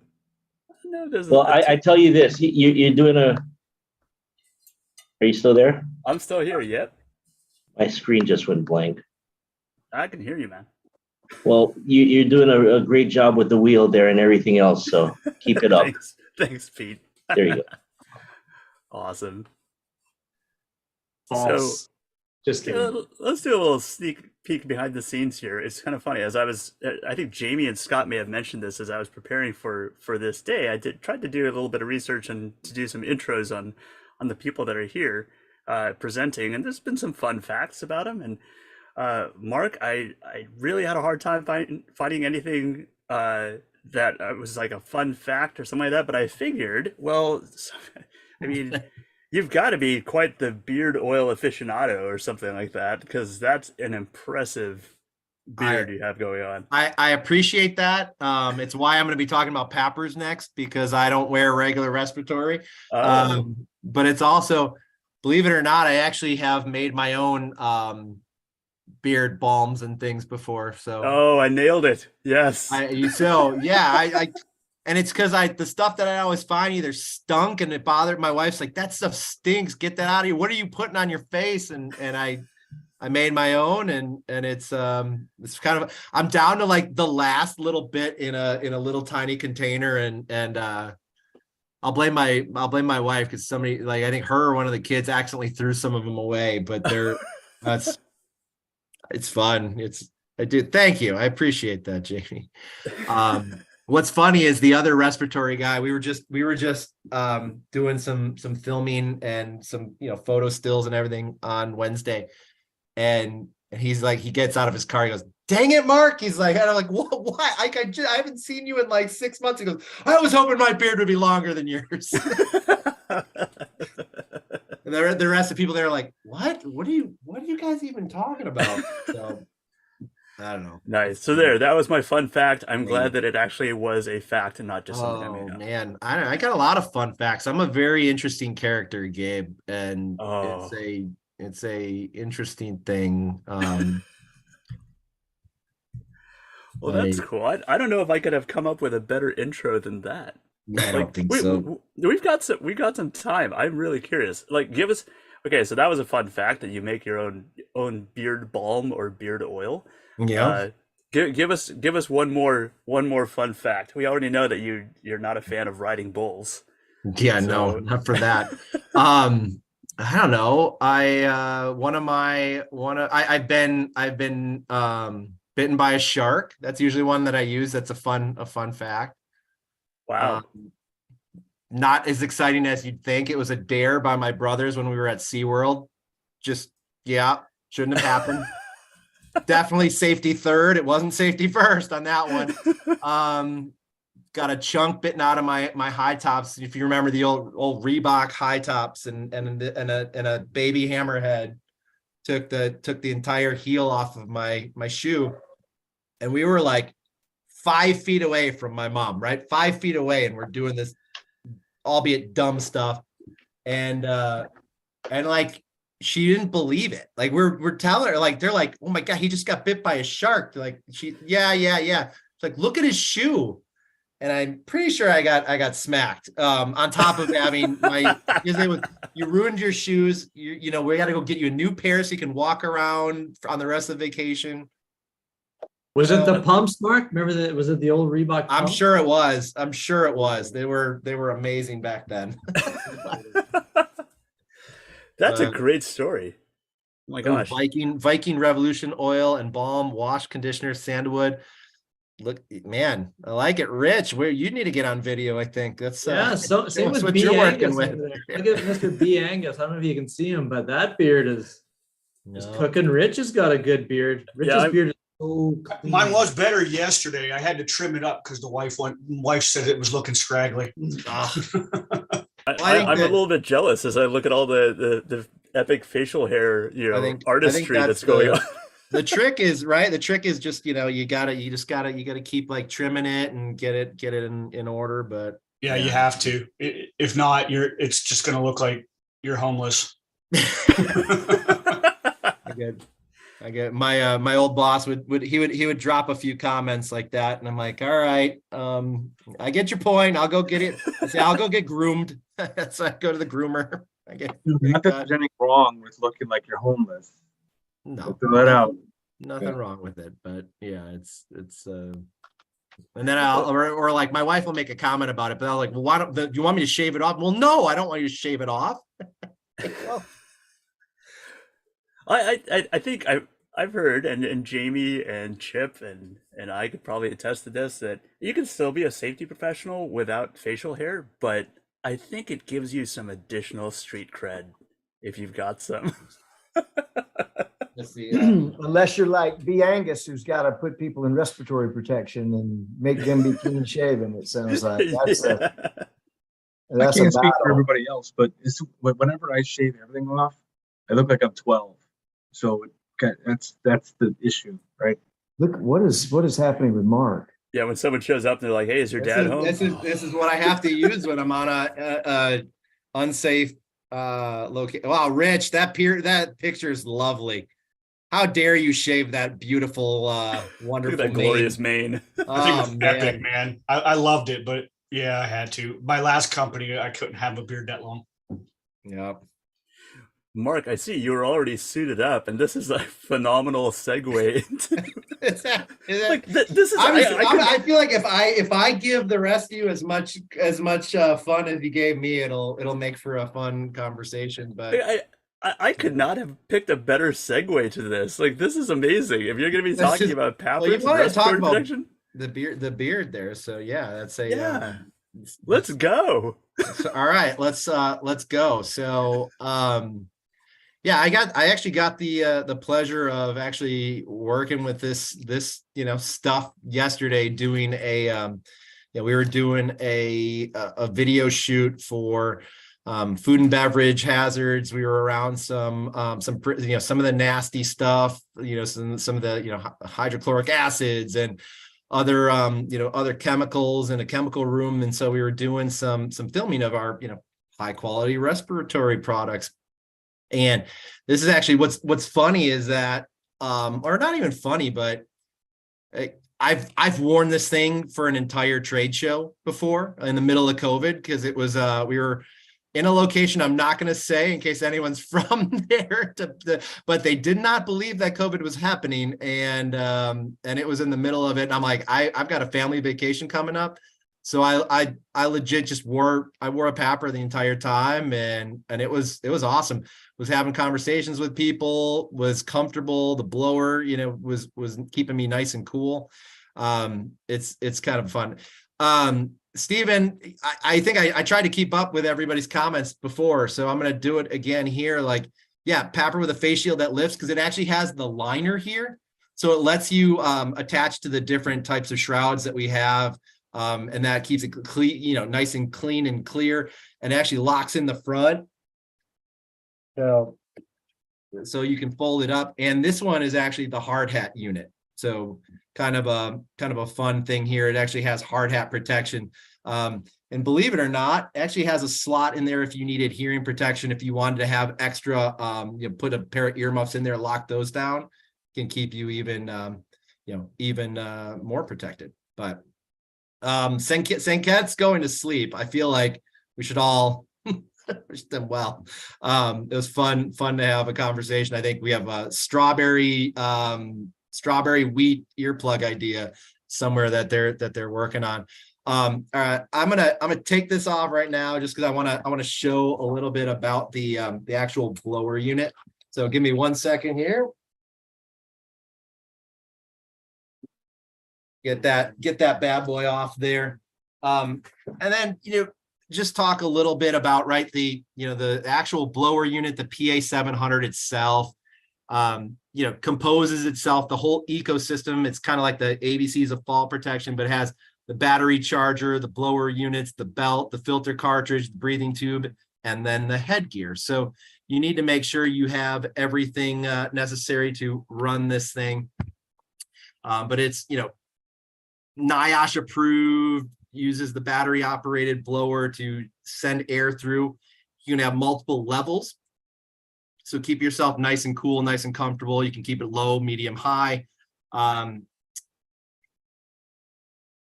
Has alarms that are actually really cool. I don't know if anybody's ever seen these, but airflow alarms, just to make sure you're nice and comfortable. So you can see it's running, lights are on. If I stop that airflow, it's going to give me an alarm here. And I don't know if you see that red alarm, and it actually started vibrating so that you feel it on your hip pack. You can actually feel it letting you know that your airflow is constricted. Again, just safety features, things that we put in there that are standard, just to make sure it's nice and easy. Another thing that they do talk a lot about is just there's only one way to connect these. I just really easily dropped it in, snapped it in. So you want to make sure that it clicks. It's a safety thing, right? You want to be able to just drop it in and click it one way only. You know it's in there completely, and you know that you're safe. So those are things, right? Even a bearded guy can use it. Make it nice and simple. Intuitive keypad display. The ergonomic belt. We do have like the backpack versions that make it easier to wear it if you want to do it that way. Some of the features and benefits of the that's the PA 700 series. You just designed with, again, like that easy to use ergonomic comfort for the worker, so that they have airflow adjustments, so that they need additional cooling on demand. It's a padded adjustable waist belt, so you have support and distribution of that weight. Lightweight flexible hoses, so you don't have a lot of strain on your neck. It's, as far as protection, right, quick and easy to break down, assemble. That quarter turn cartridge lock, I just demoed it like 3 times. It's real easy to pop and go, or as they say, push, click, twist and go. But the alarm system, I already just demoed that with you. Simple, accessible controls, even while wearing your gloves. That's nice and convenient too. Easy to clean the surface and pop it, lock it. Absolutely. The automatic airflow regulation with altitude compensation. I'd say that 10 times fast. And best in industry ingress protection rating of 65. And then durable, right? Like the durability, the battery pack is protected on 5 sides with concealed latches. So, I mean, you don't want to drop your super expensive battery. It's kind of a intuitive thing, right? You want to make sure you don't damage your product. And then as far as battery lives, it's one of the longest battery lives of a PAPR on the market that comes standard. So other folks are able to do, like an upgrade, and they sell an upgraded version. Ours is one of the longest battery lives standard operating procedure that you get when it comes with the product. So that's just a nice feature there. Quick change belt. APR compatibility, and just, being nice and connected in with your product.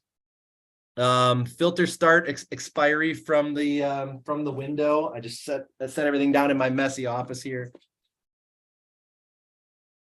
So you can actually see all of that on there, right? So where it's made, the contact information, your type, all of that right there on the label. Easy to twist out the cartridges and replace them as well. That's part of the benefit. And we do have a full line of cartridge options for those hazardous work environments. So whether you're using the HEPA filter, organic vapor with HEPA cartridge, acid gas, organic vapor and HEPA cartridge, multi-gas defender, right? That's like your pretty crazy, that greenish olive label on there. So, everything from organic vapor, acid gas, chlorine, hydrogen chloride, sulfur dioxide. We're making the joke, well, we were wearing that on that site, the other day, like if one of those vats tipped over, the guy in the papper's the only one that's going to be surviving, or the rest you need to run like hell and get out of here. That it's part of just how you make sure you're protected, especially when you're working with those nasties. One of the biggest problems of a safety suit, when nature's called, you have to hold it until the suit completely gets off. Well, in theory, you have to hold it. I'm sure this group, one of you earplug licking people might have experimented like a wetsuit, right? Gabe's on mute, or else we'd hear what he's saying here. But what'd you have to say, Gabe?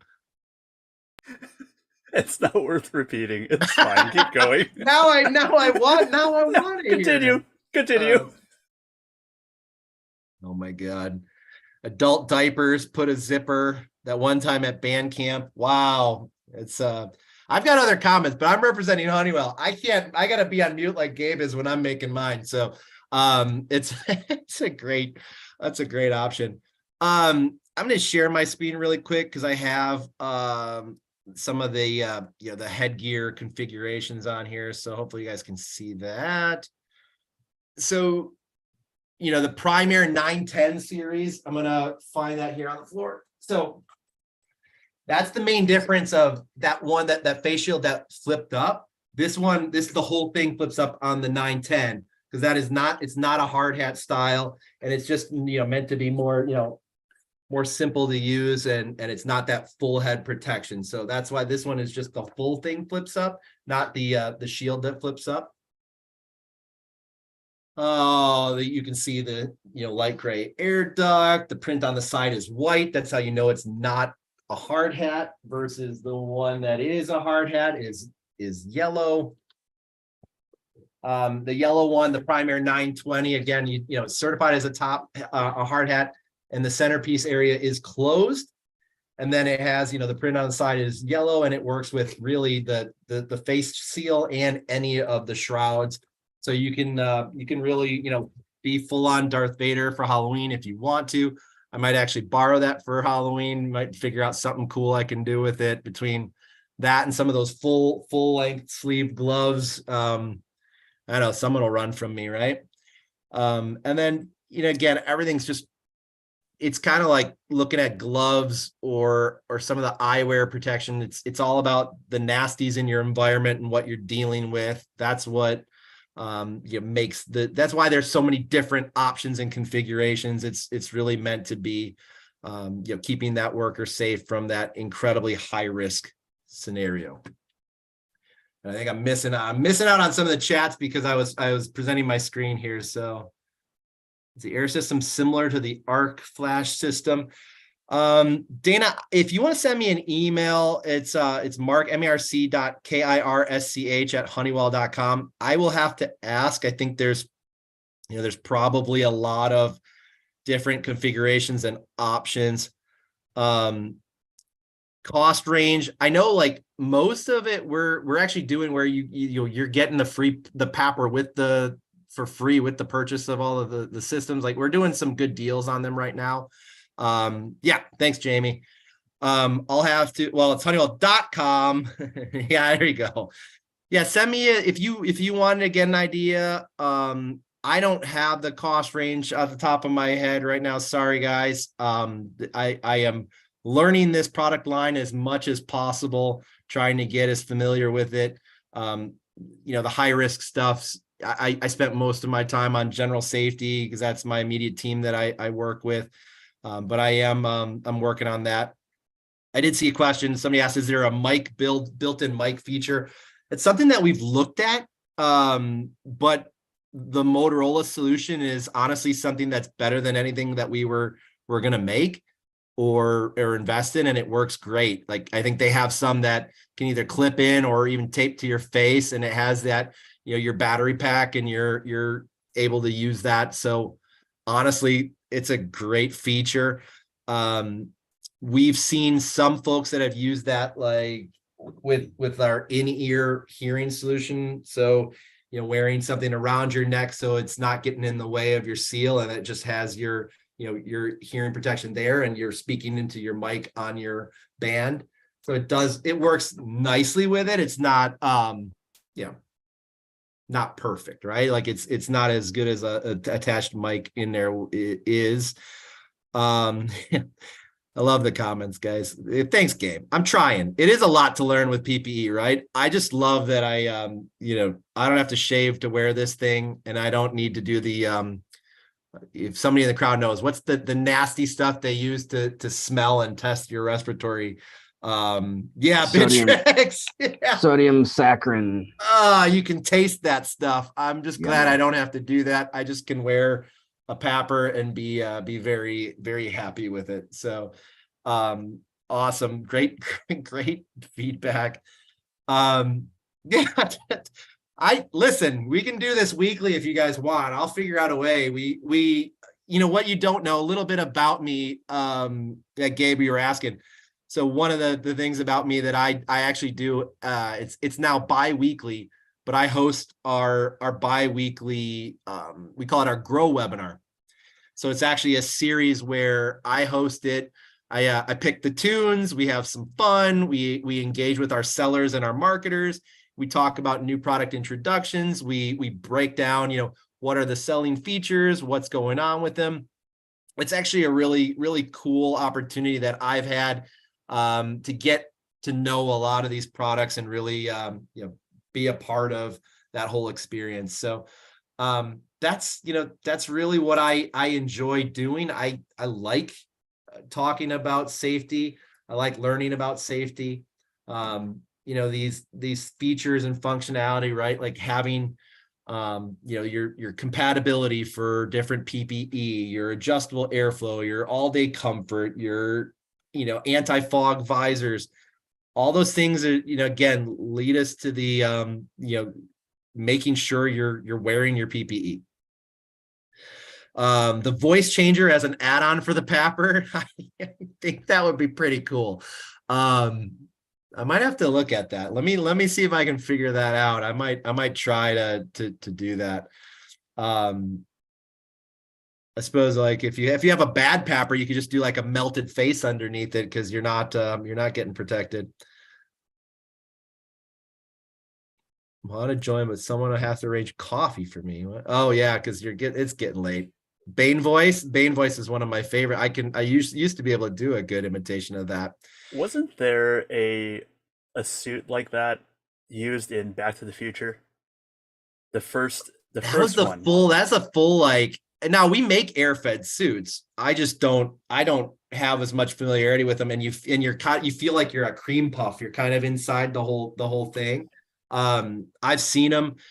I'm still trying to figure out a way to, like, I've got a pool and I'm trying to figure out a way to use like a Papper or a blower that's floating above me so I can like look underwater at the same time.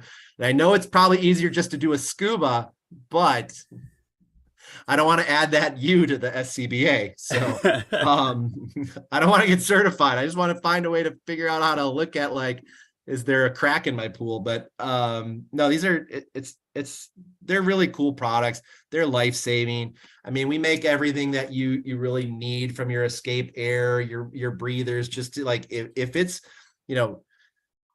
when you see it or when you hear an alarm going off and you see everybody running in one direction, follow them. Don't run towards the siren, right? Look at where the people are running. And if you're not wearing what they're wearing, just make sure you're staying protected.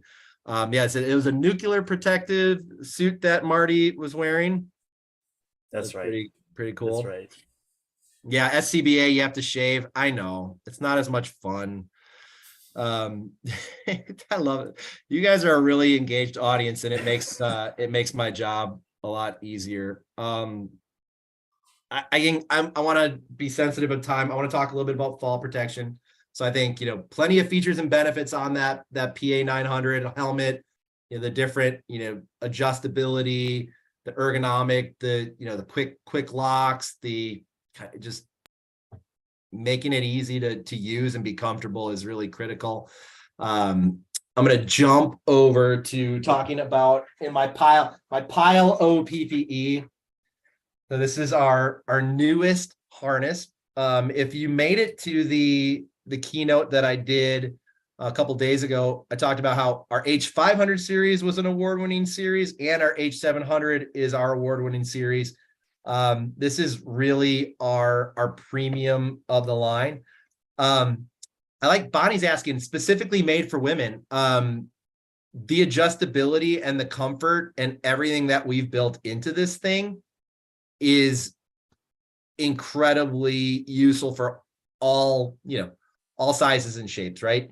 I think that's your benefit when you have something that has, the different types of straps, loops, harnesses, right? Whether it's a quick clip on your leg strap, like these are, we have different configurations, right? So if you're the only one wearing it, and I learned this the other day, right? If you're the only one wearing it, your quick detached buckle is super convenient because you customize it to your size, right? Mike's size or Larry's size, right? It's your harness, has your nice name tag and name ID on there. And then every time you're putting it on, it's perfect to your size and what you need. The other alternative is having those, the buckle. So you're locking it in if you needed multiple people to wear it. But the cool things about this H700 series is it's really one of the lightest that we've ever made. The high-tech multi-layered padding. It's got 3D padding. It's kind of hard for you guys to see. Can you see those ridges? That's not just a design. I mean, that's actual like 3D padding where it's raised up to allow for more breathability. Oh, does it come in pink? No, it doesn't come in pink. Ours are like the new design standard is the Honeywell green and black and gray. But yes, if you need to match it to your PAPR or match it to your hard hat, I suppose it's a good option. But the idea behind this really is absorption, breathability, and venting, keeping a worker drier and cooler. The shoulder and leg padding, can be easily cleaned. The webbing surface is water repellent, durable, easy to clean, and just making sure that you're safe. One of the other cool features that I'll show you. I get here is actually you have a one pull relief strap. So in the event that you actually are suspended, time is of the essence.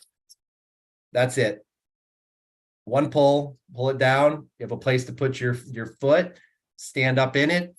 Now your relief trauma is now nice and easy and safe, right? That's the whole point of this thing. Come with a front attachment. Yeah, these things have all for the shuttles and everything else. Absolutely.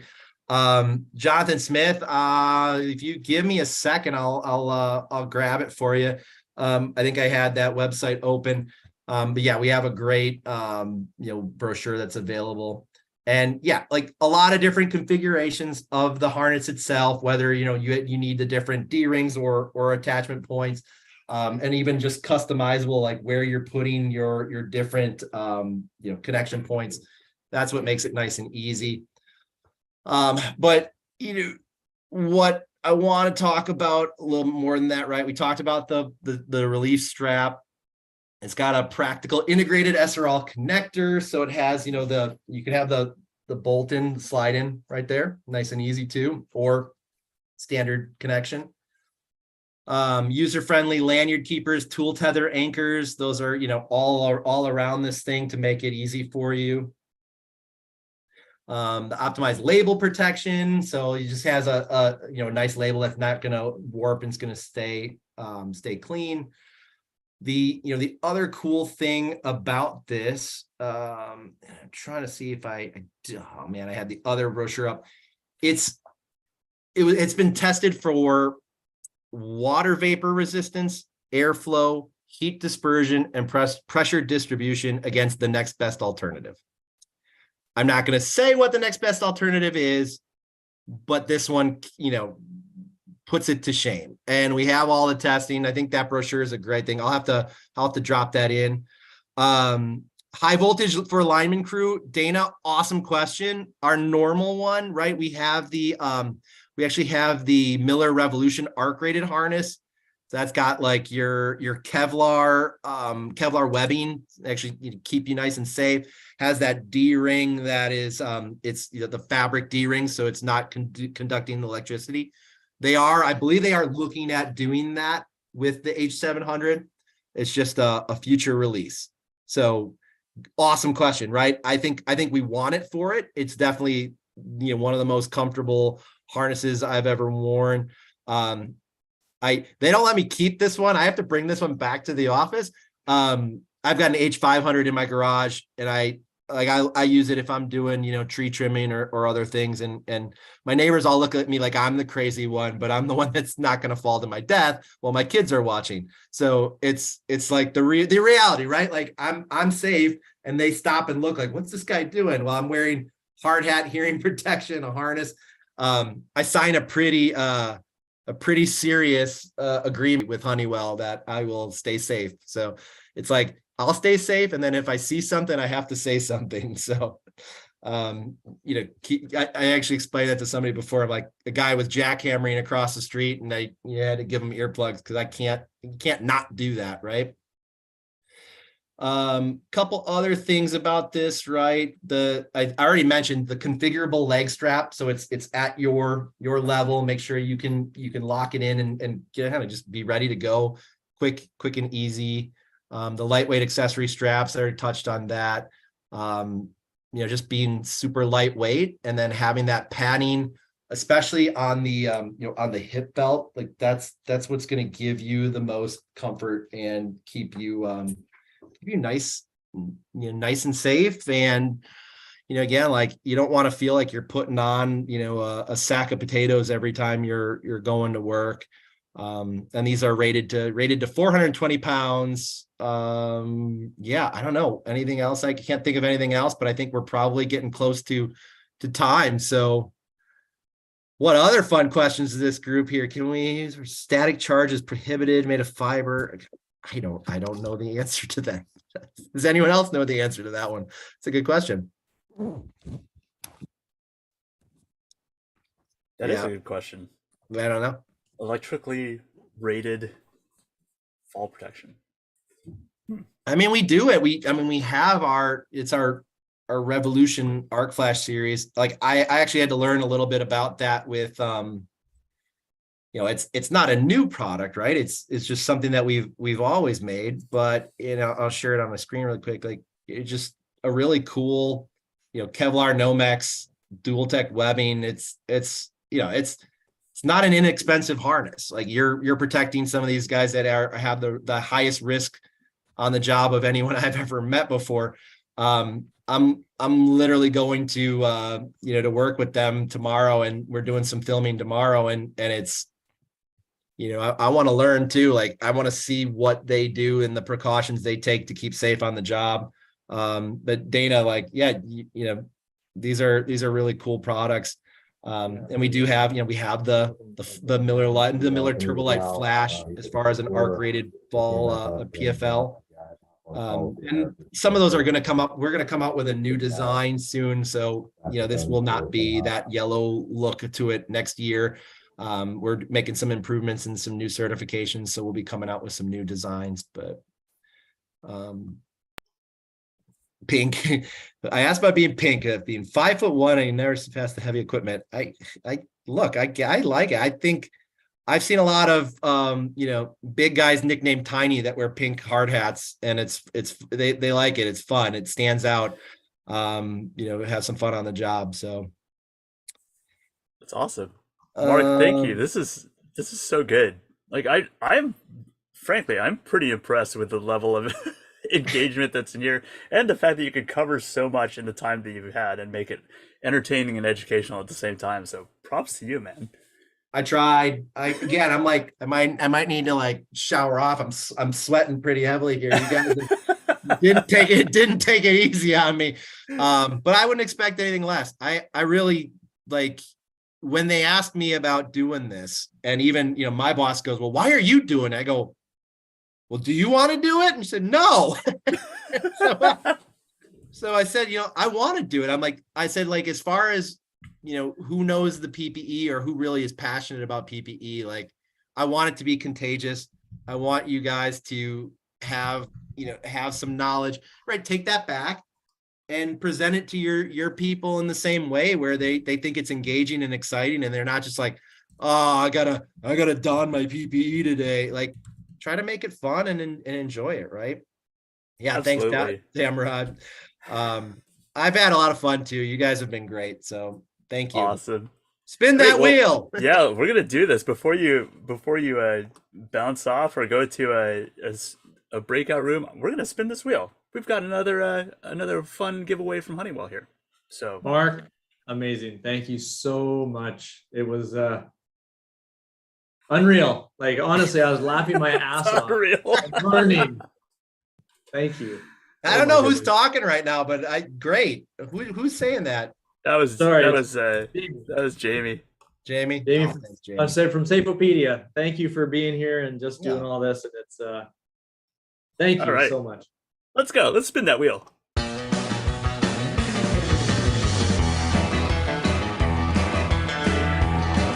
Oh, I kept going now. I think he's pushing it along, trying to get. Oh, it's going into the 60s again? You gotta be kidding me.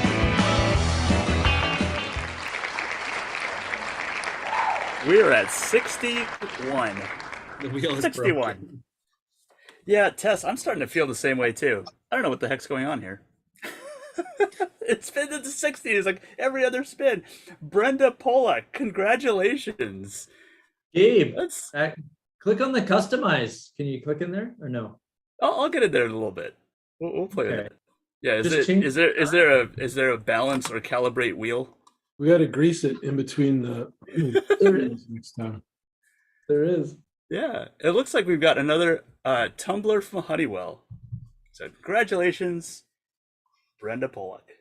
Yes, Holly, that's true. The wheel is not kind. Rich, I agree with you. Please do not give me too much to do today.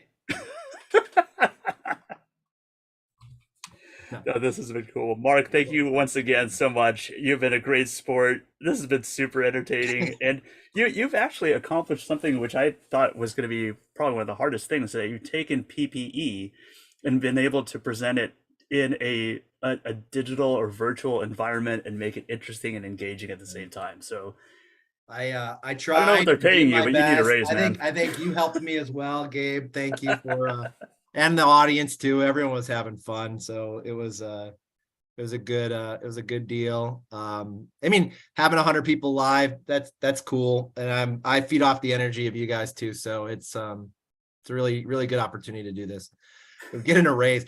Hey, Jamie, I would just be happy if you said something nice on social media about how the presentation went by Marc. That was too late, man. It's going viral. It's already been done. We've got pictures on our phone from our phone. Well, I can't look at it, so now I'll put my feet up and relax now. There you go. There's definitely been some posts. And in full gear, Marc. Full gear screenshots. Oh yeah. Oh yeah. This Samantha, is very impressive. Put the picture again. Yeah, there it is. Peter is shocked at what's happening. There you go. Is that better? This is so good. Yeah. Wow, that was shockingly fast. How quickly that went up. It was like almost in real time. Yeah. There's a few I see a meme coming up. Yes, right. There's a lot of fun we could have with that, I see.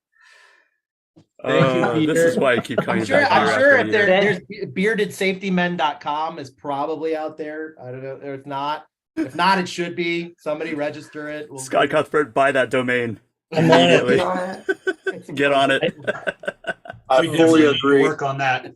Yes, I can see little clouds with words. I can see a lot of fun. Yeah, this Jonathan just showed his beard off. There you go. See, now we're getting full participation. Oh, it is on. Hey, I hope the rest of the presenters have as much fun with you guys as I have. Well, thank The you so much, calendar. Mark. Again, Mark will be in a breakout room if you have follow-up questions about fall protection, about Honeywell, about all the. I mean, they do some serious R&D in that company, and it shows in the types of products that they have out there. So, hit up Mark on in the breakout room or in on social media or email him. Yeah, that was pretty fun. I did look. I'm like, who? Hey, listen. Sometimes my wife will come up here and go, "You're being too loud." So I didn't know. I had to look. I'm like, it's a nice. I have a nice little office that I carved out all the way. It's on the entire opposite end of the house as my wife, because as you can tell, I get a little animated. So. Just a bit. Just a bit. That's awesome. Well, I thought the website's open. Let us know. Send us an invite. Sounds good. All right, guys. All right. Thank you so much. Thank you, Mark. Wow, I am pleasantly surprised and very much impressed. That was super fun. Did you give everybody a reminder that they can join Mark Oh yeah. in the room? And that if they need help, they can DM? I don't I think forgot Mark that went in the part. room. I think Mark logged off. No. He'll be back. They always come Okay. back.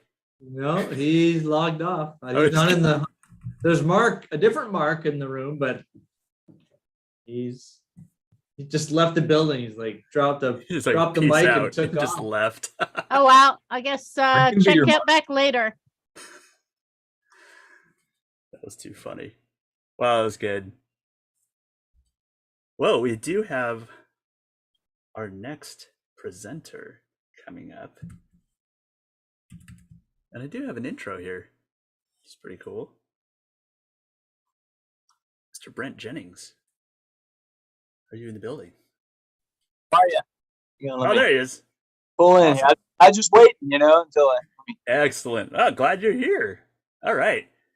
Well, you sent me an intro here, which I thought was fantastic, and I would love to introduce you properly. So before our presentation begins here, so Brent Jennings is the VP of Marketing of Warson Brands. They're a global safety footwear company that makes footwear for every job on the planet. So representing 8 different brands with over 600 styles, every kind of footwear style that can be made into safety footwear. So brands such as Reebok Work, Rockport Works, Florsheim Works, Iron Age Tough Work Boots, Volcom Skate Inspired Work. I remember that from like the mid-90s, the Volcom shoes. And Fry Supply among the brands. So Brent, you're going to be talking to us about safety footwear. Just a real quick aside, I was actually working in our warehouse a couple days ago, and there was a package that slipped off of a shelf onto my foot. I was really glad that I was wearing safety footwear at the time. Yeah. And that was it was a 27-pound box and landed right on my foot. And I'm just glad I had safety shoes on. So, yep. Let's see. Can you see my screen? You guys, can you see me? Not yet, sir. Not yet. Okay, let me. We had it, and then I switched it off. And let's see if this.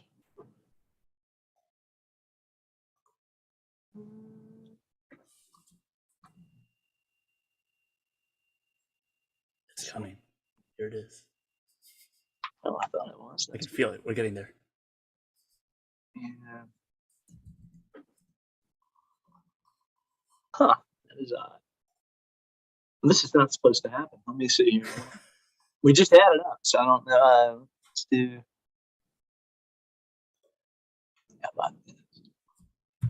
No worries. Does that work? There we go. We're coming up. There you are. All right. Round here. Boys, we have to post up the sock puppets. Yeah. Are we okay on volume? We are perfectly fine. All right. So I'm going to try to make this interactive. I've got my phone here to look at the chat. So I will try to, I've tried to leave a lot of time at the end for Q&A. I wanted it to be as interactive as possible. Jonathan, can we move the screen now just a little bit where they can see a little bit more, a little bit right there, right? Okay. So I thought, so what I'll do is I'll just try to keep my, that's awesome, Jonathan. Appreciate you buying the Iron Age goods on the chat. I'll try to keep it. If people have questions, I'll try to interact with it. And at the end, if people want to chat, I know we're going to have the breakout room after this. So I'll try to not make this very boring, but usually people like to talk about footwear, so it's not usually the most boring of topics. So I'll try not to make it boring. We, as you did the intro, we've got kind of Warson. We have a lot of different products that kind of, we say that we outfit every job on the planet, as you mentioned earlier. And we try to have a job for kind of a shoe style for everybody across our different lines. But what I kind of wanted to do today was kind of just give a brief, because it's mostly safety folks here, to give kind of a brief overview of and kind of show and tell some of the safety technologies and features that you kind of need to be, just as we talk to people and go and visit job sites and whatnot, things you might want to be kind of on the lookout for, and really trade-offs, because there's no such thing as the perfect boot, the perfect shoe. It depends on the job. So just trying to give you guys an overview. And then I wanted to show you some kind of cool, innovative technologies that we've worked on that kind of answer some of the solutions. And then I'll take time for everybody to ask questions. I don't have a beard. I shaved last night, so I can't continue with the bearded safety person. But does that sound okay? Is that all right? The kind of the agenda. So I wanted to start by talking about something that we see a lot, and I know some of you may have had experience with this, and we'll talk about Vulcan later for that test in a minute, because that's exciting and new. But Met guards are something that a lot of times when we go to factory or facility and they're thinking, the safety director's thinking about putting in a program, they'll say, hey, I need to get protective toe shoes because we had an accident. And so it's kind of a reactive thing. Maybe they were able to get financing or subsidies, money toward it because of an accident, insurance. And a lot of times when we ask them, well, what, they're like, well, yeah, we want to get protective toe or steel toe shoes. And we're like, what happened in the accident? And almost always it's something where something rolled over somebody's foot, or it fell on the top of their foot, on your metatarsal, kind of the top part of your foot, not the toe. And so a lot of times they're looking for a safety program, and they're not even like thinking about metatarsal guard protection. They're just thinking about the toes, and the toes are just a part. So this is an example of a metatarsal guard. This is an internal met. It's soft. It's called our Kirsch guard. But there are all kinds. You've probably seen these old bad boys here. These are called our groundbreakers by Iron Age. This is the old kind of Dracula external Met guard that a lot of people still love. The Met guard is here. So we test it with a certain amount of pressure that gets applied and dropped. And this, which goes as like a beeswax type of form, if it breaks at all, if there's any kind of indentation that is a certain measure, that means it fails. So these get put into the boot, and you get testing. This is the same thing that tests with toes as well. So stuff's dropped, compressed, and that's the Met guard testing. And so you always want to look for the MT75. It's always got to be on the outside of the shoe. It's really small, but there's always a label, and that means you pass this, kind of dropping something, and it's basically meant to make it where it's not a certain amount of weight is not crushing and hopefully you don't break your metatarsal. Of course, it only goes to a certain limit. If you put your foot under a hydraulic press, it's probably not going to work out. But there is, there's certain limits that you can read as part of the ASTM 2413 code. That's kind of what governs the metatarsals. But you got these styles, You've got pull-ons that have the internal net, the same kind. It's soft, but when it drops, it has hardened material. Different manufacturers make different types. You've got these really cool, like you can put them in these really cool, like high top basketball safety shoes and have a very on a lighter weight.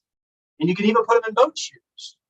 They even come in boat shoes, like we have in our Rockport here, where you can have this internal. So we have externals, internals. You can put them in almost anything, and it gives you protection all the way from the toe up through the tongue of your foot. And then and then you can even put them in really breathable, like hiker type. So again, we've seen a movement toward more internals, and maybe you guys can tell me later in the chat when we're meeting later. But one of the things we get a lot of is, well, hey, how do you know if someone's wearing, it doesn't look like there's protection here. We can't tell. So even though a lot of workers prefer to wear lighter weight internal stuff, it's more comfortable, and it's a better looking style. A lot of times safety directors are hesitant because, this kind of gives them a bit of a psychological, there's a bit of a more, hey, that looks like it protects better. These boots go through the same testing. So it's really just more, kind of understanding the testing. And also understanding that you can always look at the markings to kind of validate whether or not your employees are complying, or if you want to put them in a program, you can at least have the confidence that they're going through that this boot is going through the same testing as this boot. A lot of people will wear these types of boots because of like splatter, slag. Any kind of molten material will help kind of drain off some side of welders. Some people prefer it for that reason. Another thing that we see a lot of, and it's specialty, and for some of you may somebody said we need a metatarsal with a pump, with a Reebok pump, and that actually might not be far. Now that Shaquille O'Neal is back involved with Reebok, that might not be far off. I know we are developing some pump safety shoes coming up in the next year or two, so we'll see if we put that. So it actually might happen.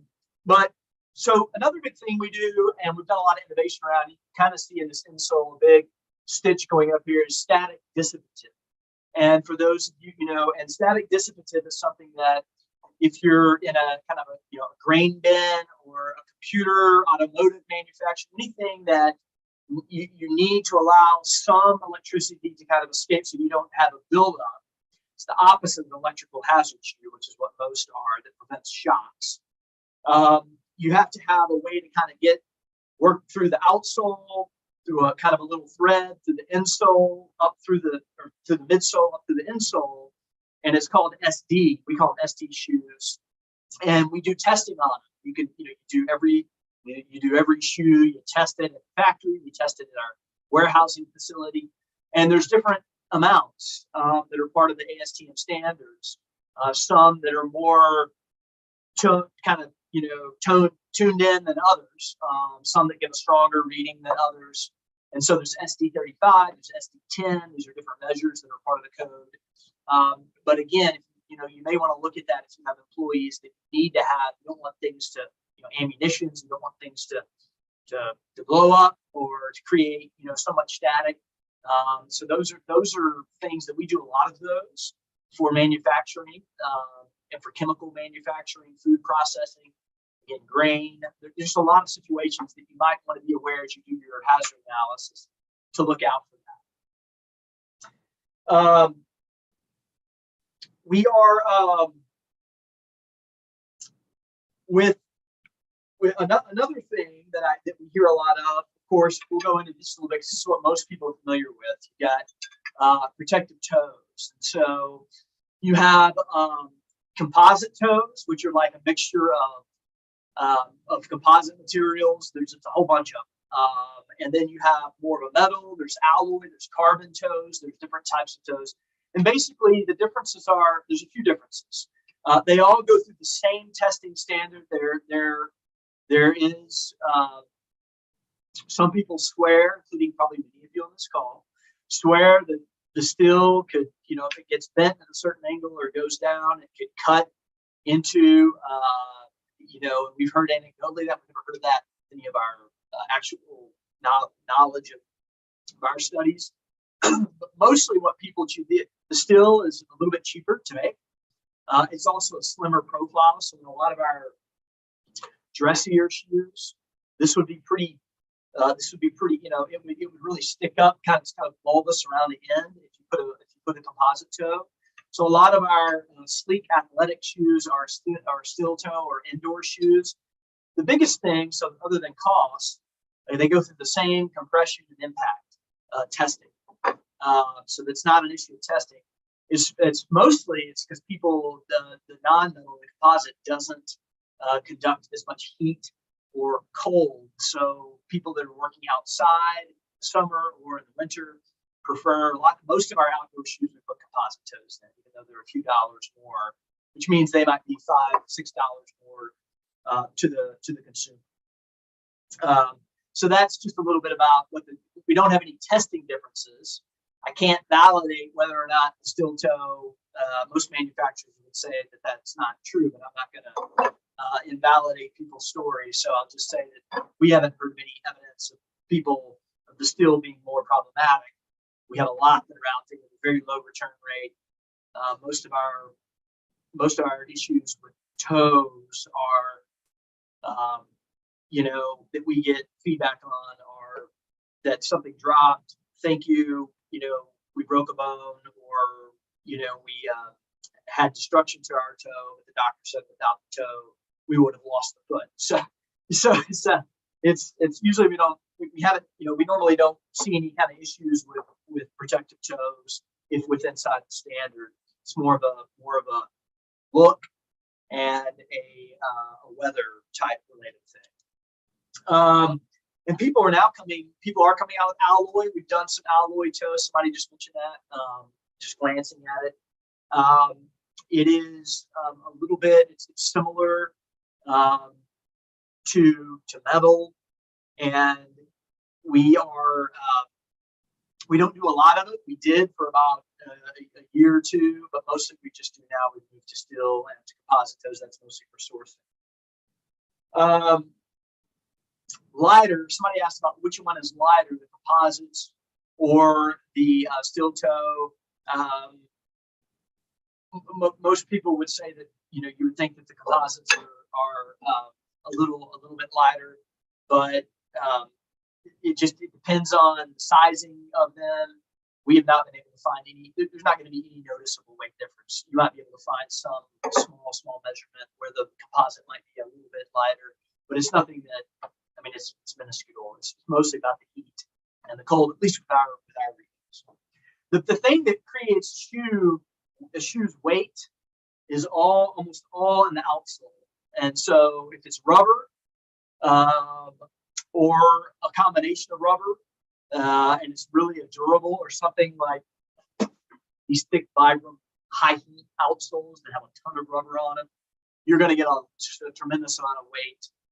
Whereas if it's a polyurethane or an EVA or some kind of a blend of man-made materials, it's gonna take the weight out of it substantially. And that's normally where you're going to get almost all of your weight. Versus not the toe itself is not going to have a lot of impact on the weight, except if you're comparing it versus a soft toe, obviously. We do have tactical styles with our Reebok line. Somebody asked about that. We do have we have about half soft toes, about half of them are composite, mostly because of the military and specialty. Most uniform people are wearing soft toes, but we do have a lot of military and tactical certain groups, occupations, and people that and a lot of people wear are like the Coyote or a desert tan composite toe boots that are out, like the plumbers, people just working in the trades. They love it. They some of them are ex-military, some of them just like the look. So our composite toes are really popular in the work side, even though they're a tactical style. Another thing here that I wanted to talk briefly about is trade-offs in construction. So this is an example of like a mix. It's not all rubber. It's our new fry line. It's coming out this coming year in April, and it's a mixture of rubber, but also some polyurethane. It's the midsole with a bit of a rubber outsole, but the midsole is primarily a polyurethane. And so what that does is it cuts down on the weight tremendously. Now you do lose some durability in the outsole. It's a trade-off. You get a lot more comfort. It's still welted. It's still stitched, which is a very good strong construction when you take the upper to the bottom. Something like this, which is a rubber skin that's just stitched, versus this is almost like a full, has a little bit of rubber, but it's mostly polyurethane, and it's glued. So you have glue. Most of our dressier athletic shoes are cement construction, so they're glued. They do well for light industrial, but if you're outdoors or you're doing a lot where you have a lot of pulling apart, a lot of movement outside of concrete, controlled environments, the cement you'll have a lot of pulling of the upper away from the outsole a lot sooner. And then, of course, you have these really thick rubber with full welted outsoles where you have, this is really durable, but it's really, really heavy, so it's just really, the outsole is where most of the weight is. And I would also say that there's a cool thing we have. Let me see if I can find it really. Yeah, here. There's a really cool thing on some of our shoes, especially our Iron Age haulers, where you have this. It's a welt, but it's also direct attached, which the best way I know how to describe it is like a Belgian waffle maker, where you kind of turn it around. They kind of press it, the heat press. So and then it also gets stitched. So if you can find a good kind of, we call it a permabond, but it's a dual bonded boot. We have some of those, and those are kind of getting the best of a welt and a direct attach. So those are those are really cool if you're looking for kind of some extra redundancy in the way that the boot's put together, the upper and the bottom. Just to talk a little bit about, we talked about net guards. I wanted to talk about a few innovations. Before I do that, waterproof versus water resistant. Personally, I wouldn't mess with water resistant that much. If you really are looking for a shoe around water, we do have something like this, like with Reebok that has exo-fuse. And it's like a leather, like a microfiber. It's not leather, it's microfiber, so it's more breathable than leather because leather gets hot. But it's better than like a mesh for water. So it provides some repelling. It's all on the upper. But if you really want true waterproof, you really need to go with a waterproof liner and make sure that somebody's not calling water resistant spray on the outside of waterproof, because we've seen that they don't, even on our own shoes, they're not meant to be a true water deterrent, because what the liner does is it moves the water away from inside out from your foot itself. When water gets in and then it gets logged, the water resistant, once it gets past the resistance and it soaks, it doesn't really have any mechanism to really take it back out. So for odor purposes, if you have a spouse and you don't want the stench, I would say if there's any issues with water, I would stick with a waterproof shoe. We don't do much insulated because we don't get a lot of calls for it anymore. Usually waterproof is a bit warmer. The liner of waterproof usually is warmer than like a normal boot, so you can get some warmth out of a waterproof boot in the winter. Insulated seems to be really hot, causes a lot of discomfort unless you're in certain regions of the world or states that you might need it. We just don't get a lot of call for it, but we know, a lot of people are still doing thinsulate, but make sure you don't get too hot. Higher of a thinsulate or a grams, obviously, it can get really hot if you get too much. So just be careful there. A waterproof insulated boot might be better to stick with a lower insulated number and get the waterproof, and that might help more than just going with the highest insulation. But it just depends on.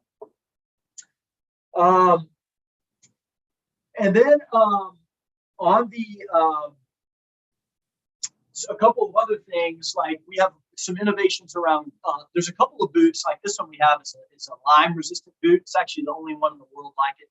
It's for going up against cement, concrete that crack up boots. But you can also get boots that are acid resistant against barnyard acids or any kind of chemicals.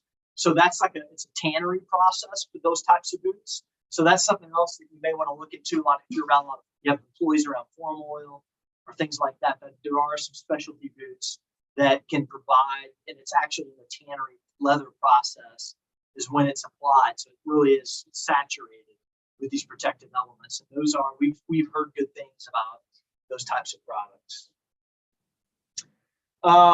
Heat resistant bottoms. I've showed this boot several times. This is, Vibram, so who we use, but there's several different really good for hot contact, for welding, metals, forges, places like that, where you get a lot of, hot contact. You need 600, 700 degree heat contact. There are some really good, Vibram has some good solutions we use. There's some others that are out there. But again, the weight is going to be really, it's going to be a heavy boot. And then a few things I mentioned earlier about foams. Like this is a float ride energy foam, which has a rubber bottom, but then it's got these molecular little foams. You can always look and see foams there's a lot of different types of foams that make up insoles. This is one it's called Float Ride Energy that Reebok uses for their athletic shoes. And we put it in here, added some rubber to the bottom for tread and protection. But the foams really give you a lot of lightweight energy return, bounce. There's other products like our Zig. The other people have their own versions of energy rebound, really help with joints, shock absorption if you're on concrete a lot, really helpful for movement. So there's a lot of really good things. And then I'll finish before we get to some Q&A with talking about insoles. So here's what you want to watch out for. So there's regular insoles that are just EVA or polyurethane, just a mixture of them. And then there's pure, like these are memory foam. It's all memory foam. There's no polyurethane, it's just foam. And then there's combinations. If you can see barely, you see there's layers of memory foam on top of a more stable thing. We would recommend this type of thing. It may not be purely as comfortable as just putting your foot down on it, but if you've ever slept on a memory foam mattress, it doesn't have enough sub foam underneath it. You know that sometimes what feels good on day one isn't what feels good on day 30 or day 60, and it ends up caving in and sinking in. And so you want to make sure that you have a good stable layer underneath memory foam. That would be my recommendation. But there's all people prefer different things, but you can always get custom orthotics and insoles. And that would be the last thing that I would say is that most manufacturers make product for the bell curve for most people that have normal arches. If you have flat feet or employees that have flat feet or they have really high arches, you really want, you have to kind of look around a little bit, help them. They may need to get custom orthotics. So we allow all of our insoles to be removable because it doesn't make a lot of sense if the volume's not there to make a lot to make product for the numbers of flat feet and arches for the masses. But you can solve some of it with custom orthotics. And I would just say, don't ignore the fact that those things do matter a lot. My final note would be that in all of our catalogs, we have things like slip ratings, oil ratings, metal chip ratings, heat ratings, abrasion ratings, chemical ratings, kind of what those mean. Be careful, look at all of those things. They all have different meanings. And the slip resistant standard just came out last year. It's ASTM F3445. I would say there's a lot of different slips, environments, some that are more, you need more of a flat surface area to really have good traction, and others where you need more of a lug, where there's heavy lugs and there's a lot of good, kind of traction for outdoor environments versus indoors. So just because it says it's slip resistant doesn't necessarily mean it's slip resistant for a certain environment you're looking for. It's just kind of a big term, and you really need to kind of study it more to understand, is it dry, is it oily, the environment, Corrie tile, is it a slick grading? So just don't just go by the SR rating. Look at kind of what the outsole is made of and what the treads look like, the patterns and all that. That's my piece. I'll leave it open now and try to answer some questions. I'm trying to board everybody enough, but that's the big stuff that I can think of here to help. That's awesome, Brent. You covered a ton of information in that time. I'm also impressed that you were able to address a lot of the questions that were coming up with the chat in real time. That was pretty cool. Not all. I didn't see all of them. Just the one sentence ones. No, you nailed some really good ones in there. And I will say this. Somebody mentioned Volcom earlier, and I was going to talk about that. So Volcom is a skate brand, and this is going to be the first skate brand and skate shoe from a real skate brand. We're a licensee. We license a lot of products, but we make them all. We sell them all. And we're going to have 25 Volcom safety shoes coming out in April. It's very exciting because a lot of people want that lifestyle skate.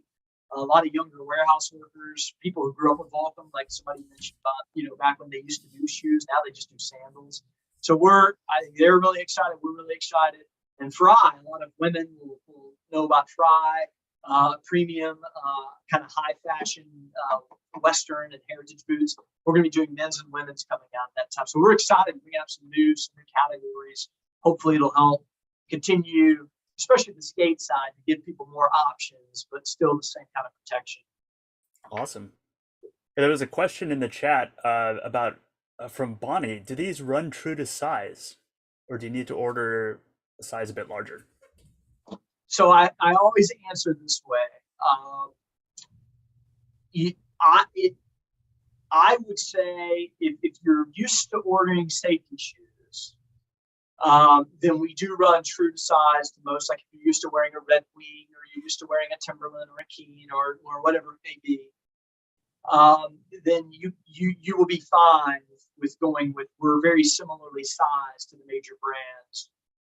If you're going from a soft toe shoe or boot and you're moving into safety, we leave a little extra room on purpose.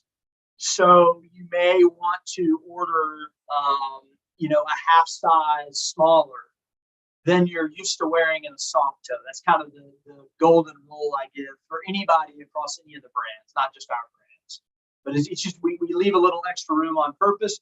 And sometimes, and then I will say this. Also, though, a lot of people they size their foot by the toe. It's better to have a little extra room in the toe and size it by the heel and make sure that you're snug and that you're fitting the heel more than the toe. It's okay to leave a little extra room in the toe. So you may get a boot, you may think, boy, this is a little big in my toe area, but as long as it fits good on your heel, that's okay to have, some extra clearance, as long as it's not slipping up on your heel or slipping anywhere. That's something that we had some shoe people teach us. One of our licensors about, it's one of those things where they teach you how to really shoot, how people don't size shoes the right way. That was one of the knowledge, the things I learned from them a couple of years ago. It's good to know. Awesome. Yeah, somebody said, do you make larger? We do make we do some triple E's and certain like really like heavy moving, fast moving products that we get a lot of demand for, a lot of our core products. And we do have we do everything medium and wide. We do some triple E's and we do go up quite a bit. There are some really large and in charge people, especially wearing our work boots and wearing, or even just wearing like these skates, there's a lot of demand for triple E, a lot more than you would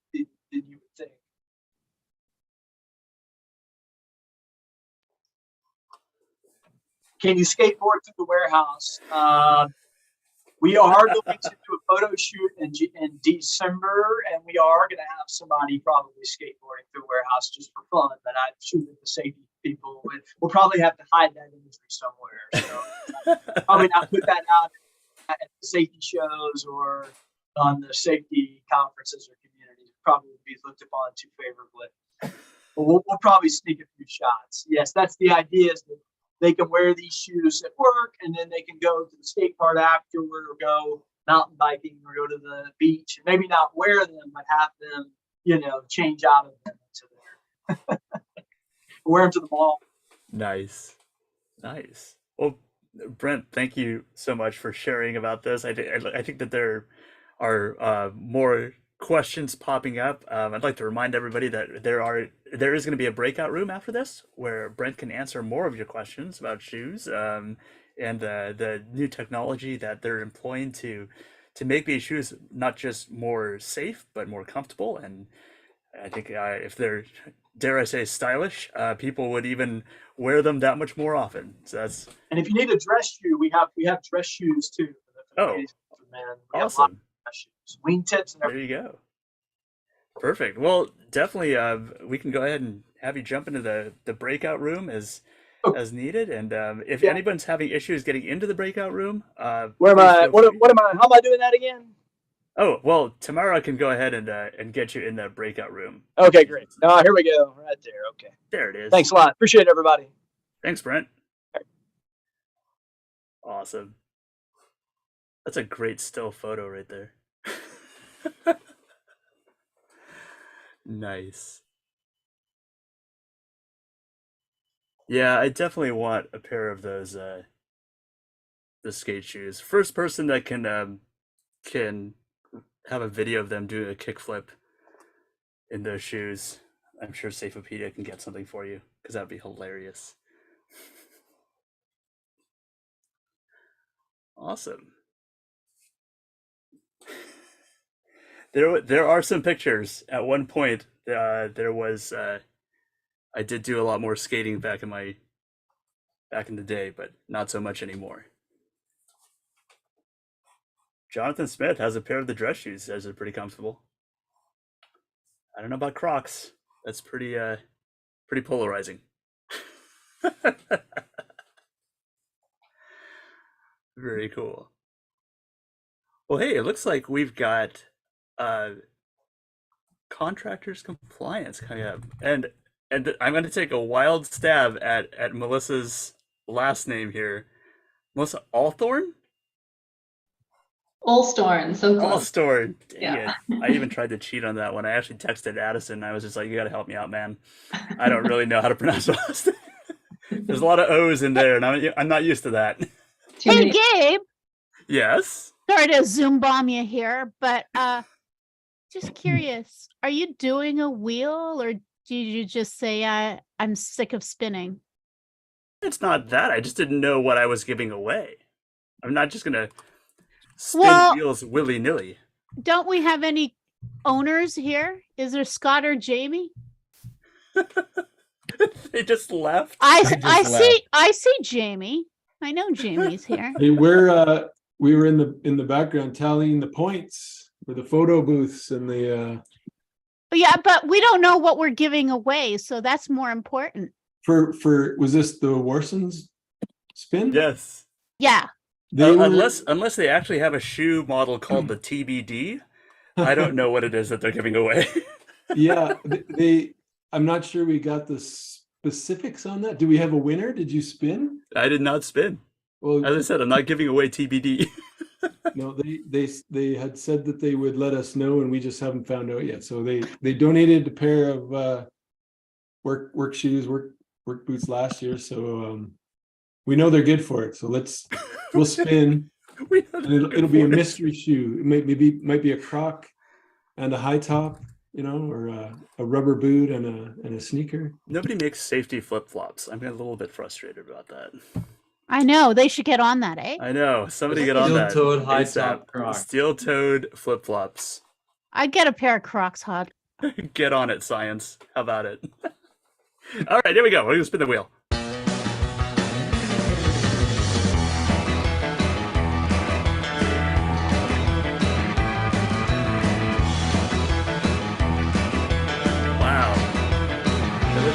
We are on number 8. Number 8, you are the winner today.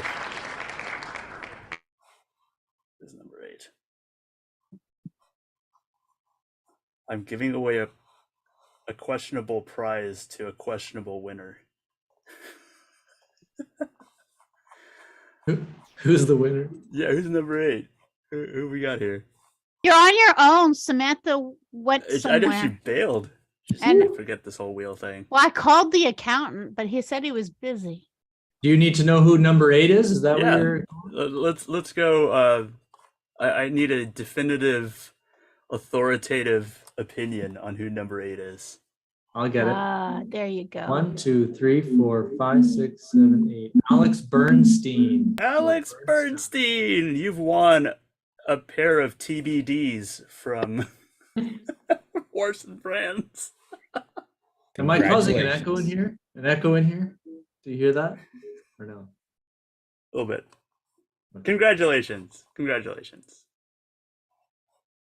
Awesome. All right. Well, let's keep this party rolling. So we've got Melissa from Contractors Compliance. I've had a pleasure of getting to know the Contractors Compliance team, both online and in person, over the last year or so, most recently in San Diego for the National Safety Congress. So that was a ton of fun, and looking forward to hearing more about what Contractors Compliance is doing. And Melissa, the floor is yours.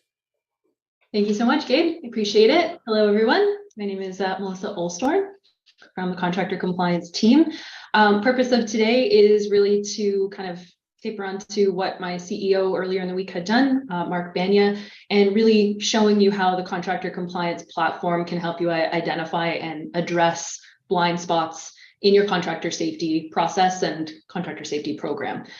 So really an agenda for what I'm going to do today is walk you through just a couple of slides to talk about who Contractor Compliance is from a pretty high level. And then I'm actually going to get into an actual demonstration of the physical product itself so that you can actually see what it looks like. It is software for managing contractor information.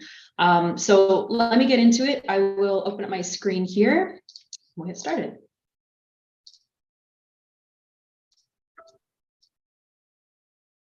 I'm just going to confirm, maybe Gabe on the line here. Are you able to see the Contractor Compliance logo up on the screen there? I can, yep. Fantastic. Thank you so much. Awesome. Okay, just to give everybody on the line here a good understanding of, the type of clients that we work with and a couple of who we work with out there as well. So over 180 clients that we work with, obviously ranging in a number of different industries and verticals. You can see we have a lot of manufacturing, food and beverage, kind of born in the utility industry in Southwestern Ontario and grew very naturally from there into the American market and into the global market as well. So we can support industries across the globe. Obviously, lots of different industries and verticals, as I mentioned. It truly is a testament to how configurable our software is. We can work with any organization that has third-party contractors, vendors, and suppliers. If you require information from them, we can help you track that information. It's as simple as that. I'd say the primary reason why our customers love working with us is that, number one, we can help them save time. This is usually managing contractor information, collecting information, and renewing information from your third parties is a very tedious process. Lots of admin work, lots of back and forth between you and your contractors, consisting of email, potentially calling them a number of times, hunting them down for information, tracking all the expiry dates in Excel. It's kind of a nightmare at the end of the day. So what we can do is we can automate that process and essentially save you about 70% of that admin time. The second reason why our customers love us so much is that our solution is used to mitigate risk within the organization. There's a couple reasons for that. So one, ensuring that you're doing your due diligence on your contractors, making sure that they're trained properly, that they're working alongside your employees well, that everybody goes home in one piece is obviously extremely important. The second piece is that should anything happen while a contractor is on site, you want to make sure that you've done that due diligence. You've got a valid COI, for instance, so that the company is not liable for anything happening while a contractor is on site. So it's really just that due diligence process that's so important. And when that process is prone to human error, i.e. very manual and lots of administrative tasks, you know, things can fall through the cracks. So we really want to try to automate that process as much as possible so that, you know, you're not at risk. On the right side of this slide, you're going to see some awards that we've won. Super proud of these awards, obviously. I always highlight Capterra. It's a third-party review site. If anybody is at all unfamiliar, I would highly recommend checking out Capterra. If you're doing maybe a comparison between us and other solutions out there, definitely check us out. We've got a completely unbiased list of customers leaving reviews for us, so you can actually get to see what customers say about our product. I always like to highlight the Software Advice Best Customer Support Award as well. It's all very well and good that we've got a really simple and cost-effective solution. It makes my job as a salesperson a little bit easier, but we're also backed by a best-in-class support and success team as well. So really proud of them. They work very diligently to make sure that both you as a hiring organization and your contractors are well supported.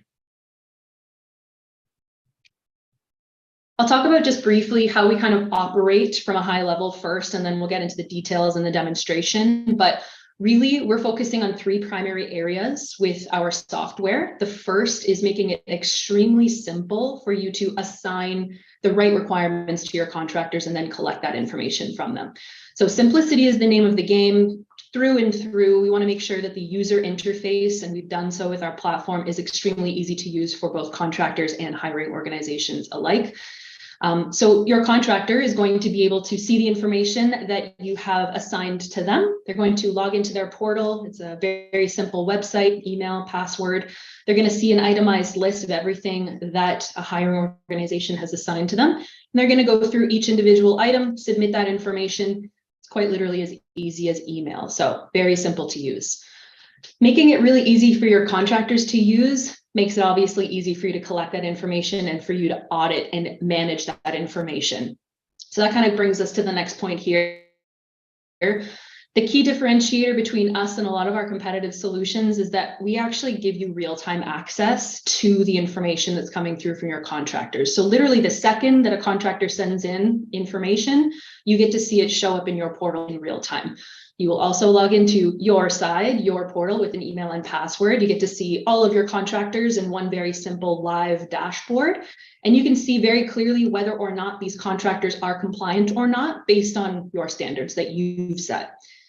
The last piece here is the requalification process. So ensuring that the documentation that you're collecting from your contractors is up to date is obviously paramount to making sure that there's no risk. There's nothing like out of compliance, there's no gaps or anything like that. We're automating the communication whenever a contractor needs to come into the system to take action. So if there's something coming up for expiry, we'll give them a reminder and a warning period. If there's something past expiry, if there's something that you've newly tasked to that contractor, maybe you've changed a policy, for instance, those notifications automatically get sent to the contractor directly from Contractor Compliance, the platform, so that they're notified immediately and in real time. The last thing that I'll share here before I jump into the demo environment is really, why do customers choose Contractor Compliance over competitive solutions? The first thing is we've got the lowest cost of ownership in the market. So obviously that's a huge advantage for both hiring organizations and contractors, the details of which are fully available on our website if you're interested, but definitely reach out to the Contractor Compliance team for more detail and conversation about that. The second part is we're rapidly deployable. So our average client actually will be live with a system within 2 weeks.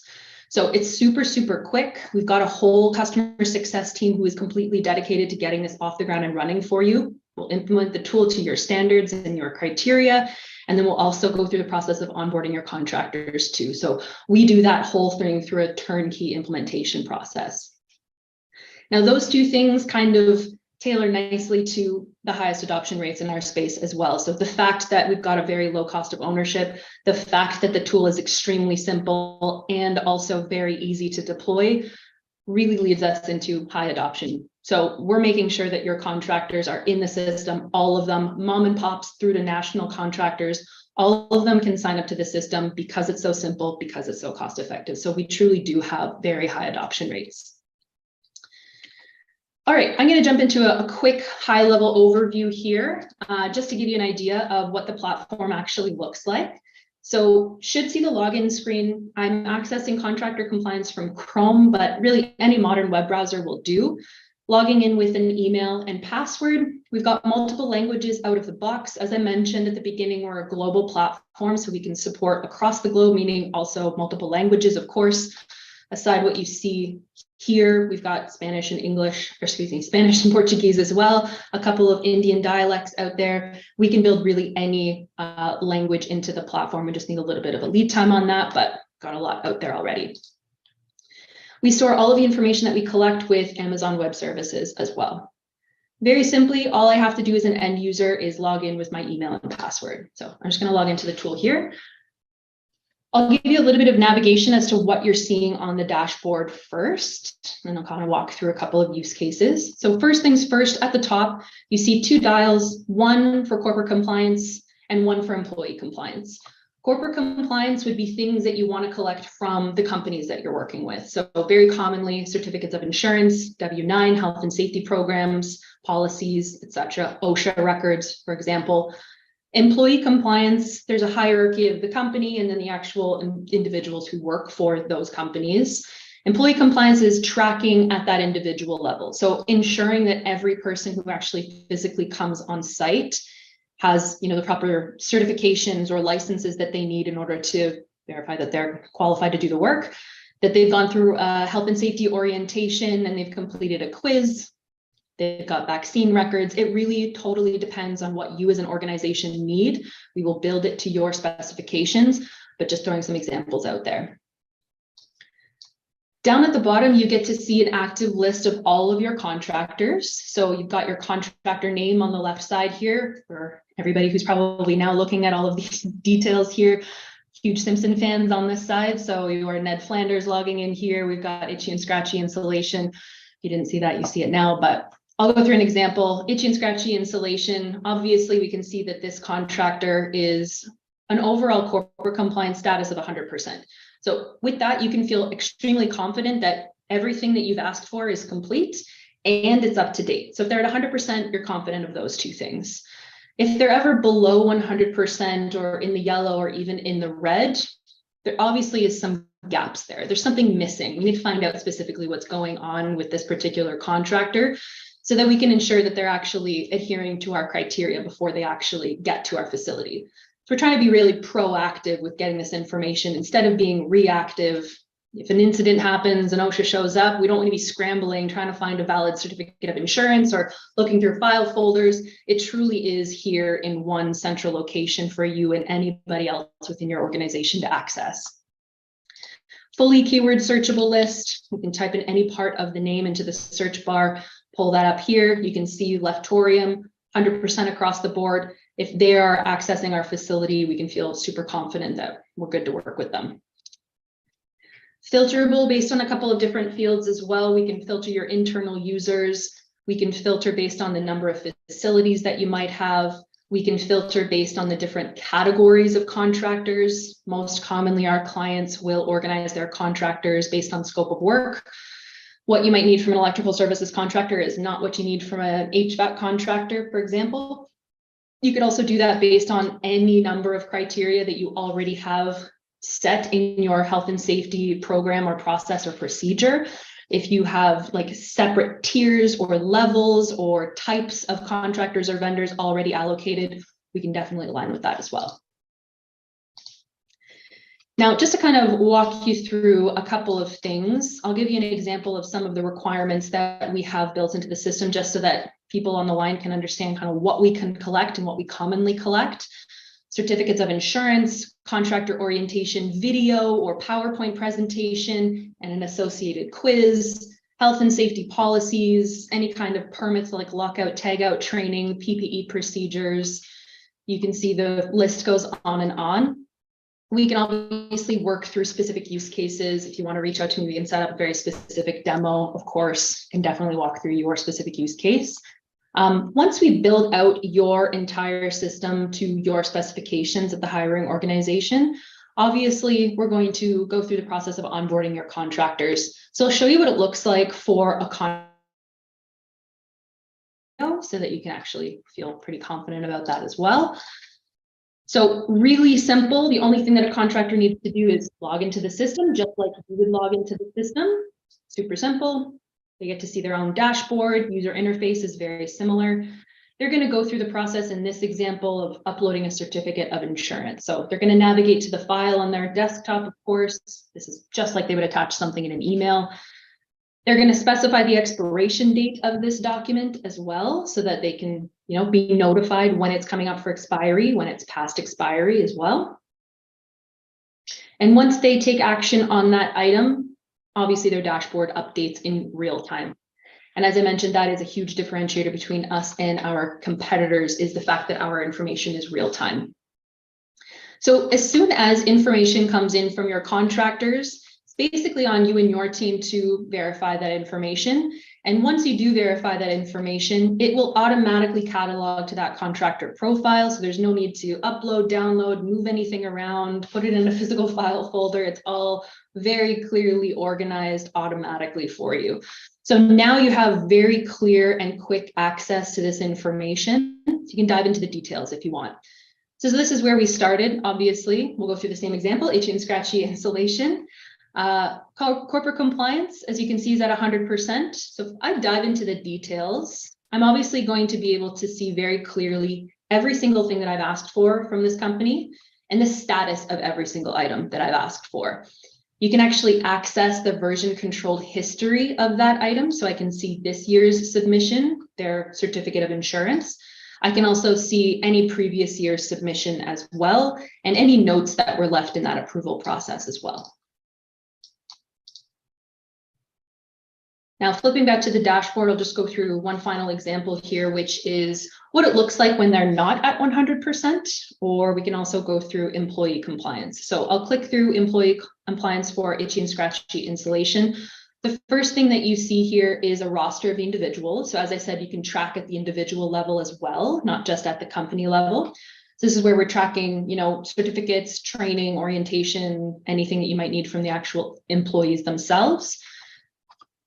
Right from this roster, you can see that Robert, Roger, 100%. Now you're confident that they have everything that you've asked for and everything is up to date. But Cecil, obviously something is missing. Maybe he's at the front gate wanting to come on site, but you clearly see that he's at 66%. So if I click into the details here, I can see that those items, one is expired, one is not complete, one's completed.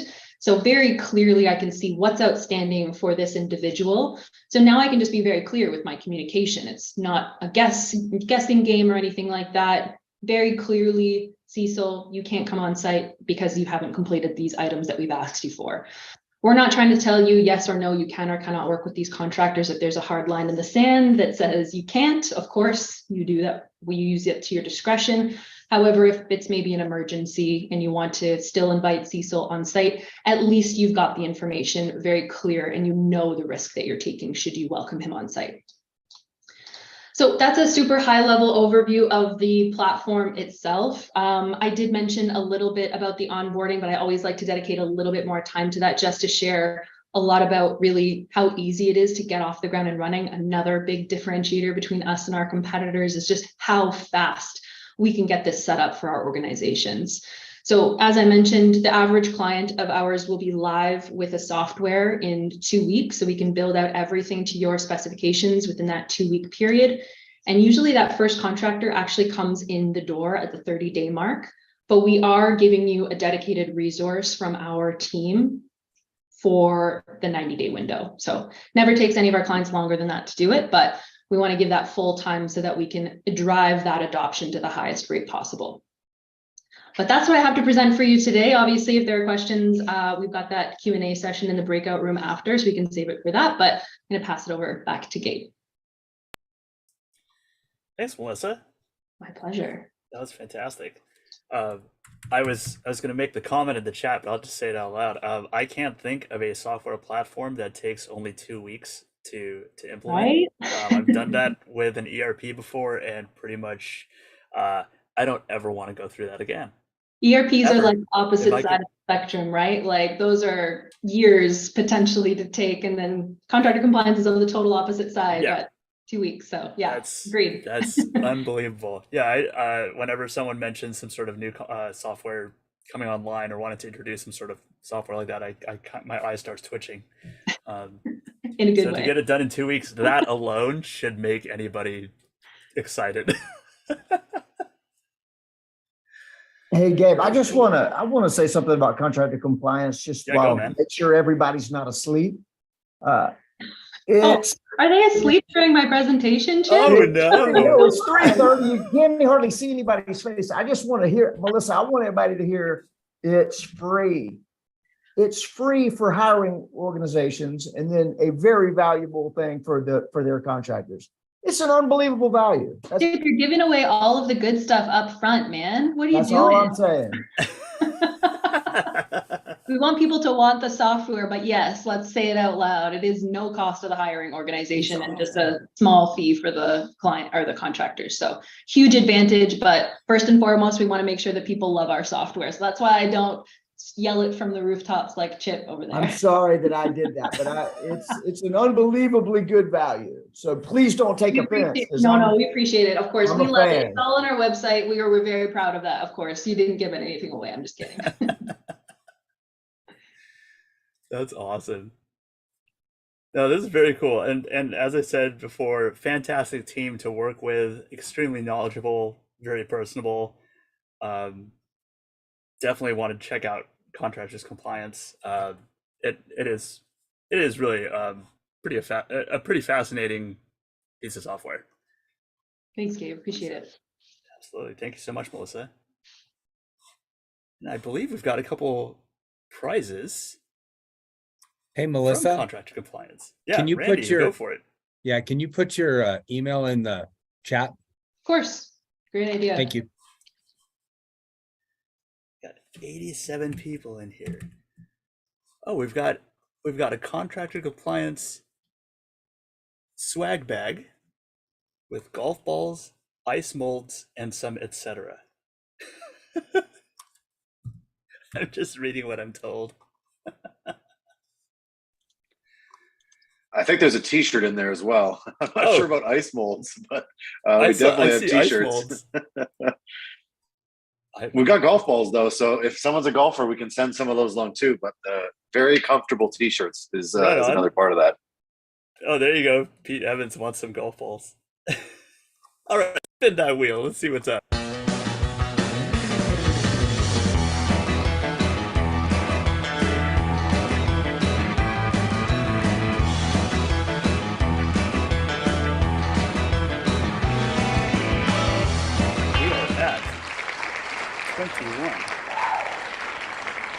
Oh, all the screens went black? What happened?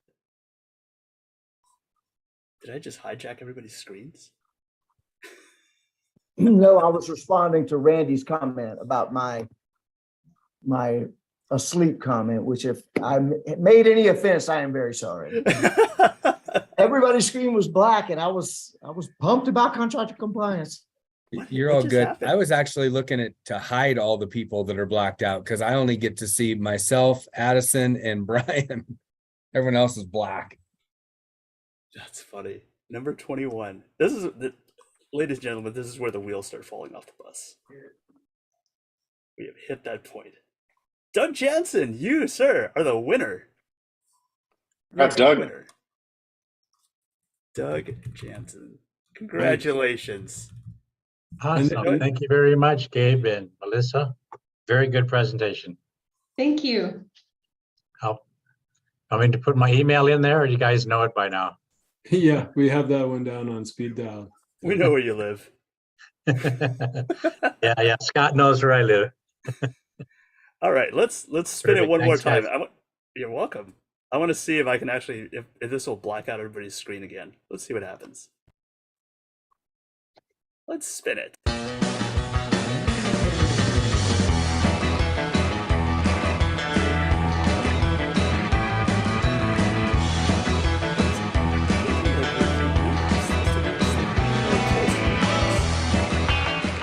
$25. Who are the winner? Who is 25? Let's see. Samantha's going to help me out. see how this goes. I don't think Samantha's here right now, but I see Scott, my savior. You're the one keeping this together, Timona. I mean, Yeah. we really trim this down if we said only people that have their screens on. Yeah. I might actually win. I don't know. I just blacked out a bunch of people. Oh, you got to be kidding me. Josh Russell. Bro, you win. You were the winner. I didn't rig it, Josh, I swear.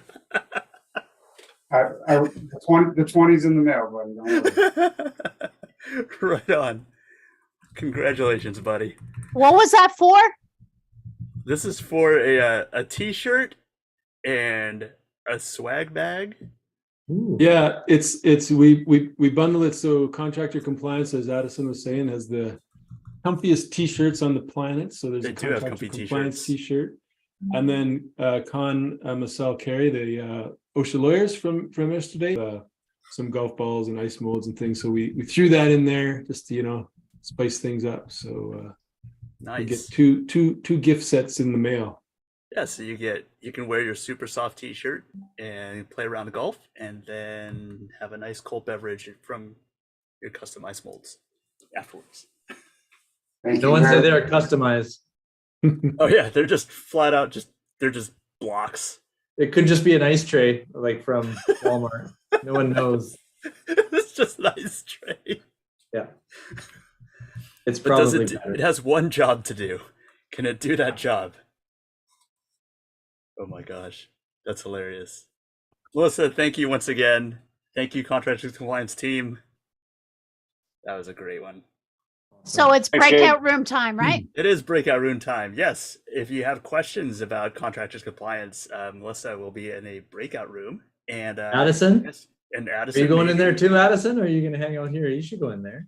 I will be in there as well. And every time Gabe says contractors compliance, my I eye know, twitches a little bit. I know but- part of you dies inside when I do that. All good. Sorry, Yeah, I'll be contractor in there. No, that's okay. compliance. I'm just busting chops. I'll be in the breakout room. Their t-shirts are not as comfortable at contractors compliance. Yeah. They're giving It's out a- really scratchy t-shirts over there. We got the good ones. Those are awful. Made of awful. burlap. Ooh, the Z or Z. I'm sorry. Where do you live? I short form it to Coco a lot just because it's easier, but contractor compliance, yeah. We'll be in the breakout room for anyone who wants to chat more. And if anyone wants to see a custom demo for their team, we are happy to facilitate that over the next week or two or beyond. Awesome. So thanks. I'll be back in a little bit, but thank you, Gabe. You're welcome, Addison. And if anybody Thank is you, having Addison. issues getting into the breakout room, you can always DM Tamara Paris, and she will help you get there. There's a lot I of gotta good say stuff today. we're putting together the golden wheel, and all the names are on it. There's 10 names on it. It's being And, assembled. and I can as we see a speak. bunch of people in this room that are on it. Is Samantha on it? Let me just check. She's not on it. She's not even Tamara, you near must it. be new here. Yeah. I'm new here. You must be new here. I was praying for her. Come on. Oh my goodness. Well, we have another wonderful presentation. And Amazing. Abby Ferri. I've gotten to know Abby over the last couple of years. Fantastic safety professional, just an awesome, cool person all around. I'll give you the intro that Abby gave me, and then the fun fact as well, which I didn't even know, which was super cool. Abby's going to be providing an overview of Insurate. Am I pronouncing that right, Abby? Insurate? Yes. Insurate, yes. Perfect. Awesome. It's a new solution in the world of workers' comp in the United States that she's going to be presenting from the safety professional's point of view. And she's the perfect safety professional to do that. So looking at how a safety pro can impact a business's decisions related to insurance, demonstrating how safety performance can drive workers' comp costs down. And the fun fact about this, I don't know if anybody else knows this, but Abby was / is a state hockey champion in the great state of Minnesota. She's been skating since she could walk, and she's played on some of the first all-girl hockey teams in Minnesota. There you go. That is awesome. There you go. Then I the go best from that fun fact. to, am I sharing the right window? You're doing it. I can see it. Okay, excellent. I'm so Awesome. glad because I do not have multiple screens like a lot of you fancy folks do. So I'm working off of like one little laptop screen. So if there are questions, like I know this group likes to chat and drop things in the chat. I won't be able to keep up with it till the end. So if there's anything, Gabe, Samantha, I don't want to put anyone on the spot. If there's something that is in the moment that should be brought up for me to answer, please just interrupt me. And I can see you, Gabe. So you could I'll just wave like wildly. You could give me, like a little less awkward and, maybe more smooth. So, so thanks everybody for sticking around or joining back in for my product demo. I did see some of the really cool pictures on LinkedIn earlier. I don't have an actual thing, I don't even have a logo coffee cup that I could hold up and say, we're Insurate. So I'm just going to take you through how we are approaching risk control. And like Chip said, if people fall asleep, I know you hear the words risk control and it's like, so I want to make sure I can, maybe give you a different view of risk control so that you might look at it as a more positive thing. So Insurate is a workers' comp carrier and we operate in the United States. So for you Canadians, you can listen for some extra credit. I don't know anything about the workers' comp landscape up north. Maybe I'll have to at some point, but not yet. So this presentation is focused on companies that operate in the United States and that might be having a tough time placing their workers' comp program these days. So we've talked a lot in these different presentations about rates and metrics and measurements and how companies are judged by, contractors that are hiring them, or in this case, insurance carriers that are looking to provide a competitive policy quote. So I'm here at Insurate so that I can help kind of bring the industry forward in taking a look at some of these risks and realizing that we shouldn't count people out just because of a class code that they operate in or other measurements that are usually used to judge these companies. So with that, let's talk about our risk insights and collaboration, which is really the whole premise for doing risk control at Insurate. So just quickly, our mission is that we leverage data science in our underwriting and then come up with workers' comp insurance premiums that fit a company's individual and specific risk profile. So we're looking at you as you, not comparing you to others in your industry, or more importantly, not judging you because of others in your industry. We're looking at your company and what you do specifically. So we want to make sure that companies that are doing these great things for their safety program, putting in wonderful things like using all the products that were brought up today during the product demos, that if you're doing all these proactive things for your safety program, that should have a direct correlation to your workers' comp premiums. Currently, no one's doing anything like that. You might think there should be somebody doing that, and so that's what we're doing. And honestly, before I came to Insurate, I thought this concept had to exist, and I found out that it doesn't. So I'm glad that we're doing it. It's really exciting. So if you remember just a couple of things from this, is that we're doing risk control differently, and that we are making sure that there's a direct line from how a company is putting positive inputs into their safety program to what they're paying in their workers' comp premiums. All right, so super quick on our underwriting. We are using a proprietary and predictive underwriting algorithm. And so don't ask me about it. I'm just putting this slide in here just to make sure that you know that we're doing this. I do not have, I can't tell you about our algorithm. And even if I could, I can't. So proprietary, and we're using information in a predictive way so that we can underwrite better. So our underwriting pricing models include, like I said, those proactive safety activities and some other safety performance metrics that go into how we underwrite you. All right, so the underwriting guy, he made me say something about underwriting. All right, now it's risk control. So the most exciting thing for me at Insurate is that we know more at day one, and then we walk in and we act like it. So I've worked in different insurance, workers' comp, and on the agency side and the carrier side. And we often go in, or I personally, in those past experiences, you go in and you do this inspection, this verification, you're asking questions that the client's like, we already answered this on our application. And it's like, yeah, I know. I just have to verify it.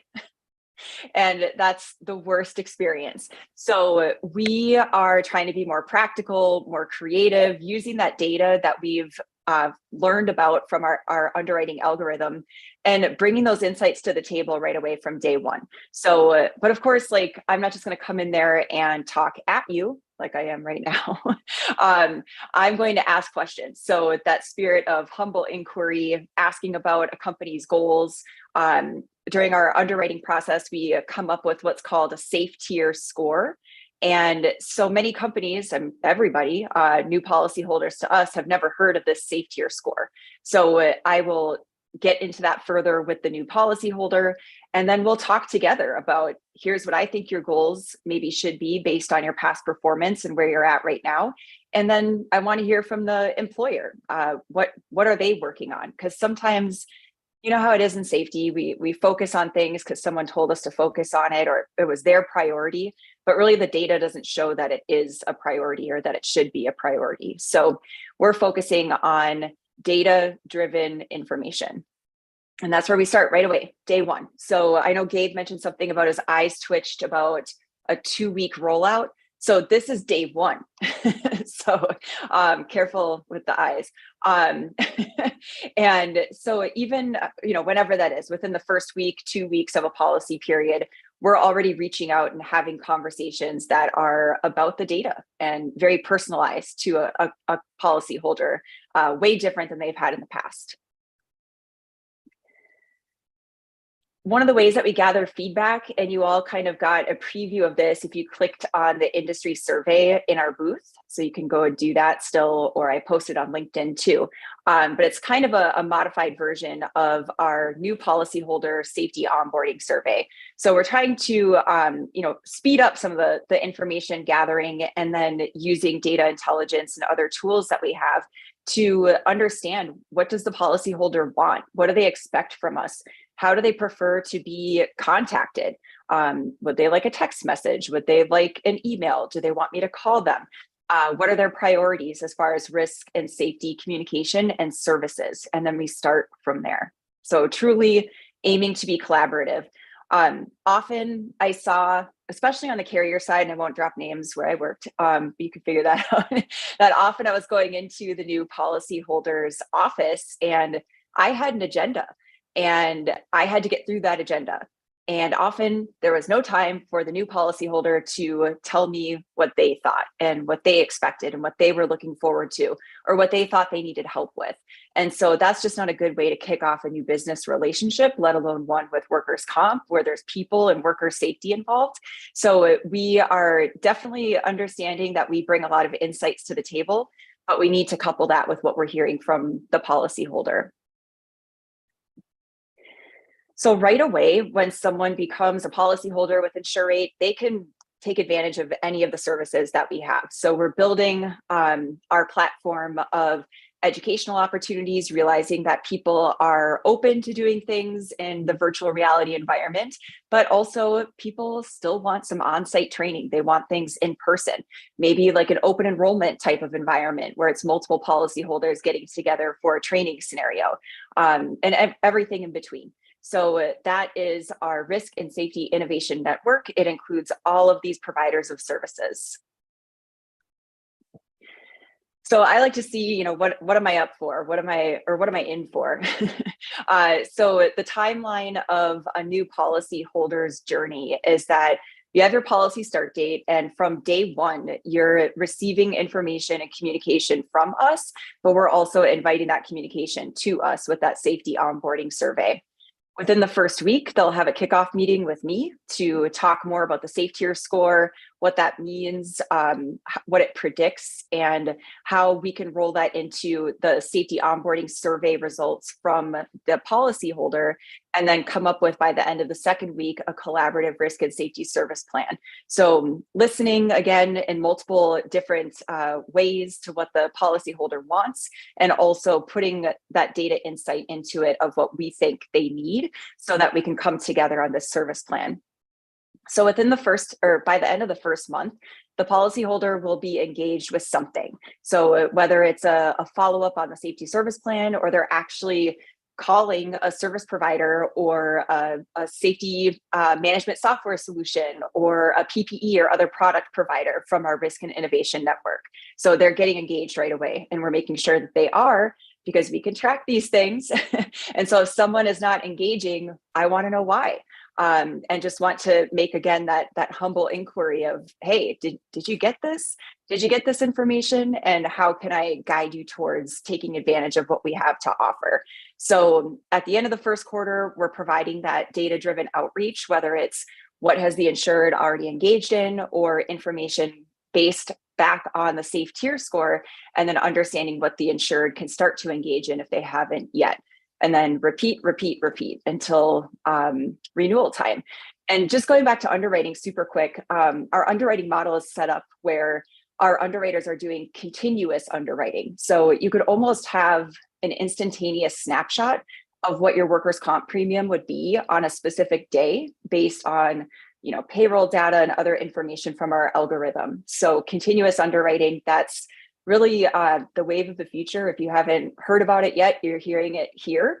And it just means more open access to data for policyholders, which I realize is a really low bar, which unfortunately in the insurance industry, especially workers' comp, accessing your own data and insights from that data is often like pulling teeth, and it really shouldn't have to be. So we are aiming to make that a more smooth communication process, and where the insured can see where they stand day by day.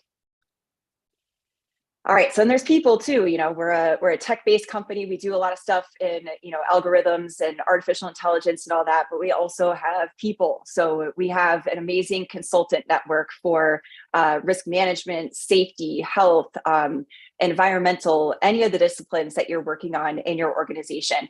And I just like the I words, intelligent and insightful. So people from businesses that maybe you haven't been able to work with, those are the types of businesses that we are maintaining relationships with. So these different acronyms here, DBE just stands for Disadvantaged Business Enterprise, and then the rest are categories of. So women-owned businesses, minority-owned, veteran-owned, disabled veteran-owned, native-owned businesses, all that you can think of, those are the people that we have in our group, so that they can help you with your compliance concerns.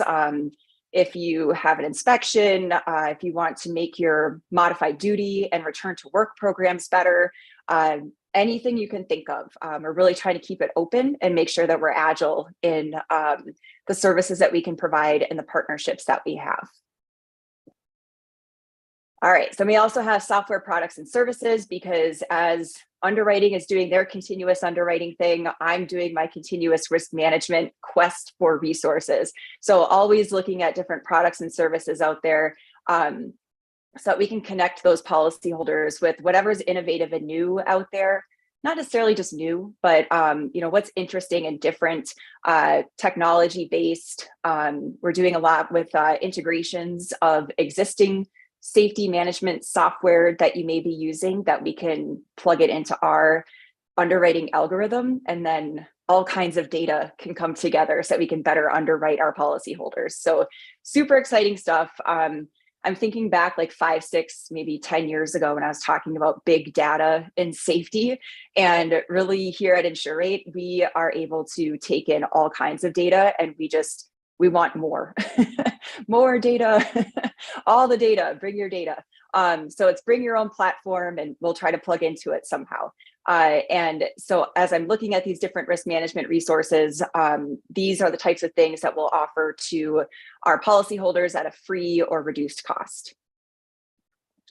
All right, so to wrap it up, and I haven't looked at time and I haven't seen Gabe look uncomfortable, so I think I'm doing good on time. So to roll it all together, this is really the visual of Insurate's risk insights and collaboration platform, how we do risk control differently and how and why. I don't even want to say risk control. I don't want to even say loss control.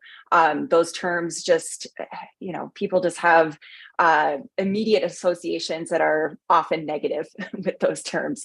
And so, yes, we're a workers' comp carrier and we have to provide loss control services. Some states call it loss control. Some states call it risk control. We're going to call it risk insights and collaboration. So it starts with the safety onboarding survey. After the insured receives their safety score, we start to work in our different aspects of our risk and innovation network, which is our consultants, our products, and then, there's something under construction there. Can't tell you about it yet, but something really exciting that is going to bring together the risk and safety decision makers into a, what's the right word?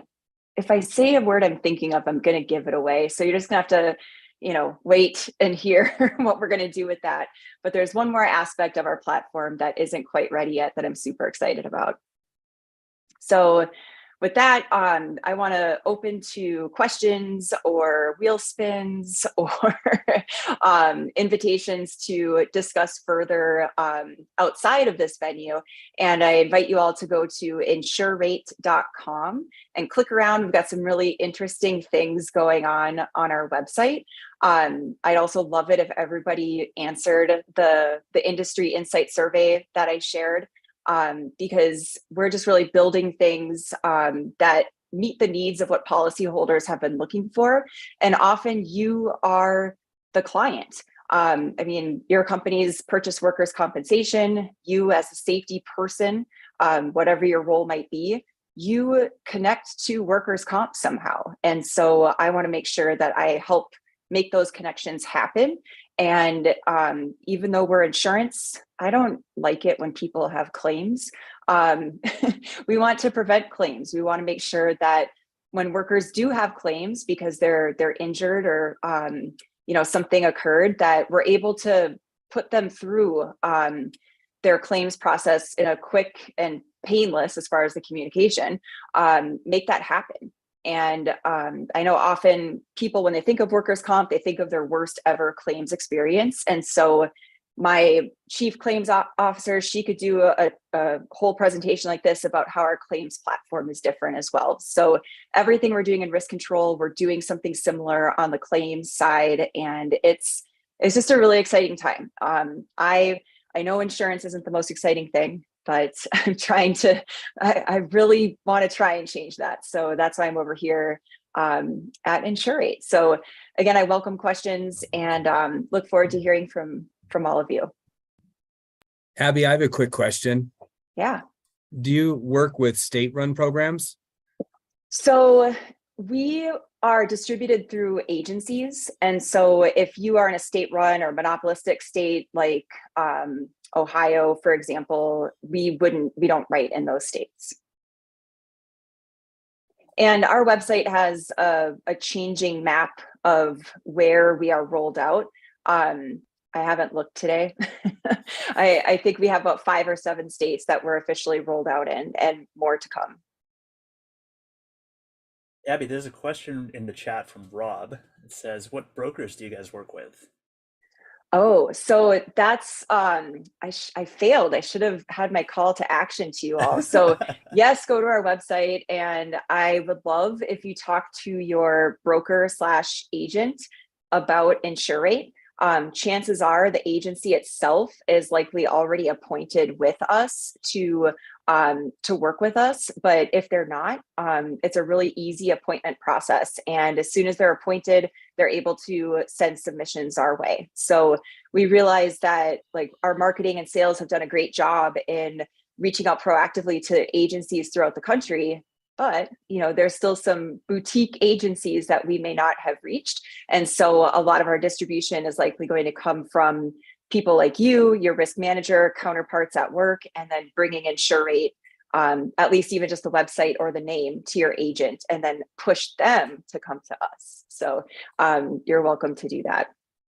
You can also actually, there's I'm pretty sure on the safety section of our website, there's a click through where you can find out if your agent is appointed with us. So you can kind of do that on the sly. I know sometimes in some states are different than others, but sometimes people shop their agency as well as their carrier pretty frequently. And so we have a tool on our website where you can see if your agent is appointed with us, and then you can also find an appointed agent with us. And I won't tell. It's okay. You can shop, and you should. Very cool. Hey, That's Abby, fun. did you want everyone to take the survey from the booth, or is there a better link that we have access to? How would you like that to go? Yeah, the booth, and then I can also find it, copy, paste it here in the chat as well. Thank you. I will do that.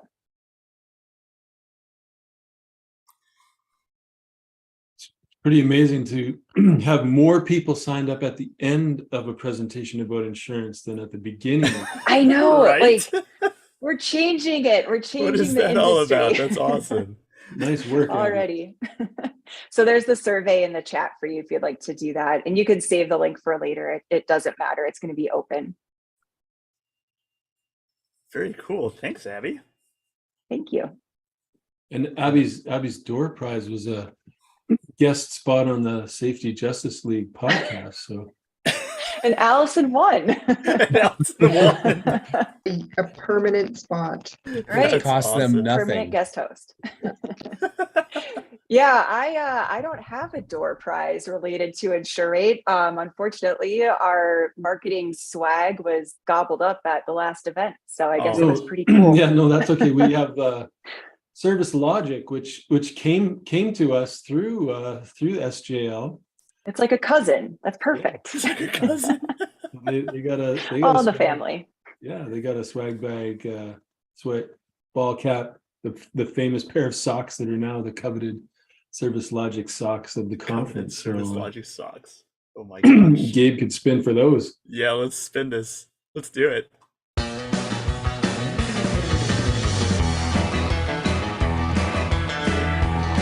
It's one sock at a time.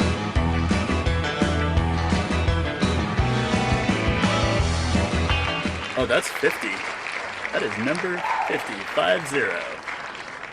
You are the winner. Who is the winner? I love Gabe's wheel karma. It's really coming through today. Yeah, it's very bizarre. Lawrence Heidel. Hope I pronounced your last name correctly. Lawrence, you are the winner. Congratulations. Enjoy your ball cap and pair of Service Logic socks. They were very clear that it is a pair of socks, not just one sock. Both socks. Got to win twice to get both socks. Congratulations. Oh man, that was a good time. I'm reading through the chat. You guys are Isn't that- funny. Isn't that funny? Like when you actually get Yeah. a chance to start scrolling through, and then it's just I'm really glad I didn't see it. I would have been really distracted by everyone's wit. So good job. we had a couple people presenting today that they were either completely thrown off by it or they just rolled with it, and it either way it was entertaining. Marc Yeah, is it's one heck of educational. a multitasker, I'll tell you. If I had more screens, I would have been on it. Awesome. That was pretty cool. Yes. Yeah, all I'm the not gonna- awards. I'm not gonna Whatever rattle off whatever my safety awards. award exists, Abby's got him. It's like safety award Pokemon. She's caught them all. She's done. It really is. Yeah. Abby has won safety. I would like to present Abby with the Safety Connect Safeopedia Award of the Year. Thank you. Only person ever to win it. There's room. I'll just dust off another spot up there. But for real, I do encourage people to apply for industry and professional awards. It's often that people think that they're not ready for it yet. And if you think that, you're probably ready. So get a partner, at work or within the industry to help you write your application and sponsor you or endorse you, whatever the term is, and just do it. You never know. Often, I think all these awards, maybe nobody else applied. I don't know, but just put yourself out there. And if you need some help, let me know. I'm happy to help. I'm not applying for anything anytime soon, so I'll help you. Nice. That's what this network is about. Yeah. Getting that help. Well, Jamie, do you want to share what's next on the agenda here? Well, should we give Abby her breakout room? Yeah. Well, we can have a breakout room. We're throwing a party here. We don't want to send Abby to the breakout room and then miss out on the party. But we did talk about that. What do we do with Abby? Send her to the breakout room, and what's going to happen here? That sounds mean. Just to do that. Wait, it's okay. Randy, I'll go there. If no one shows up, I'll come back. It's fine. Randy, what was that?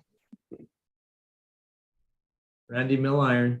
Oh, I was just showing that. Yeah, that it's all done. Let's get to the golden wheel. Oh, I lost it. Gallery. There we go. I'll put Abby in a breakout room, and if you want to talk to Abby, she'll be there, and she can always come back. Should we all go to the breakout room? Yes. Hey, yeah. Good loss control people are used to being lonely, so. Oh, right? It's nothing weird. Nice. Okay, bye. Oh my gosh. Too soon. Too soon. Chip, are you able to just turn your camera a little bit so we can see that magnetic helmet? I can't quite see it. Oh, like the spinning helmet thing? Yeah. Is it still there? Or did you move it to your office? There, that's better. Still there. Well, don't cut yourself out of the image. That's not working. There we go. Nice. Is it that much more entertaining, Jamie? Oh, how was that? Good. I mean, are we seriously still live streaming this thing? Who would log on and watch this? Are we live? This may be the first time I've ever live stream. How old do I sound? Yeah. I don't know. Did we just leave it on and it says it's I'm going to check. Who the hell is watching? Still going. No, you've got somebody over here working. Oh, really? Tamara, see? We had to do it. Oh my God. I'm gonna look. There's my mom would be watching it on YouTube. Well, I know, but it just brought me flashbacks of when I worked in nursing. Randy's getting flashbacks. Randy got muted. You'll have to kick us Everybody out when was it's listening over. though. I know. Okay, well, what do you guys want to do? Who's can't getting hear paid you, to watch? Chip. That's incredible. Where do you work? Can I Prison. sign up? You got to work at prison. Oh, there you go. I don't know, sometimes. I'll do her. Oh, work at prison. Oh, okay. Got it. I was like, go to prison. That's easy. Let's go. Okay, well, What did you do, Gabe? Scott, are you there? I Are think I you will admit ready to close this? We'll do the closing and then we'll spin the wheel, right? We'll do, does that sound like a good order of operations? Yeah, I forgot all about closing. I'm not sure I'm ready for the golden wheel. I think I might need a moment. So if you could do the closing ceremonies, that'd be great. Don't worry, Samantha, you're not on the golden wheel. Yeah. Samantha, but the golden wheel was intense last year, right? Like It was I think I nuts. remember running out of my house, like screaming. It was intense. I was into it. No, it spun between those last two names for a solid minute, and you thought it was going to stop, and then it kept going, Yeah. and we're scared. Well, let's see if we can recreate a little bit of that suspense this year. But Yeah. I want to first give everybody a shout out. It's absolutely amazing to see the Safety Connect community come out in full force today and just engage and interact with the vendors. We honestly didn't know if this was gonna work or not, and I think there was a huge success, and it's all because of you guys that showed up and contributed, commented, engaged, asked questions, made jokes, and kept it going, kept the energy going. It's amazing to still have 80 plus people still on. I think we lost a few over the day, but that's it's an amazing to see that many people stuck it out and are still with us right now. So thank you so much. Again, wouldn't be Safety Connect without attendees. The exhibitors, I thought they did an amazing job presenting in this virtual format. Bringing in products and humor and education as well. So fabulous. And remember, it's all the presentations have been recorded. They'll be available on demand for 30 days post-conference in the conference platform. So you can come back, watch anything that you want to rewatch or watch anything that you missed, and definitely encourage colleagues, peers to log in and watch any of the ones that you think might be valuable. I just on a tangent, like I mentioned earlier, you go to a conference to see a presentation, it's great. You get back to the office, you get busy, you kind of forget about it. Well, you can return and brush up, or again, in a boardroom or meeting room, like pull up one of these presentations and share it with your team. So encourage you to take advantage of the amazing experience and knowledge and wisdom that was shared at the conference. And again, on that note, remind, keep connecting. Let's keep this momentum and energy going. And in the lobby, there's the menu for Safety Connections. And we're going to be launching that community in November. So if you're interested in learning more, check out that menu option, sign up, and we'll keep you updated as to when we're going to launch. Amazing. I will second everything that Scott just said. I can't even believe how many of you stuck around, and not just stuck around, but we're here the whole day. And even that, you weren't just here, you were engaging. And I mean, what an opportunity for the speakers. Any of you have spoken to any number of people. It's always nerve-wracking, and you guys just made it fun. Like all the speakers were laughing in the room, and gotta tell you. So, I mean, everybody should give themselves a round of applause, and a special round of applause for our celebrity guest host today too, Gabe. I thought you did an amazing job and made it personal and interactive, and definitely helped keep that energy going. So thank you. Thank you. I agree. Who knew what was going to happen? I was, Scott and I were rolling the dice and just didn't know. And I mean, hey, the wheel karma got you. It was at least in the 50s and 60s the whole time. So that was good. Some preemptive punishment. That was nice, but amazing job. Gabe, we didn't know what was going to happen. And I didn't really know what was going to happen either. I do see some distributor royalty. Everyone say hi to Lauren Rivkin. How you doing, Lauren? Hey, Lauren. Hey guys, how are you? I'm sitting here in the United Club at the New Orleans airport on my way back home. So I haven't been called royalty for a while, but I appreciate it, Jamie. I've been called a royal pain in the something, but that's different. Right, that's what I meant to say. Sorry, Lauren. Yeah, I know. It doesn't translate from Canadian. I was going to say tomorrow is behind the scenes managing the breakout rooms and making sure everybody got to where they needed to go and back again. And Samantha was obviously jumping in there to help with the prize assignments and the wheel spins and the comments, the inside jokes and the sarcasm. So thanks. If you haven't clued in by now, the greatest inside joke of all time is that Samantha cannot win a prize and will never win a prize. And that it started, I think, year one. Is that when it happened? I think she may have asked if she could win a prize, and it landed on my name, and we all thought, oh, that's nice. Samantha can win a coveted blue polo. And Jamie stormed in and he said, absolutely not. So yeah, 3 years in, no prizes for Samantha. I'll drop my PO box in the chat. Feel free to send me something if you feel bad for me. It's all fun and games. No. And we have a petition in the office you can sign if you like for Samantha to win a prize. There is a petition, yes. Oh my God. Gaining traction. It goes. I remember it goes- Jason Lucas saying that he was actually getting your PO box and he was going to send you something. No, He's a big talker, that guy. no, Yeah. you won't be sending her anything. Well, actually, it would be even better if we sent it to the office so everybody got to celebrate with her when she got her prize. There's Perfect. only one And- problem. We don't have an office. We're Oh. online. Owned. Send it to Okay, it's back to the Scott's PO box house. then. Yeah. And send it to my office and I'll make sure she gets it. Yeah, I doubt that. Oh yeah, I'll get it just like I get all that Sqwincher. Yeah.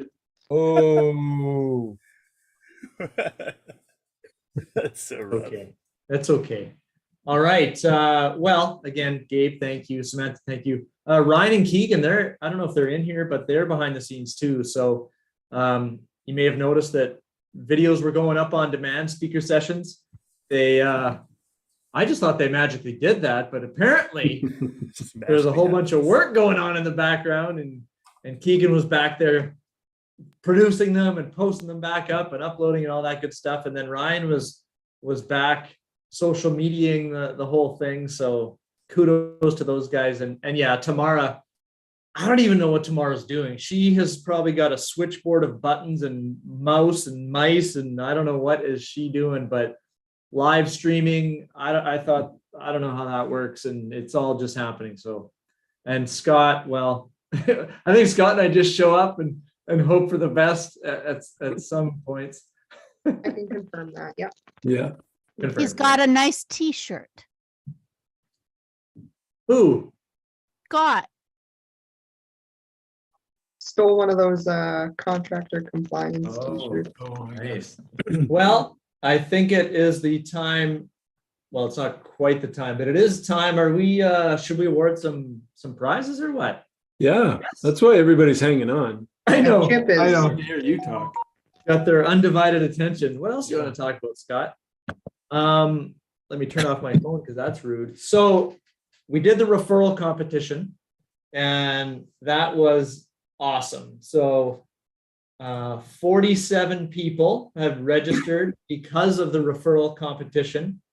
And I wonder, it doesn't matter if you're in here or not. I'll tell you, fourth place right out of the gate is in here. I'm going to wait to see if he looks at the camera. There he is. Randy Milliron.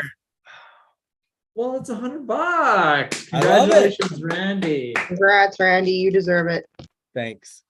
Third place, also $100. So Randy, it's kind of like you were second place, but you're Hey, I'm like tied for third. You're tied for second. The So- opposite for me. Right. Not Samantha. Floyd Yount. Floyd Yount. Congratulations. Don't know if you're in here, but second place, Amy from Edmonton Arsenault. Congratulations. Canadian, good. $100. In first place, Debbie Eschbach. If Debbie's in the room, there's $200 for you for inviting the most people. Congratulations. Thank you so much for reaching out to your network and bringing those folks in. So that is awesome. You guys are an awesome community, and we can't just thank you enough. So yeah, Well, Jamie, thank really, you. really Appreciate quick. that. Go ahead, her is that first. Debbie? Yeah. Woohoo! Congratulations. I didn't see you. Thank you. nice work. It's a good birthday present. It was my birthday yesterday. Oh wow! Hey, happy birthday. Happy birthday. We'll put the check in a cake and we'll send it. FedEx. Oh, you can do that. I was going to ask Jamie, how many people came in on referral? 47, I think. Nice. Yeah, that's fantastic.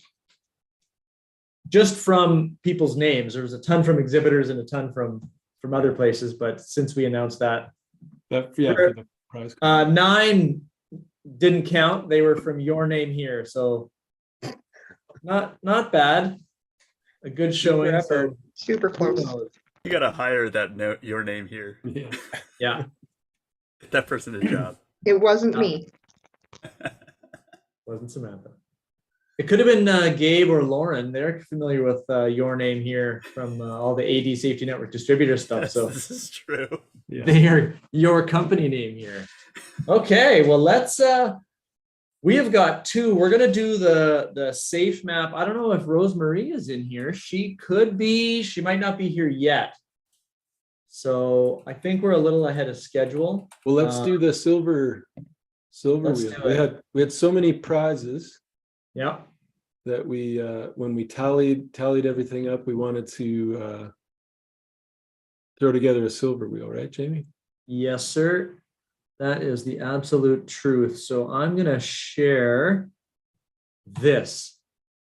Tell me if you can see it. We got a silver wheel. So the reality, can I see? I can't see anybody anymore. Anyone figure out how I can see the cameras? No. So that's really too bad. Show video panel. Yeah, there we go. Okay, so what happened is from the photo booth and from the leaderboard, we tabulated it all. And this is 11 through 20. So if your name is on here, great job. You did something right. I see Doug Jansen on here. Who else is in here? Jesse Valencia. Right. Nick, who's in here? So let's, Scott, do you have the prize list? I have the prizes. Okay. What is number 20? We're going to go ahead and spin this bad boy. Yeah, number 20 is the Moldex Airwave sample box. And you're keeping track of all this? I am.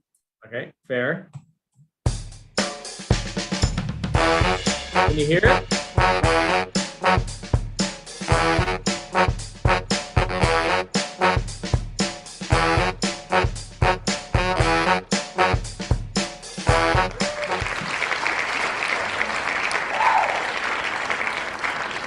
Aaron Yamamoto. Uh-oh. Wait a minute.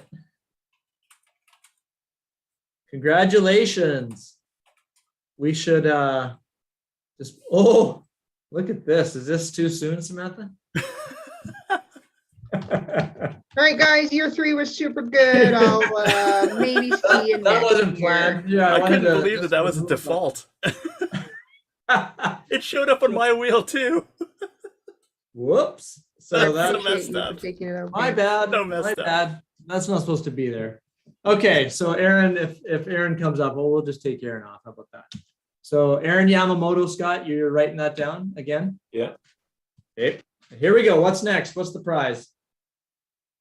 The next prize is the Service Logic bundle with the ball cap and the Service Logic socks, plus a Moldex mug.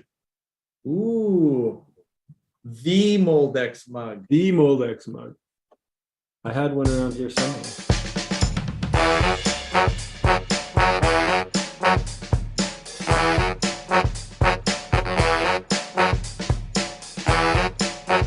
Yes,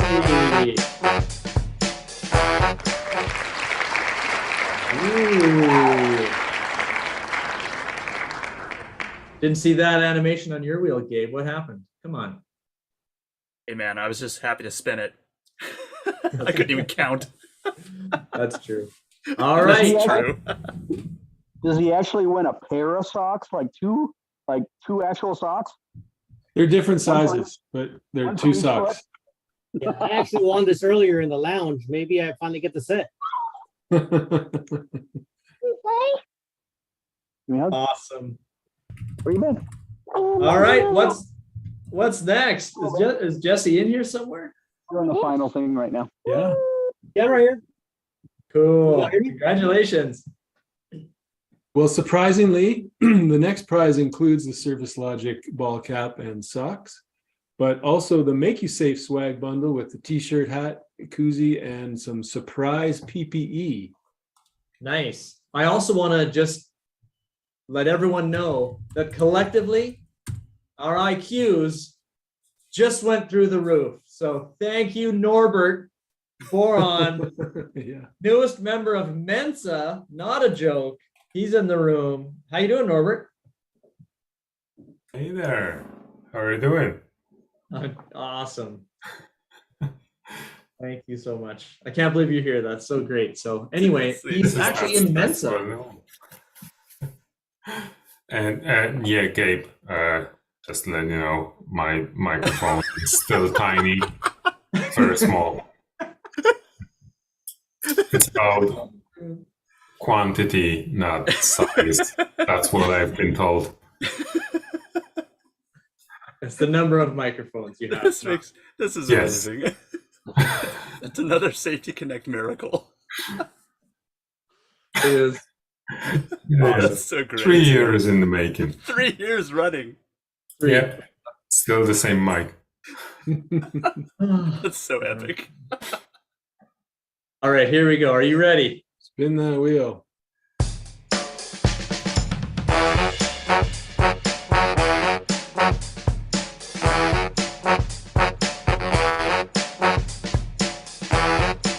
Timothy.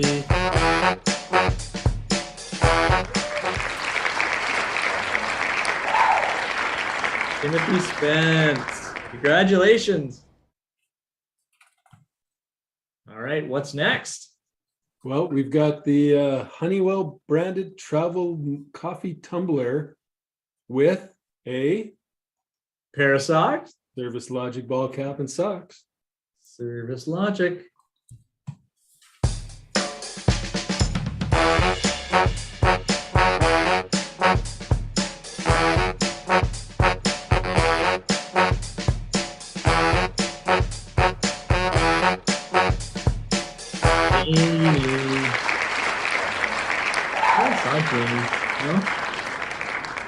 Jamie's name come up an awful lot over the last few days here.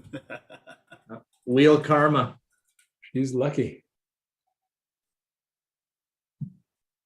What's next? What's next is the Con Marcel Carey swag bag with golf balls, ice molds, and etc. So I'm not sure exactly what that is. Maybe it's a get out of jail free card because they are lawyers. So, and then accompanying that is the Service Logic ball cap and socks. Here we go.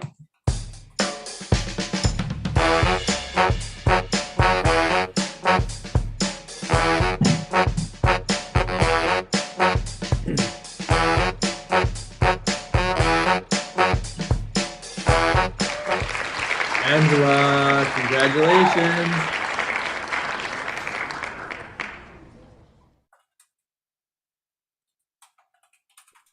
Angela, you're a winner. Woo! Scott, congratulations. Yeah. What's next? We've got same a repeat on that last one. So we've got the Con Marcel Carey swag bag and the Service Logic cap and socks. Awesome.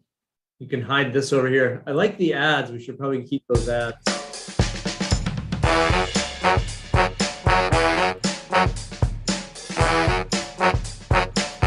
Oh, Doug. Brooke. Brooke Davis.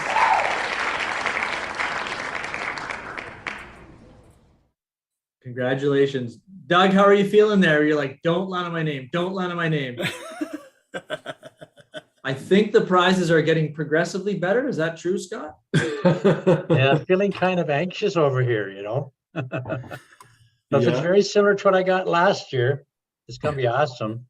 I got the Ergodyne kit last year. Oh, wow. Yeah, that's awesome. I'm using it at work all the time. So awesome products. Cool. Nice. Cool. Yeah, no kidding. That is for sure.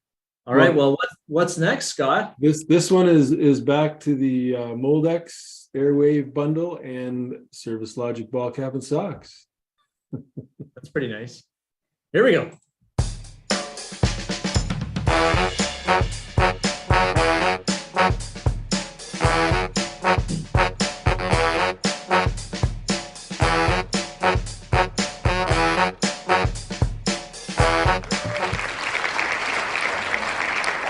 Nick,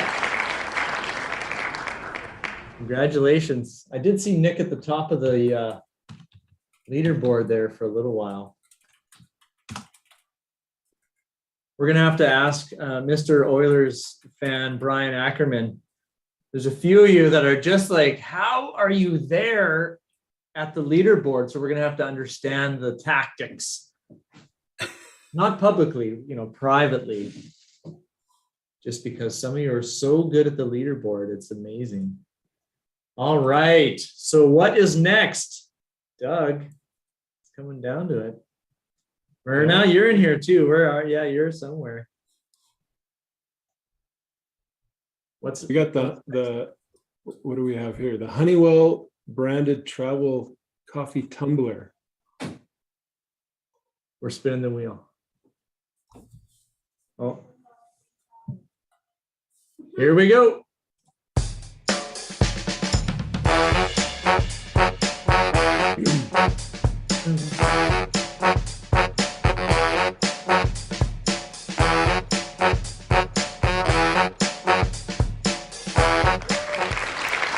Mirna. Congratulations. We'll probably have to find a way to get the Service Logic bundle in there too. Yeah. I'm just going to email Rosemary. Rosemary, are you on here somewhere hiding? Rosemary? Yeah, I'm here. Oh, okay, just making sure. We're going to do the Safemap prizes after the silver wheel, and then we're going to get into the golden wheel. Perfect. So that's cool. All right. That is awesome. Well, this is cool. This is just fun, even just to be the winner on the wheel. So here we go. What's next, Scott? Well, the next one is the Moldex mug and the Service Logic pack. And then and then what's the other one? This is, I feel like this is Miss America, right? We can announce the second runner-up or the first runner-up. And the winner will get the Make You Safe swag bundle with the t-shirt, hat, koozie, and surprise PPE with Service Logic ball cap and sock. Cool. Cool. Here we go. First runner-up.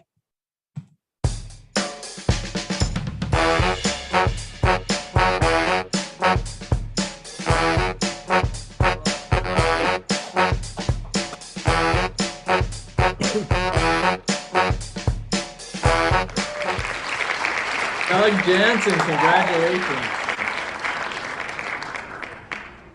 And actually, just special shout out to Doug. I see Doug everywhere. Doug's on our webinars. Doug's at Safety Connect every year. Doug Jansen. Thank you so much. You're very welcome. I really enjoy this. Being with COVID, you can't get to any conferences anymore. So this is the best I can do. Yeah, Cool. thanks for always joining me in my webinars, Doug. It's always good to see you there. Yeah, you're welcome. Enjoy them. Cool. And if for whatever reason Tessie can't fulfill her role as the winner of the silver wheel, Doug, you will be called upon.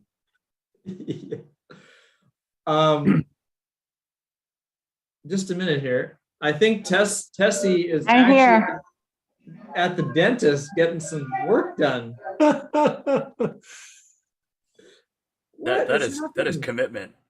That is Wow. commitment. I mean, that- Unreal. Okay, that just took the whole cake. All right, so we are going to open up. Well, Tessie, congratulations. I mean, that's taking it to the whole new level. So what we're going to do is we're going to open up. So Corrie and Safemap and Rosemary from Safemap is on the line. And we're going to spin the wheel twice. So we've tabulated, let's just see here. First one, anyone that attended one of the many Corrie sessions, but you've never seen this wheel before. So Corrie had 470 people attend his sessions, and we are going to spin this wheel. And I have a whole list to count from, so bear with me. And here we go. Rosemary, are you watching? I'm watching with anticipation. Okay, Looking forward to hearing who we're going to be working with. Yeah, this is just. Oh, go ahead, Scott. Yeah, no, a $30,000 value, culture survey for a site within your organization. Yeah. Here we go.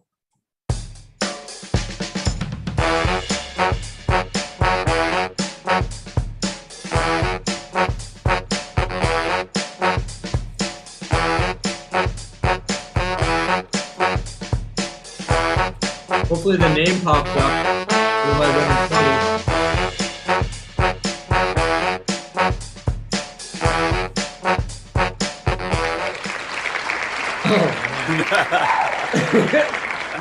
Real karma. Thank you, Gabe. Just a minute. Just spreading the love. Have a good Sorry. time. Just a minute. Actually, it's not bad. Yeah, we mentioned it earlier. but It's in it a was- spreadsheet, so that's not bad. Okay, that's not too bad. It was amazing when Corrie and Dom and Dr. Ivan decided to have a bare knuckle brawl in the breakout room in the lounge over safety 1 and safety 2 and safety 3, whatever they were Op talking and BBS and yeah. By the end of it, people were chanting, fight, fight, fight. It's pretty good. No, the best part is when Jason Lucas took over the audio of their booth or their breakout and said in a godly voice that there were other sessions starting and everybody scrammed out of there. Yeah, he was saying, it's okay, everybody's right, nobody's wrong, we all have You a can all agree to opinion." disagree. Yeah. All right. Well, the winner is Andy Stevenson from, and I don't know what this is, Evonik. Andy, are you here? I am here. Can you hear me? Hey. Congratulations, Andy. Andrew Stevenson. Well, you put Andy on the list here, but Andrew? Oh, yeah. Andrew was staying with us last night in the after hours lounge. You were. Yeah, he was there for safety professional bounty hunting. Well, I'm congratulations. looking forward to working with you.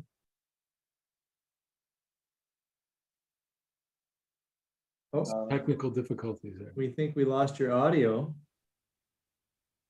I'm still here. Can you hear me? Yeah, we can hear you loud and clear. What is this something you can use, first of all? There's something I can use. Is this no, is the culture survey something you can use on one of your sites?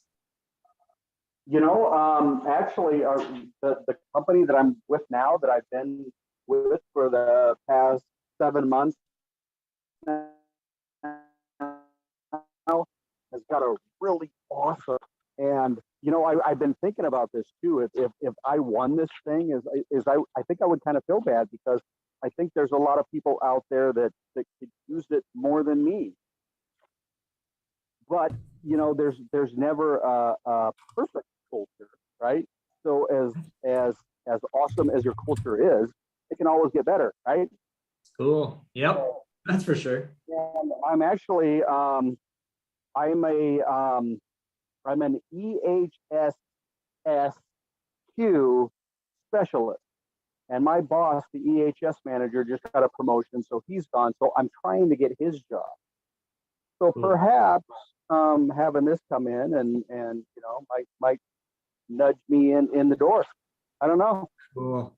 Cool, man. Well then, congratulations. It sounds like it's perfect. And it's Corrie Pitzer, Nike, NASA, all the mines in the world, like global. Southern Company, Georgia Power. Yeah. So awesome. Should be Hey, awesome.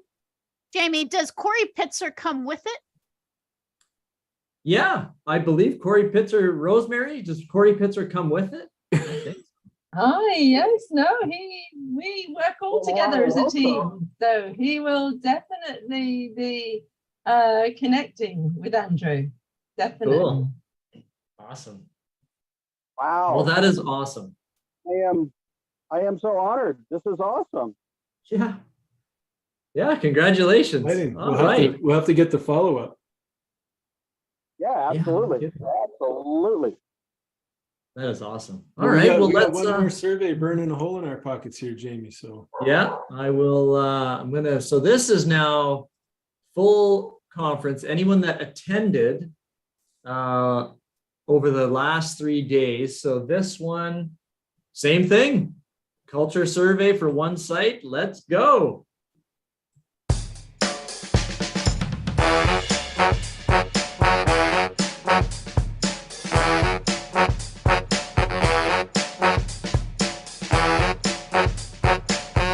Come on, low or high. Doesn't matter.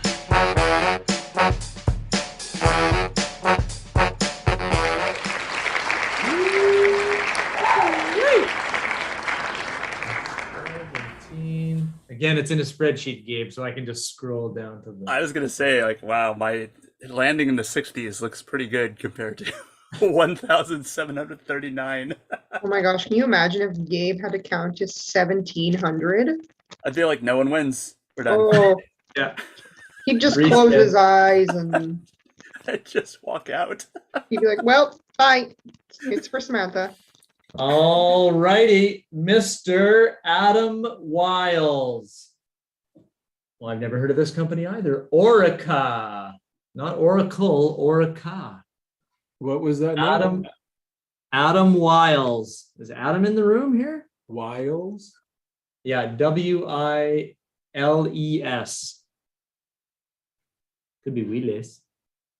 Orica, Adam Wiles. I have the email address here too. Congratulations, Adam. Yeah. That is fantastic. Okay, so Adam, if you're out there, we're looking forward to working with you too. And you'll be hearing from our Safemap team shortly. Very cool. Very cool. Yeah, thanks for joining us, Rosemary. All right. And now, the moment. Let's just make sure that, yeah, okay, Samantha, you're out. That's good. During the spin. We don't have to do that every time, right? We don't just. The first 9 prizes on the golden wheel are service logic. No, I'm just joking. Yeah. Yeah. So if you are in the room and you see your name on this list, congratulations. You've photo boothed it up and you leaderboarded it right up. So that is awesome. Thank you all so much.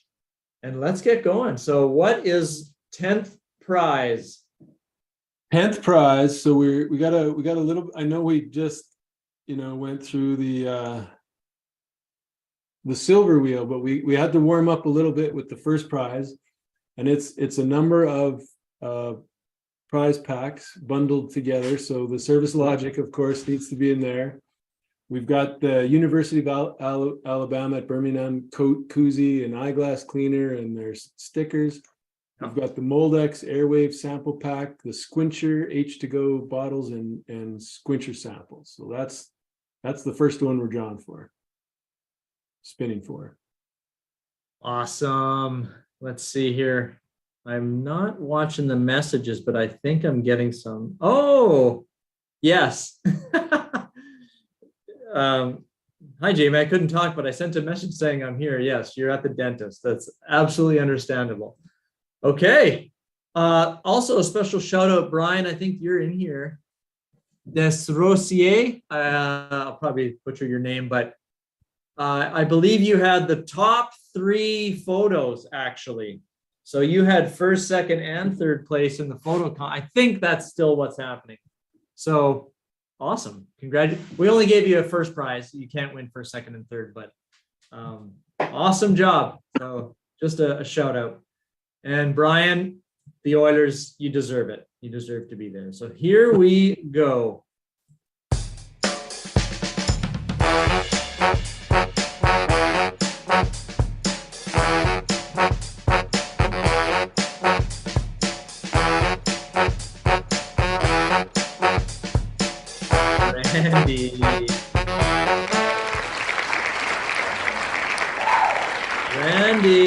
Randy, you're 4th, man. So that's pretty good. All right, we're down to 9. Here, I'll I can hide this. Scott, what's ninth prize? Ninth is the EHS Momentum $25 Amazon gift card or Visa gift card, and the Brian McCorder book set. So it includes 4 books: How to Improve Workplace Safety, X Factor, Dragon Slayer's Manual, and the Ultimate Guide to 5S. So, Zach Granzo, have you read all of those books? Or no? Yes. I was going to say, if Zach's name comes up, it's just serendipity. Here we go. Read them all. He's read them all, yeah.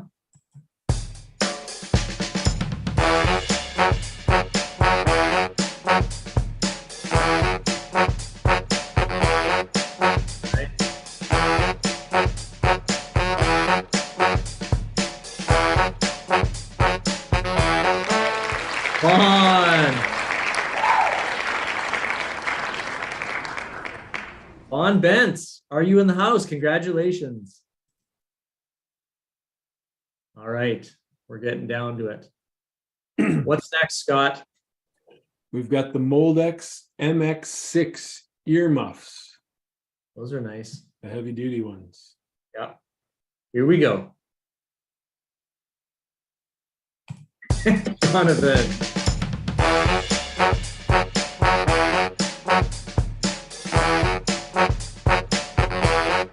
Oh, who's it gonna be?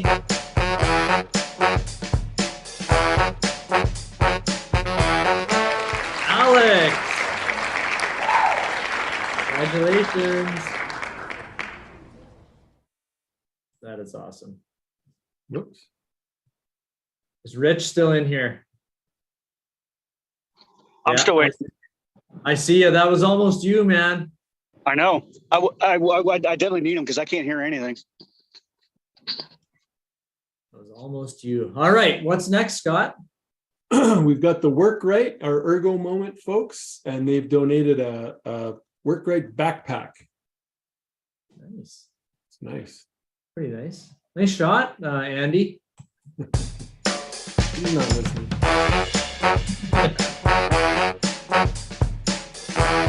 Whoa!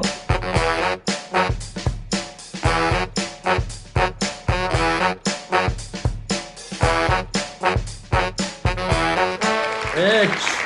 Looks like I get a backpack. Thanks. You are welcome. Congratulations. Jonathan dodged a bullet there. Saw you sweating. I saw you sweating over there. That's how it normally works. You do good because you're on camera. Congratulations, Rich. We've got the Moldex Bluetooth speaker. Oh, we'll mute the game. Sorry, a Moldex Bluetooth speaker? Yes. Ooh, this is Perfect for nice. the beach, patio, camping. Ready?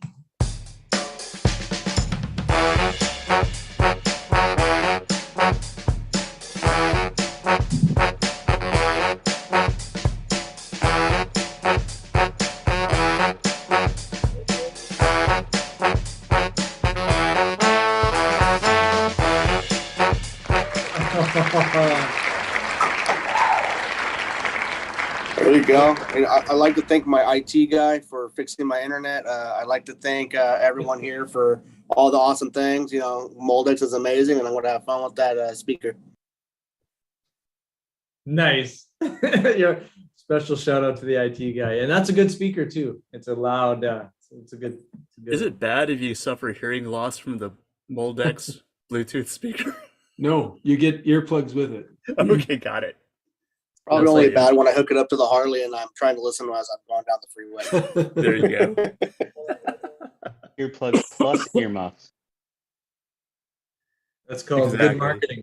That's the arsonist firefighter, Gabe, scenario.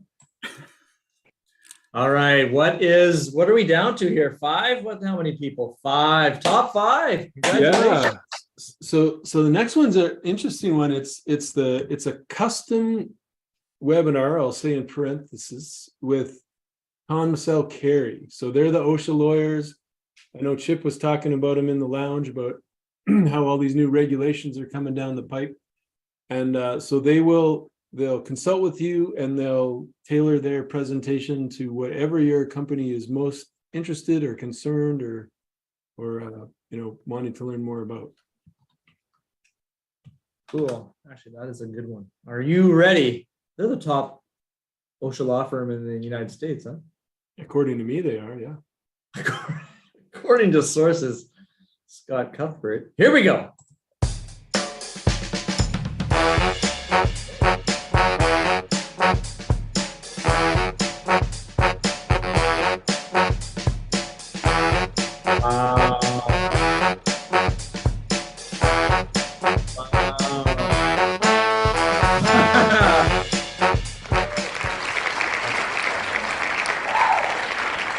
Thank you, Norbert. Brian Ton, congratulations. Norbert, I'm from Canada. We have a prime minister. I know that. I'm sorry to hear that.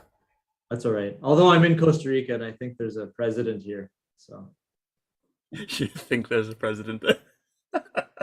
I only speak a little bit of Spanish, so it's going to be awkward for the first few days in office. In office, yeah. So Brian's not with us right now? I don't think so. Brian Ton. All right.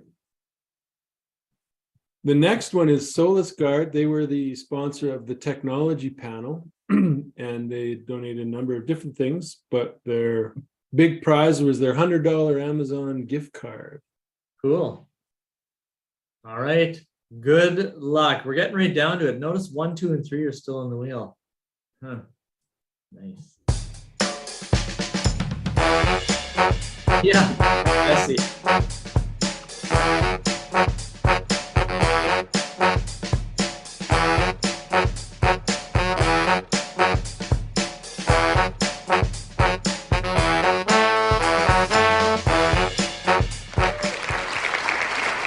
Underwater, Vincent. Awesome. Thank you. I want to thank my mom. I want to thank my wife and my lovely Shady over here, who's in the background. Swimming. Swimming. Nice. Congratulations, Vincent. Thank you so much. You've been instrumental. You've been supportive. You've been at every, well, you've been in the lounge. You've been in every talk. You've been on all the webinars. Thank you so much for all your support with throughout the years, not just today. So thank you so much. Thanks. All right. We are down to it. What are the top? What's third prize? What's second prize, Scott? Well, it's the Sqwincher tailgate special. So I think it's kind of in line with the one Andrew was talking about last year from Ergodyne, only it's from Sqwincher this year. So yeah, this is a beauty. It's, I don't know, it's like cooler and cup holders and insulated cups and yeah, there's a ton of Sqwincher. I think they're chopping it, loading it up full. So this is a good one. Here we go.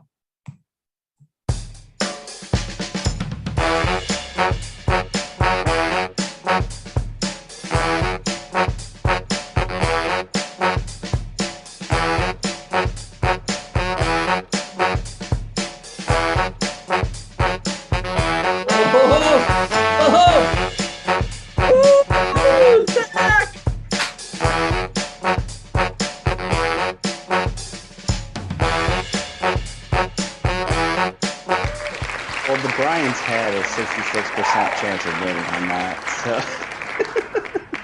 Brian, Zach dodges a bullet, and Brian wins an amazing prize. Brian, are you in the room? You are probably in here somewhere. You betcha. There we go. Thank you. Hey, thank you. Congratulations. Congratulations for being #1 in the leaderboard and having a good photo up there to get just to secure your spot. So nice job. Way to rock it, Brian. Nice Ackerman. Hey, sorry man, about the orders right now. That's right. We'll turn it around. Turn it around. We got this. Okay. So we're down to first prize is the light blue polo. 60 seconds. It has a. Has to be it, Gabe. it comes with your choice of a new smartphone, iPhone or Samsung, whatever your poison is. What? It comes with.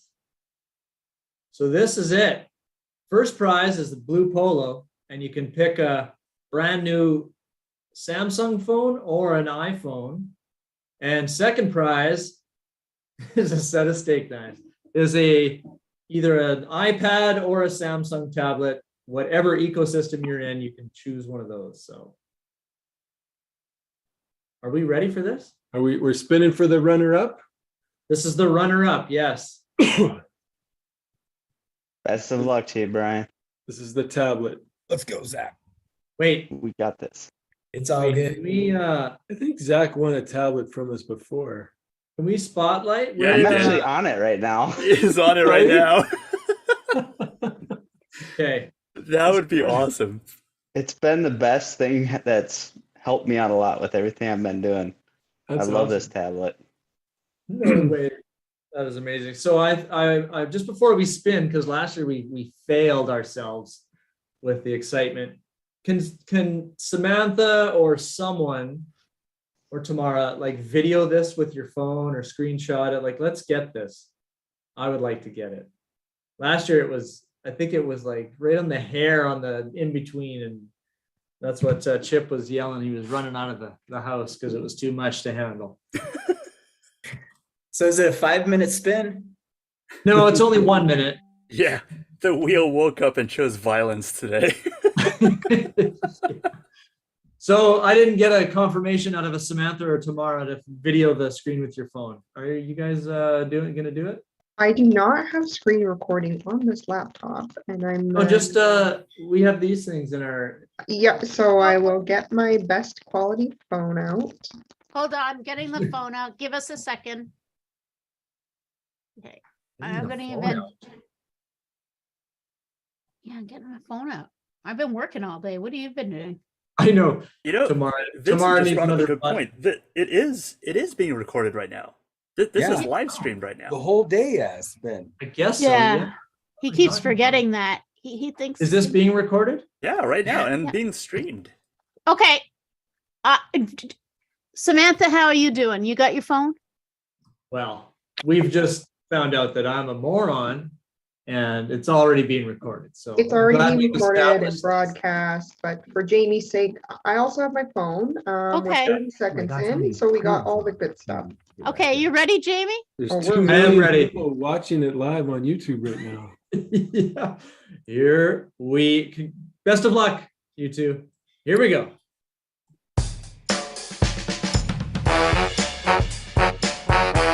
First runner up.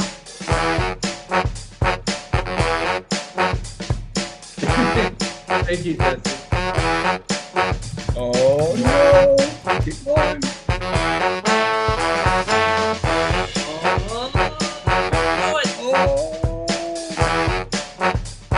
What happened last year? It's Don't still get got some comfortable. speed. It's still going.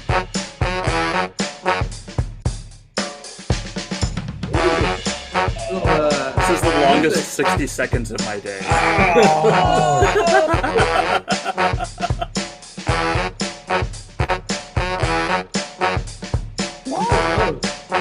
Oh, Zach! Zach! I don't think he's getting past that name. I don't know. I know, right? Good tab. Zach, that's awesome. Congratulations, Zach. You have won another tablet. And the grand prize winner is Brian. Congratulations. Thank Big you. winner. We don't have to Good spin. game. Good game. Good game, yeah. Good game. Nice. Well, that's it. I mean, congratulations. Now what? Can we do it again? Do it again. Do what? I did want to. We gotta recount the votes on this one. No, the whole conference. All right, day 4 starts tomorrow, bright and early. Yeah. See you there. Well, according to Yeah. Gabe, it does. Yes. Day 4 starts tomorrow. 2 tabs, Zach. Yep. Yeah, last month. That That's was gonna be his, my new name. It's nickname. not gonna be Squirrel anymore. It's gonna be Oh. Two Tab. Two tabs. That was Somebody's his gonna nickname in mistype it and put college. Two Tap on it, and that's gonna sound like a hitman now. Yeah, double tap Zach. Right? Two tab Zach. Nice. Yeah, you should. That's a good gamer handle right there. Double tap Zach. No. Oh, Holly, sorry. Or not. I know. I'm not officially sorry.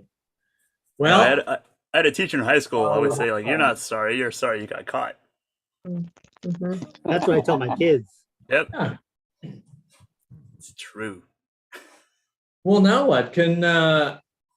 What are we doing? Are we going to hang around for a few minutes in the lounge? I mean, everyone is free to go or free to grab a wine or a beer or whatever you want to do. I'm still at work. Oh, wait, I was supposed to wait till now? Yeah. Yeah. Officially, you're okay to go, Andy. Andy, I feel you. I hear you. Yep. Thank you, sir.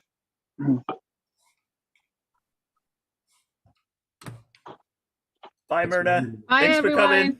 All right, see you next year. See you Bye. next year. See you next year, guys. Okay. Thank you all for such a great conference, and I'm glad I was invited by Mr. Tim Page Bordercroft, and I'll be back next year and hopefully see some more of you guys on LinkedIn. Don't we have an announcement? I thought we had an announcement that Jamie and Scott want to make about the community. Oh. Oh, yeah, we Scott. we talked about that in the closing. So, yep. In the Did the you lobby. mention about keeping the conversation going in November? Yeah, we did. Oh, I'm sorry. I was working over here. I must have missed it. Yeah, Laura has already started cracking them open, just FYI. Scott, did you say harness the collective genius? I did. And hear that part. No, I probably didn't say it in our closing, but I agree. Oh. Tamara is right. Again, as usual. Join the community. We want to keep this sucker going, but we don't want to wait once a year. So tons of cool things. Yes, the wheel will be in there. Sure, link. If you haven't joined already, it's free. Oh, we're There's going to a be. link. I put the link in there. Oh, Thank did? you. Oh, sorry. Perfect.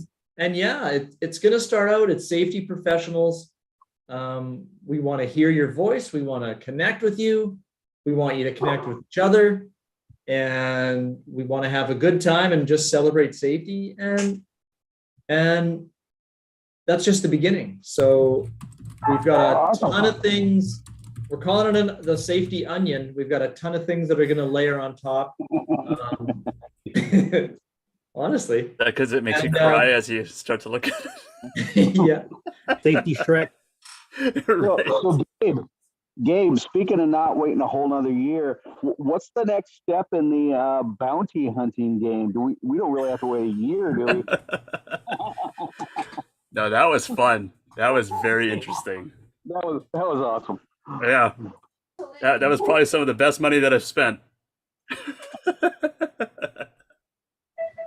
Well, you were paying people to do it. Yeah.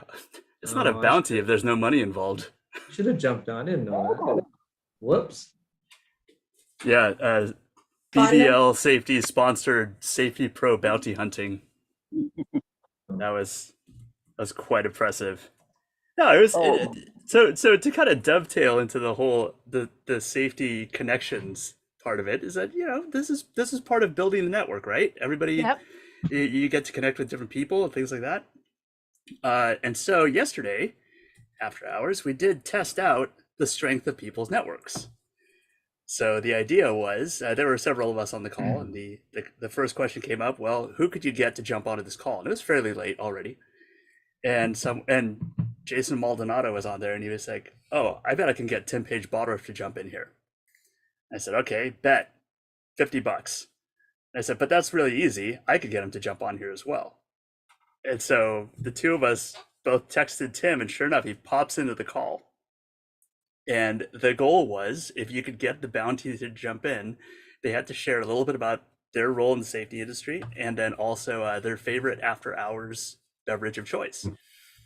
So then we started talking, and I said to him, "You're a really big Star Wars fan. How would you like to be Boba Fett or the Mandalorian?" He said, "Okay, I'm listening." And so the next prize, the next bounty had to be a higher dollar amount. And so he said, if you could get a CEO level safety professional to jump in and answer those questions, we would have a bounty on them. And he said, okay, who do you want? So he said, okay, CEO of ASSP. Do it. $200 bounty. And she jumped in. It was the best. Christine. No, it was oh Was it? gosh. I see, this is terrible. I should know this. Of was going ASSP? out. ASSP is Yeah. Christine Shelley McNeil. Sullivan. No, it wasn't Christine Sullivan. It was Shelley McNeil, wasn't it? Yes. She was going out to dinner with her husband. They had to pull Yes. the car over so she could get on her phone and respond and dial in on video. Yep. We got her. We got Allison Short had a bounty. Jason Lucas had a bounty. He was out with his wife too. We still got we got him to jump in. So yes. So What's her name? Jennifer McNelly. Jennifer McNelly. Oh, Jennifer. Yeah. Did I say Shelley? Yeah. Yeah, So Jennifer McNelly. Oh, okay. She's the CEO. Are you leaving, Sam? Okay. I'm leaving. I'm out of here. I have some wounds to lick and some wheels of my own to spin. Well, make sure you email me that PO box. Oh, okay. Before you go, Samantha. Oh. Rich. I found one more gift to give away. Is it a pair of socks? It's $100 gift card Oh my gosh. at the workshop. I know where that is. Yeah. Yeah. More importantly, do you know where that gift card is? Doesn't matter if you can't get it. It's next to all my Sqwincher. Jamie, do you have another wheel? I don't know if I do. I can look right here. No way. I have trust issues. I don't know about this. This is where we watch Samantha break in real time. Yeah, you thought my villain era was strong before. Holly, we're getting I have to together. share my Yeah, screen. by all means. But as a matter of fact, I want you to message me. Oh, your address. wow. I'm going to send you something because I love you. Is it gonna pop up and say still not Samantha? It's gonna land right on the line. Done. I'm sure here. Samantha, it is a safety connect miracle. Is there another Samantha in here? Yes. Yeah, surprise. Yeah, can we get a ruling on that? There's no last name on that wheel. It's a safety connect miracle. I don't know. Nice. That's so great. That's so great. Did I win again? Good job, Samantha. Good thought. All the names changed. Thanks, guys. Nice, Jess. Nice. You're all terrible and you're all the best. And I thank you from the bottom of my heart for making year 3 a success. For all of you 3-peats that are here, love seeing you. I cannot believe you stuck around all day long with us to learn about all of these incredible demos that we had today. So thank you.